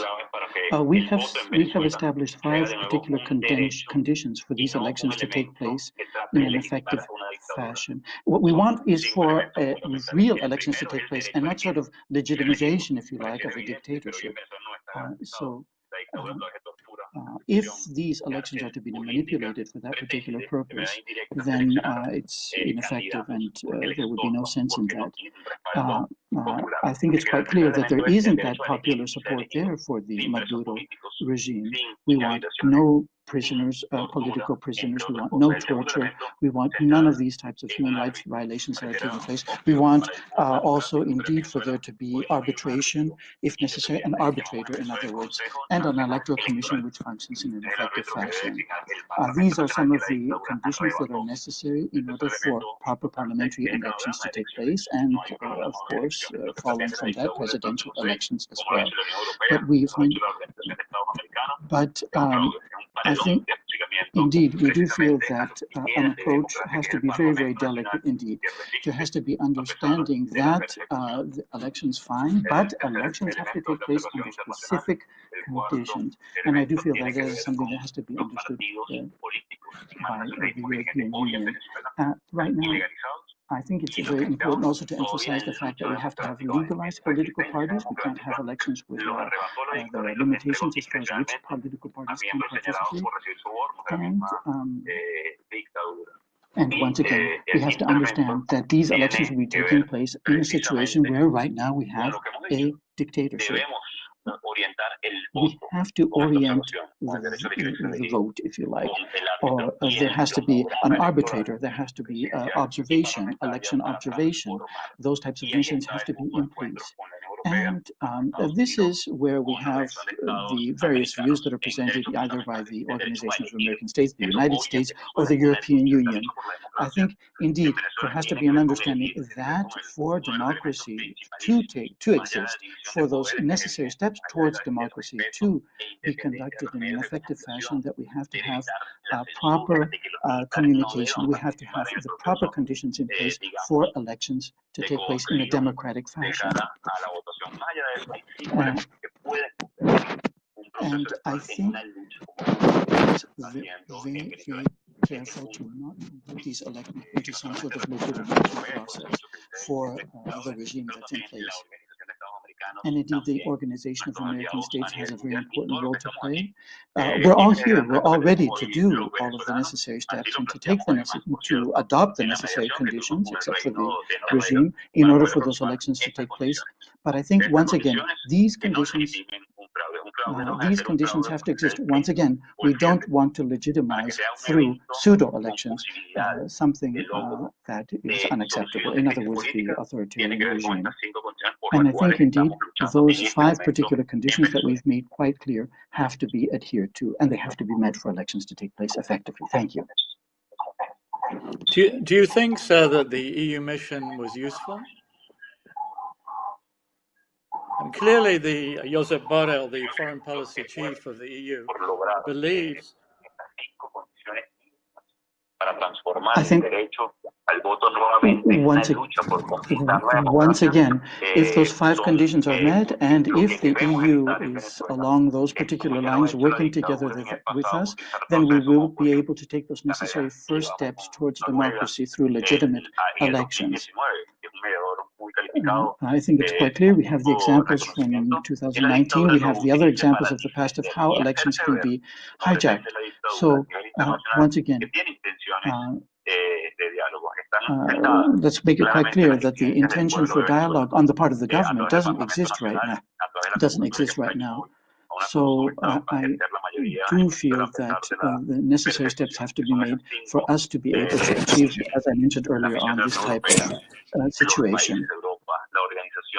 And all have to play an effective role, be it the European Union, be it the Organization of American States, the United States, all have to work together in this particular direction, in this struggle. And I do feel that right now everybody is moving in the right direction towards establishing a system for legitimate elections. Good. What did you make of President Maduro's apparent softening, his decision to release more than 100, I think, opposition politicians? He's made various apparently conciliatory gestures. Do you think the leopard is changing his spots?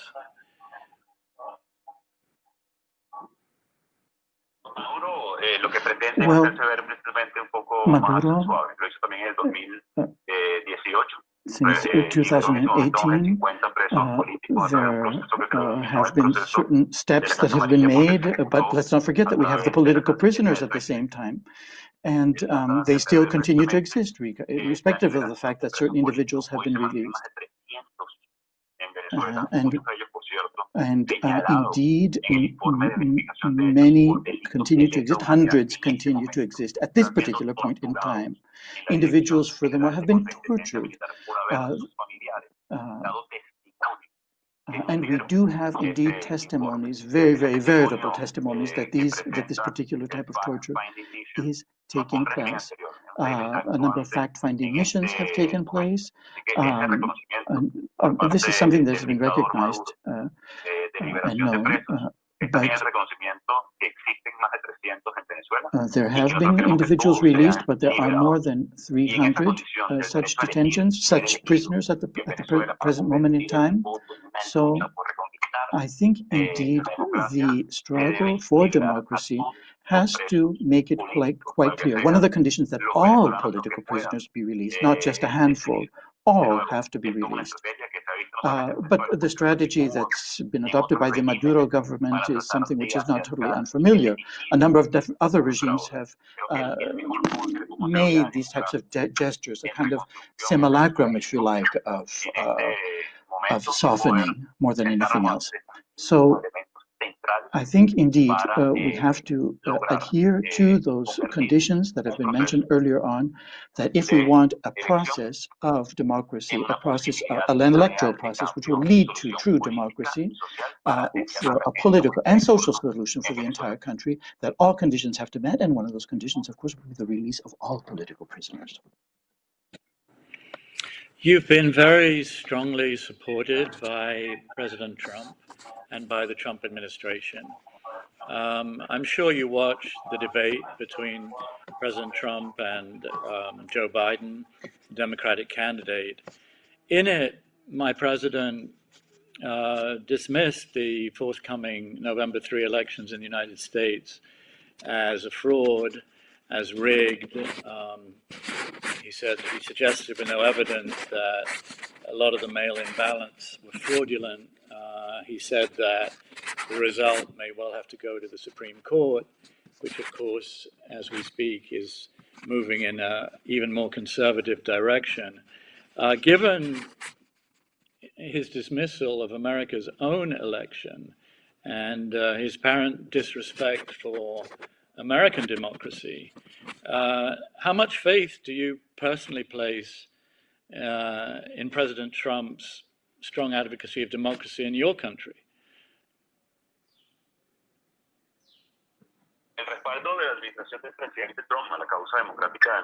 Well, now, I think, as you know, the fight for democracy in our country has been very, very firm and concerted, and with a character of determination as well, and at a number of different levels. We've been working, and now we have also been working together with the different with the Trump administration, also with Congress, with the two houses of Congress, with the House of Representatives and the Senate as well. We've been trying to deliver the message about the situation in Venezuela and the need for support as well, and issues such as freedom of expression, different fundamental human rights. Of course, all of this is part of a democracy with all the trimmings. And I think, indeed, it's simply important to strengthen participation, for people to understand in both continents, North and South America, the importance of these particular very, very important fundamentals. Let's not forget that we live in a dictatorship right now. Of course, in the United States, it's a totally different situation. There will be participation. Parties are free to participate, and of course, there is full respect and support for the institutions that exist in the United States. whereas as far as the kind of rotting structures that we have in Venezuela, where there's very, very little support or very little respect for those that we have here, very, very difficult to draw any comparison whatsoever, of course. But and also that the role of citizens in the power process, that the kind of cornerstone, if you like, of democracy, that is something which totally is non-existent simply here, whereas in the United States one couldn't say the same. You are a passionate fighter for democracy, and your fight has moved a lot of people. As you look around the world, is there a beacon of democracy for you? An idea or a country that inspires you particularly?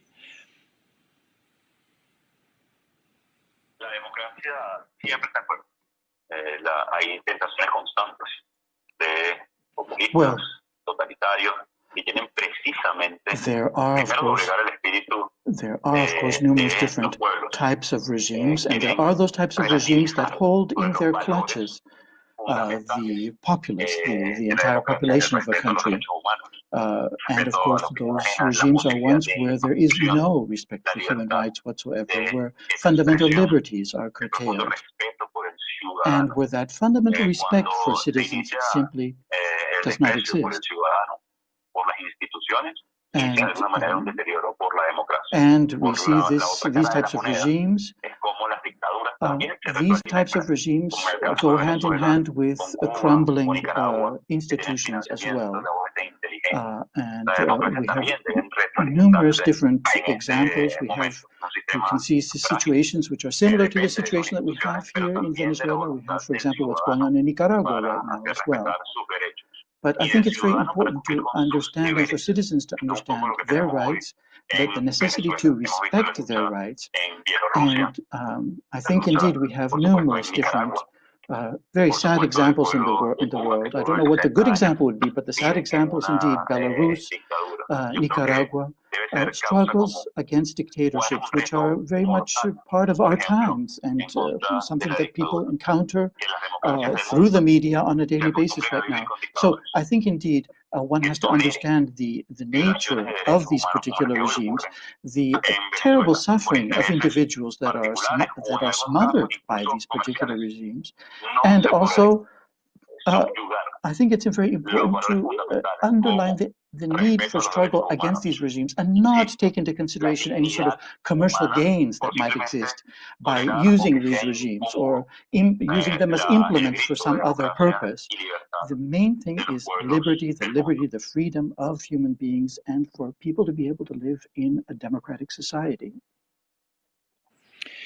How do you explain the resurgence of nationalism and authoritarianism around the world? I mean, if in 1990, at the fall of the Berlin Wall, the communism, the disappearance of the Soviet Union, someone had suggested that 30 years later, somebody like Vladimir Putin could dismiss liberalism as finished, they would have said you were crazy. And yet we see around the world this resurgence of authoritarian or repressive, nationalistic, the slogan of the President of the United States is America First,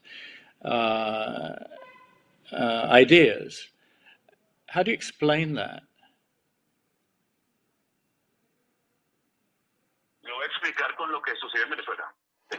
I would explain it simply with an example, the example that we have right here. A country where there was some sort of structure in place, where there's natural resources, there's wealth, there is, and the undermining of the various positive aspects of the society and of the structure with an authoritarian, if you like, poison. So I think here we've seen a wonderful example of a mixture of populism, the undermining of institutions, and indeed there are numerous different factors in our world today which have exacerbated the situation. Perhaps the flow of information, the speed of transfer of misinformation or non-information, if you like, as well. Maybe that plays some role as well. But I think indeed a wonderful example is what has happened here with the undermining of democratic institutions and different populist messages which have been delivered as well. In a state under the rule of law, it has to be understood, first of all, that rule of law is the key to everything, that is something without which we simply cannot live, and that the necessary conditions have to exist for rule of law to prevail. And indeed,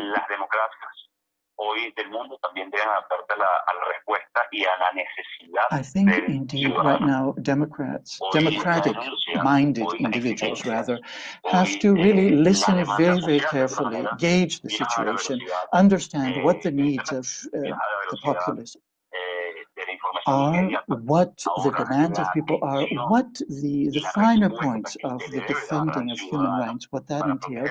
And democratic-minded rather, individuals throughout the world have to fight for those principles and understand that they are indeed under threat. And I think indeed these very, very fundamental values have to be disseminated, they have to be bolstered, they have to be defended against totalitarian tendencies or totalitarian undercurrents, wherever they may exist. But once again, I do feel that here we have a wonderful example of that deterioration that you mentioned in the world. And indeed, our struggle is out there for us to fight. You know, when you think about the factors that have allowed nationalist authoritarians to thrive, you know, is it growing inequality in our societies? Is it the perceived impunity of the rich? Is it the impact of the internet? Is it the feeling among many people in many societies, democratic societies, that they're marginalized? Is it immigration? I mean, these figures emerge because they respond to certain forces and feelings in society.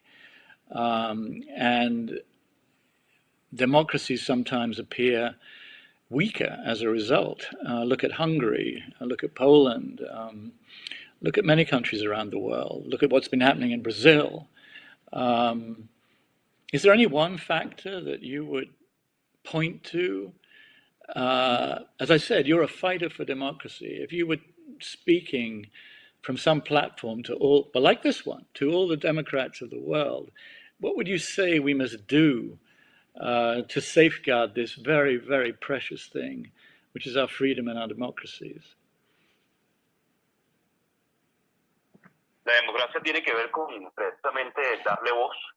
I think democracy has to be given a voice. Has to be given a voice, and there has to be empowerment as well of all people, so that they can be part of the process. It also has to do with legal systems, with justice as well, that rule of law exists, that a legislative framework exists that's implemented as well. And also the issue of legitimacy as well. It has to be understood that legitimacy is absolutely key for democracy to exist. And citizens must understand that this is something that is absolutely imperative for liberty to exist.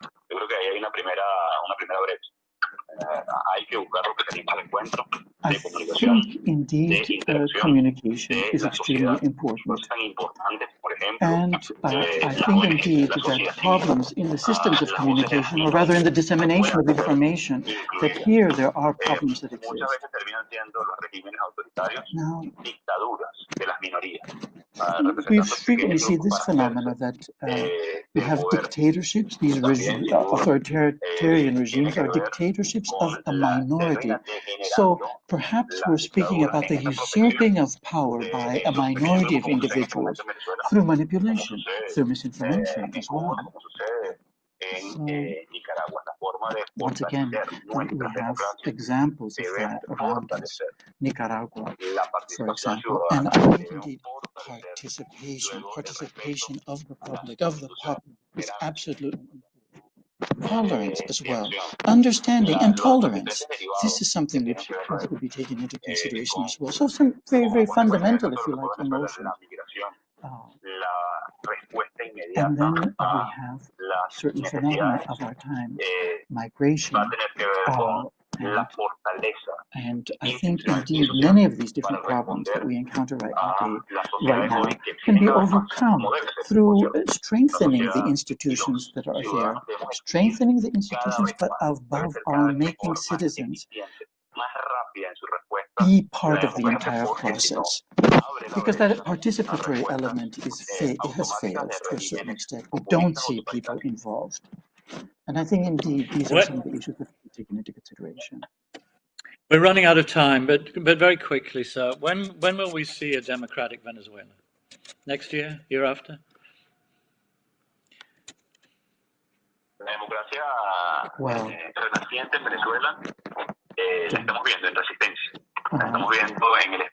we see democracy right now in Venezuela, but it's democracy of the people that they've expressed themselves very, very clearly about what they want. And hopefully this will materialize into some sort of governmental structure that will reflect them. But the democracy that exists right now is in the voice of these individuals that are there struggling for democracy. That is the voice of democracy right now. And unfortunately, right now we're a dictatorship, but when and if we have parliamentary elections, presidential elections, capacitating the public, in other words, elections that will take place, respecting the various conditions that have been set down, at that point we will emerge from this particular tragedy, and we will find ourselves in a situation of on the path to democracy, if you like. People now, however, are expressing the spirit, the philosophy of democracy, demanding for their rights, demanding for human rights. And indeed, democracy, the fight for democracy hasn't lost its momentum. It's moving forward quickly, and our job is to escort that particular process and to allow for it to take place.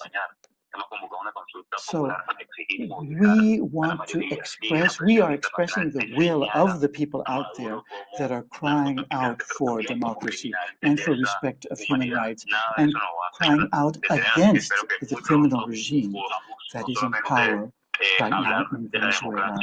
So democracy will come from that grassroots level, if you like. It won't come from above. And once again, I'd like to thank you very much for this opportunity, and I'd like to extend a hand of friendship and embrace as well to all those who are fighting for democracy in the world. I think indeed that determination is fundamental. We need mechanisms, democratic mechanisms in place, fighting against authoritarian dictatorial regimes. And I'm sure that we will be successful here in Venezuela, tomorrow in Belarus, in Cuba, in Nicaragua, and wherever else these types of authoritarian regimes exist. Thank you. Thank you very much, sir. Thank you.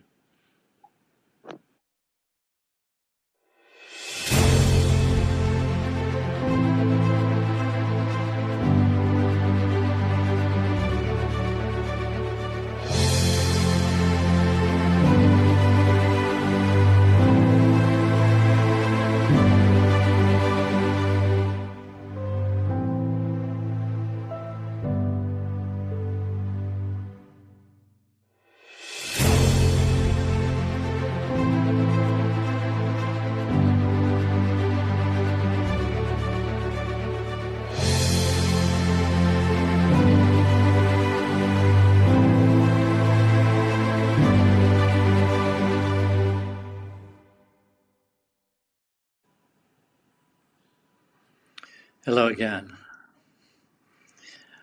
It's not been easy watching from Brooklyn this forum that I've come to love these past 8 years. I apologize again for not being with you. COVID-19 laid me low. I do not recommend it. Your body becomes a stranger whose battle consumes you. Still, here I am, restored. We're all learning about resilience. Democracy demands it. I'd like to thank Achilles and the whole team in Athens and elsewhere that made this particular forum possible in physical and virtual form. Extraordinary work has gone on behind the scenes, and really, I doff my hat to all of you. Thank you so much. Humans were not made to live in rectangular Zoom boxes, surrounded by the same two familiar four walls, at an antisocial distance from one another. Something in us rebels. Without touch, existence pales. The pandemic has made us lonelier. It's exposed the fearful animal in us all. And yet, by changing our habits and obliging us to reflect on the excesses of 21st century agitation, the virus has also stirred something that I sense throughout these proceedings, a radically intensified demand for new ways of living, working, and consuming that safeguard our depleted planet, promote social justice, and reinvent democratic citizenship. As Valerie Keller remarked, it doesn't work if it doesn't work for us all. This is, as Anna Diamantopoulou put it, a new phase of history. Contrary to what Margaret Thatcher said, there is such a thing as society. Community is making a 21st century comeback. We the peoples, Andreas Bommel's nice phrase, are demanding that. Mario Monti's Antibodies, the response of democracies to their failings and to the rise of nationalist autocracies, have stirred. A friend of mine opened her closet the other day and felt that she was gazing at the clothes of a dead person. They belonged to the world of yesterday. She had no use for them in the age of the coronavirus. Like her, I think, we are all looking again. To see what?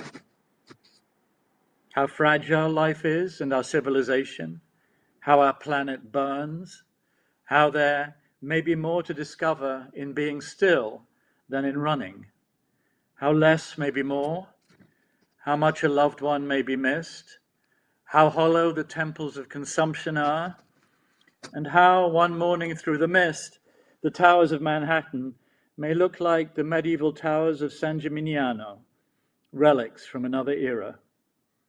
How authoritarian thugs strut with a new assurance, how easily truth may be devalued, how the technology that connects us may also repress us, how China, with a new swagger, a brazen confidence that its one-party surveillance state is the answer, look how we tamed the virus, offers its, in my view, chilling model to the world. How, in the very country that has stood as a beacon of liberty, my own, the United States of America, a political plague from on high threatens the very basis of democracy, the right to vote and have those votes counted on November 3. Yes, the unthinkable is possible. History teaches us that. I confess that I feel a great foreboding. I've not this year had the Parthenon to console me, to lift my gaze and remind me that all things pass, but not the eternal human questing written in that white marble. A questing for beauty, for moral order, for harmony, justice, and peace. This forum is inseparable from the quest for a better world. I like very much what Brad Smith said. Nobody is perfect, but you are a lot better if you try. Nobody is perfect, but you are a lot better if you try. That is the spirit of the Athens Democracy Forum, at least as I see it. In fact, Achilles, you may consider it as a slogan. The answer to being challenged is to raise your game, walk the walk, and cut the talk. Listening to Colom Cahen Salvador and Andrea Benzon, who did just that, as they gave their tutorial on how to mobilize for democracy, I just thought, wow. These young Europeans, so tech adept and creative and determined, indignant at Hong Kong and Tibet and Xinjiang, moved to revitalize the European Union after the baloney of Brexit, did console me. Yes, you're a lot better if you try. Humanity is a crooked timber, and as Kant observed, out of it no straight thing was ever made. The genius of democracy is to accept that as the baseline, to know that utopian perfection is the most dangerous of illusions, and in that knowledge to provide a framework, as Juan Guaido was just suggesting, in the rule of law, freedom of expression, a free press, an independent judiciary, checks and balances, for the avoidance of the worst. There is punditry, and then there is the fact that you never know. President Trump and the First Lady have tested positive for the coronavirus at 32 days from the election. October, yet again, is the month of surprises. All bets are off. I wish the President well. I have not had much occasion or reason to say that these past several years. I will not dwell on his mockery of science, masks, and truth. Remember Lincoln's second inaugural, with malice toward none, with charity for all. Let us bow our heads to that. Unfortunately, President Trump has never ruled with those words in mind, but rather, I think, by stirring hatred, fear, and racial division. If the United States gets from here through the November 3 election to the inauguration on January 20, without mayhem and possibly violence, it will at this point, I think, be a surprise.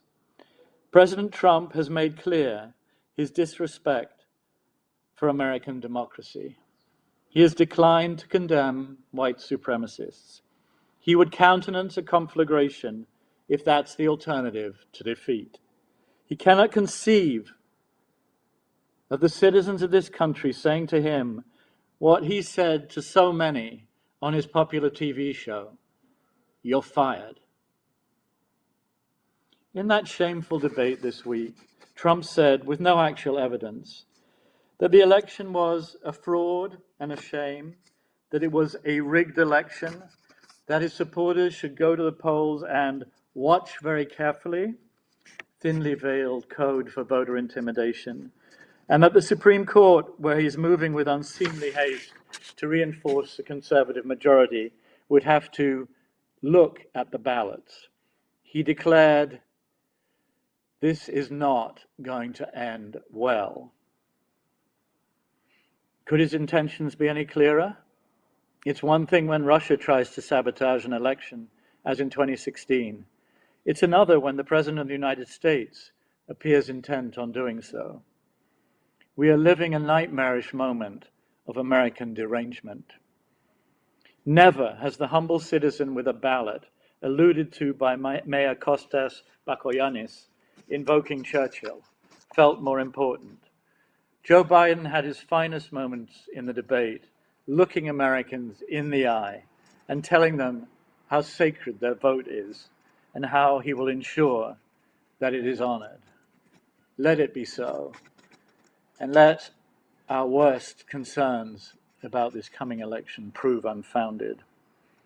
For global democracy would be hard-pressed to survive the demise of the world's oldest. As Jefferson observed, the price of liberty is eternal vigilance. I assure you, we will be very vigilant. We, in a still independent press, free press, will be very vigilant. We will be stubborn. We will be resilient. For decades, the United States eyed Europe with anxiety. Would it survive the Soviet threat? Would communism prevail and democracy fail? Today there's a reversal.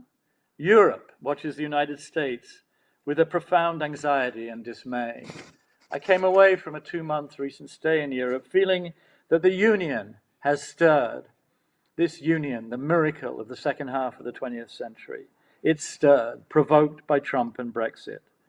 It has realized that given the direction of Trump's America, it has a special responsibility as the moral leader of the Western democratic world. Merkel and Macron share this conviction. The Union must be a driving force when it comes to the incarnation of core Western values of freedom, democracy, openness, and human rights. It must lead the way to a greener world beyond the combustion engine. It can set an example by providing decent living standards for all and building smart states that are accountable and transparent. As long as President Trump, with his fondness for dictators of every stripe, is in the White House, the United States cannot be the leader of the free world. I'm not sure that mantle will ever be recovered, for power has shifted. The Union, given military realities, cannot replace America, but its voice has never been more important for the preservation of human dignity. And I felt many European voices during the proceedings in Athens, speaking loudly and clearly about Europe's determination to revitalize democracy and to move toward a more federal Europe. Already, the EU has been more forceful on Russia and China. Its relationship with China used to be purely commercial. Now China is seen, rightly I think, as a systemic rival. I confess that I was alarmed by Eric Lee's dismissal of the West as lands of liberal dysfunction, where societies are in the pocket of big industry, and, quote, special interests that represent capital have captured the political system. I did wonder, after the Chinese Chernobyl that was Wuhan, and its demonstration, if any were needed, that autocratic states are incapable of openness in moments of crisis, like the outbreak of the virus in Wuhan. They're incapable of openness because they suppress dissent. It's really not the moment, I think, for China to boast of its systemic superiority. Brad Smith was very clear. Facial recognition, he says, chills the rights of people to protest and assemble. Massive public surveillance threatens the ability to speak out. Nathan Law, and how moving he was, made very clear how China's draconian national security law, combined with such surveillance, has had precisely that effect. The more people listen to Smith's words, the better for democracy. The EU has been very critical of China's human rights record of late. It recently imposed sanctions in response to Chinese suppression of protest in Hong Kong. That, I think, is part of Emmanuel Macron's push for strategic autonomy, part of Merkel saying we have to take our fate in our own hands, part of Ursula von der Leyen saying that the Commission has to be more strategic, not bury itself in bureaucratic details. This is the new European assertiveness, and it's very welcome. And I felt it with all of you. These are hard times. Fear is rampant. Millions have lost their jobs. The virus has taken far too many lives. The European Union was a form of insurance against times like these. It was a brilliant notion, one that President Trump has never begun to understand in his dismissal of the Union and of NATO, the cornerstone of European prosperity and stability, and incidentally also of a lot of American prosperity. It wasn't a zero-sum game. No, both sides benefited from the transatlantic architecture of which he's been so dismissive. In fact, these days, I'm not pessimistic about Europe. I am much more worried about the United States. I never thought I would say that. In conclusion, ladies and gentlemen, I don't have the Parthenon this year, but I do have the Statue of Liberty. I'm lucky enough, from my apartment in Brooklyn Heights, to look out daily across the East River to her torch held aloft. It never fails to stir me, not by day and not illuminated by night. She, Trump notwithstanding, is the spirit of the United States of America. Give me your tired, your poor, your huddled masses yearning to breathe free. I am a naturalized American. This country and this city, New York, took me in, made me belong, set me free. It's an old story, and I tell you what, it's not over. America is an idea, or it's nothing. Wandering around the archaeological ruins of Greece, as I love to do, I've sometimes wondered, does the caryatid in her stoic grace even know the burden she carries? We might ask the same of democracy and the miracles it undergirds. In the same way, I've wondered if liberty, with the prow of Manhattan Island behind her, can even begin to imagine to how many millions she has given hope. The caryatids, liberty, the Parthenon. Our forum is about the stubbornness of hope. I will leave you with a poem, as I generally do. This one by Rumi, the 13th century Persian poet, and I've been thinking about it in these difficult times. This being human is a guest house. Every morning, a new arrival, a joy, a depression, a meanness, some momentary awareness comes as an unexpected visitor. Welcome and entertain them all. Even if they're a crowd of sorrows who violently sweep your house, empty of its furniture, still treat each guest honorably. He may be clearing you out for some new delight. The dark thought, the shame, the malice, meet them at the door laughing and invite them in. Be grateful for whatever comes, because each has been sent as a guide from beyond. We all have our stories. You cannot take South Africa out of me, or Europe, or the Jew, or the United States that's been a beacon of my life. Let the stranger in, for the stranger may enlighten you. Free societies, free democracies do that. Taken cumulatively, and having listened to you all, I say even now that decency will prevail. The construction of a united Europe will be reinvigorated, and American democracy will resist the demons that Europe knows far too well. Thank you very much.